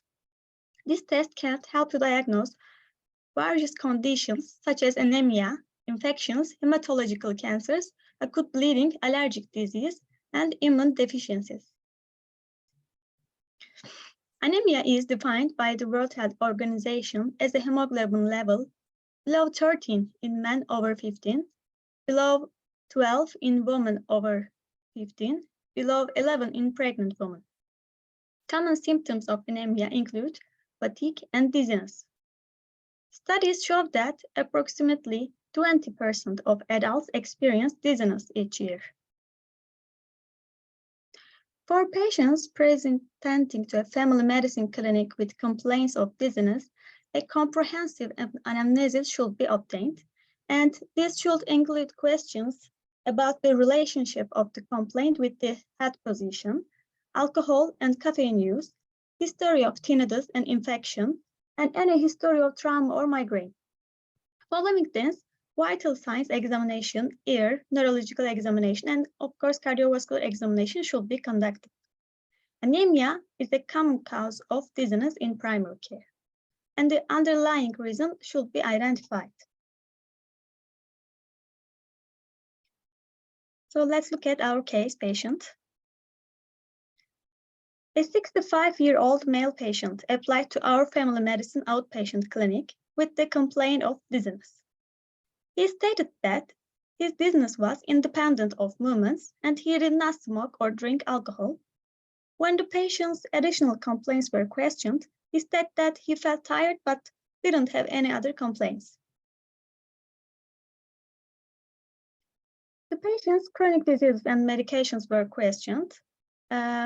He was using some medicine for hypertension and glaucoma. Also, it was learned that he had a blood test examination on his own family health center 1 week ago, but he didn't go to the control for the results. Electronic health records from that examination were as follows. Hemoglobin was 4.3, and it was really unexpected and surprising. And others' value are also low. He had panstopenia. When his nutritional status was questioned, it was learned that he did not have suspected complaints and he did not observe blood in his stool or urine. After anamnesis, we performed physical examination. His pulse rate was 94 and arterial blood pressure was little low. And for differential diagnosis to severe dizziness, thick sulfide test was negative. He has no nystagmus and he has no orthostatic hypotension. His skin was mildly icteric and other system examinations were also normal.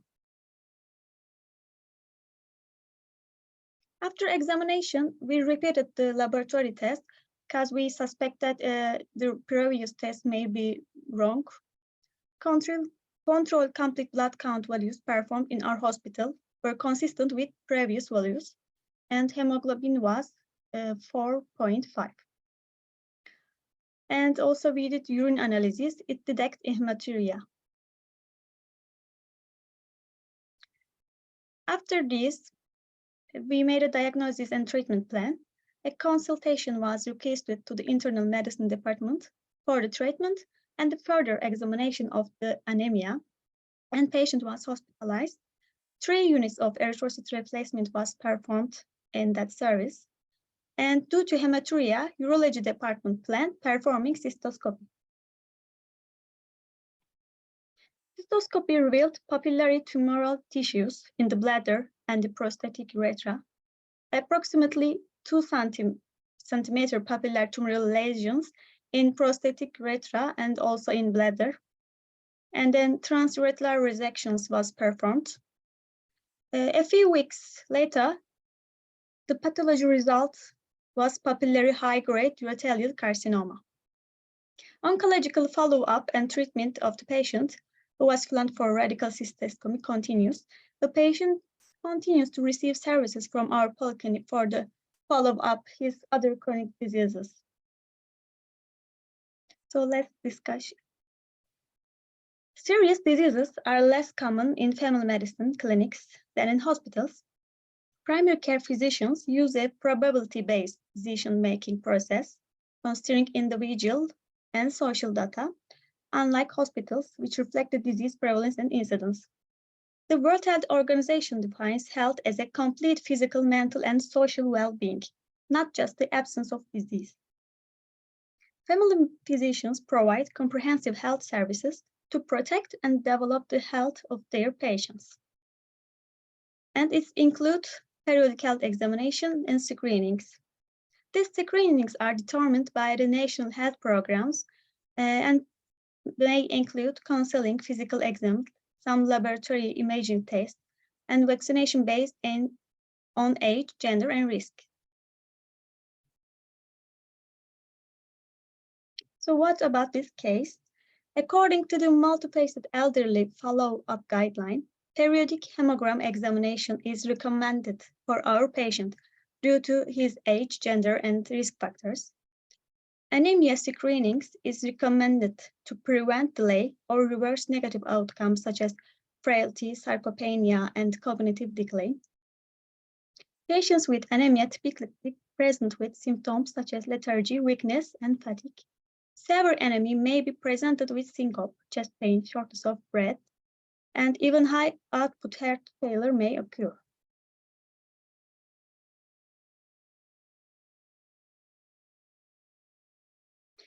So why the case is noteworthy?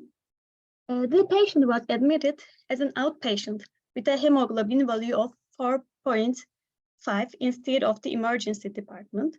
Actually, such a low value may present in syncope or dyspnea, but this patient just came our outpatient clinic, so it's very surprising for us. And reason 2, the patient did not notice macroscopic hematuria, although he was well educated, but even this he did not notice. And reason 3, it shows again importance of annual hemogram screening. And reason 4, only cheap basic hemogram test can lead us to the conclusion of malignancy. So sometimes not expensive tests need.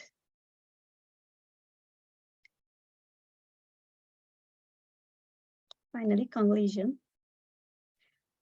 Let me sum up the key points. Point 1, preventive medicine. It forms basis of family medicine and it provides health promotion and prevention of disease. And periodic health examination, it's determined by the according to age groups, gender, risks, and it's very important for the early diagnosis and treatment. There are many causes of anemia, but malignancies are an important cause of anemia in elderly people. Anemia may present with dizziness, And finally, we should be kept in mind, anemia is a symptom. It's not a disease. Thank you for your attention.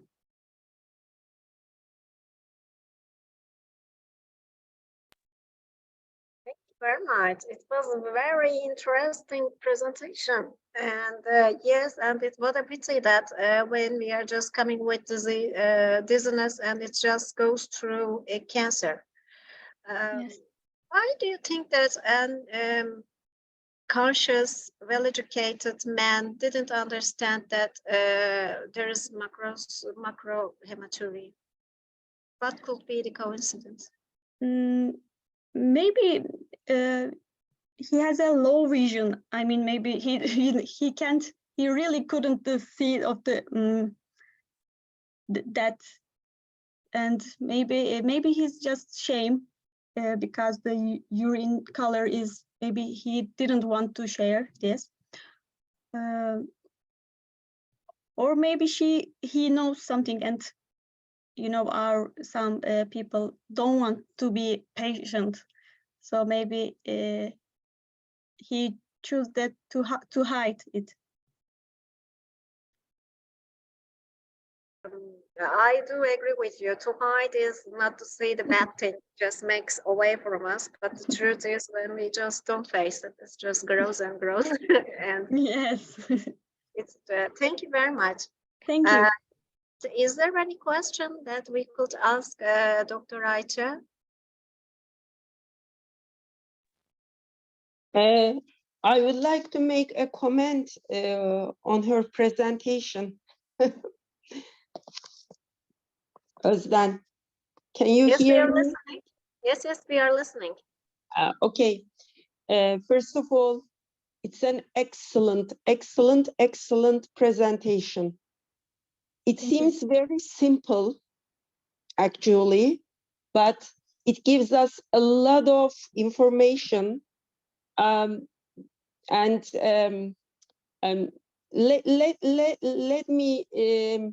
Let me speak in Turkish, okay? And you just translate it again, please.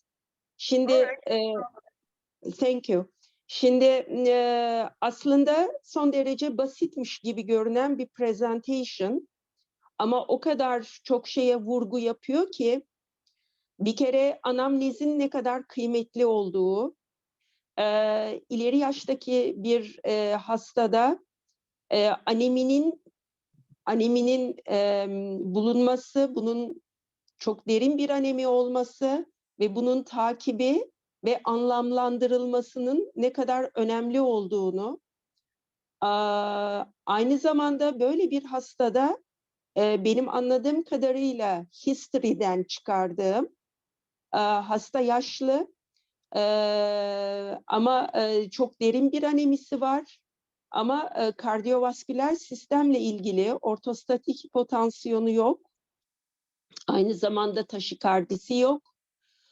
O halde bu aneminin oldukça yavaş geliştiği konusunda belki hemfikir olabiliriz. Bilmiyorum.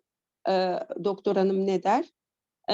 Ve de demin biraz ben duyamadım ama makroskopik hematürinin ki 7360 gibi falan bir eritrositürisi var. Yani idrarda bir büyük büyütme alanında 3 veya 3'ten daha fazla eritrositin bulunmasına hematüri diyorsak, bu kadar yoğun bir hematürinin bulunması, yani red blood cell diyeceğim ben buna, oldukça değerli bir bulgu ve gerçekten nasıl olmuş da idrardaki renk değişikliği, üstelik de well educated dediğimiz bir hastada dikkatini çekmemiş, o da hayretle uyandıracak bir durum hasta açısından diyorum ben. Yani doktor hanım açısından değil, yanlış anlaşılmasın. Demek ki hastalarda iyi eğitimli olmak yetmiyor. Bu büyük ihtimal geç başvuran bir vaka. Çünkü dediğim gibi 4-4,5 bir hemoglobinle bu yaşta çok bariz bulguları olmadan yani epey bir süre geçtikten sonra başvurması ki idrardaki renk değişikliği de herhalde bu süreç zarfında yavaş yavaş gittikçe artarak ortaya çıkmıştır. Dikkat çekici, çok güzel bir vaka bu vaka. Çok kıymetli bir vaka.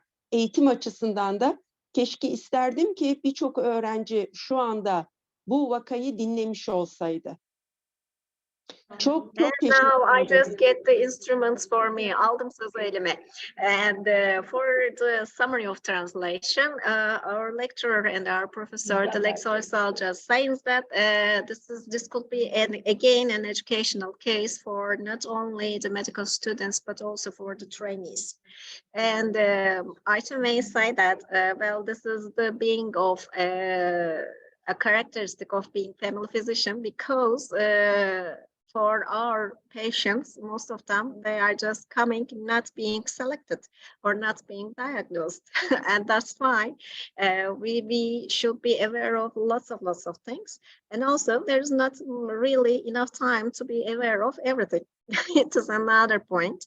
And thank you very much for this great presentation. Başka eklemek istediğiniz bir şey var mı Dilek Hocam?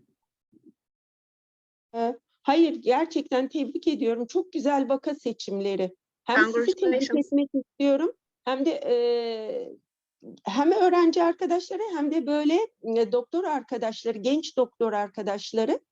Bunlar böyle çok vakalar gibi gözükür. Ya işte anemisi var, ne bileyim lightheadedness var. İleri yaşta bunu da yakaladık. Hayır, bunlar son derece önemli, son derece vurgulayıcı, öğretici, çok güzel vakalar. İnsan iç hastalıkları uzmanı olduğu zaman bu vakaların kıymetini daha iyi biliyor sanki, ya da aile hekimi olduğu zaman bu vakaların kıymetini daha iyi biliyor. Yani onun için diyorum, keşke bir sürü öğrenci olup bu birkaç vakayı mesela Melis Hoca'nın, Kemal doktor arkadaşın, Kemal'in ve bu doktor arkadaşımızın bu vakalarını keşke dinleme, düşünme, hatta soru sorma olanağını bulsalardı diyorum ben. Well, we will just make a recording and everybody has just give consent for this. By this way, if we can just make the other colleagues and the ones who are interested in to just listen and maybe even to discuss about it, because we will also give emails. I think this could be a little bit helpful. Teşekkür ederim. Is there any other critics about this case? Or we may go on. Ayça, would you like to say anything? Thank you, and thank you for giving us this opportunity. No, it is my pleasure, privilege for us. Thank you very much. Thank you. And now, whose turn is it? Let's look. Oh, it is here. I think it is my turn. I do hope I can share my screen. I found out that it was mine. How beautiful it is. Where is our? İndirilenlerdedir herhalde.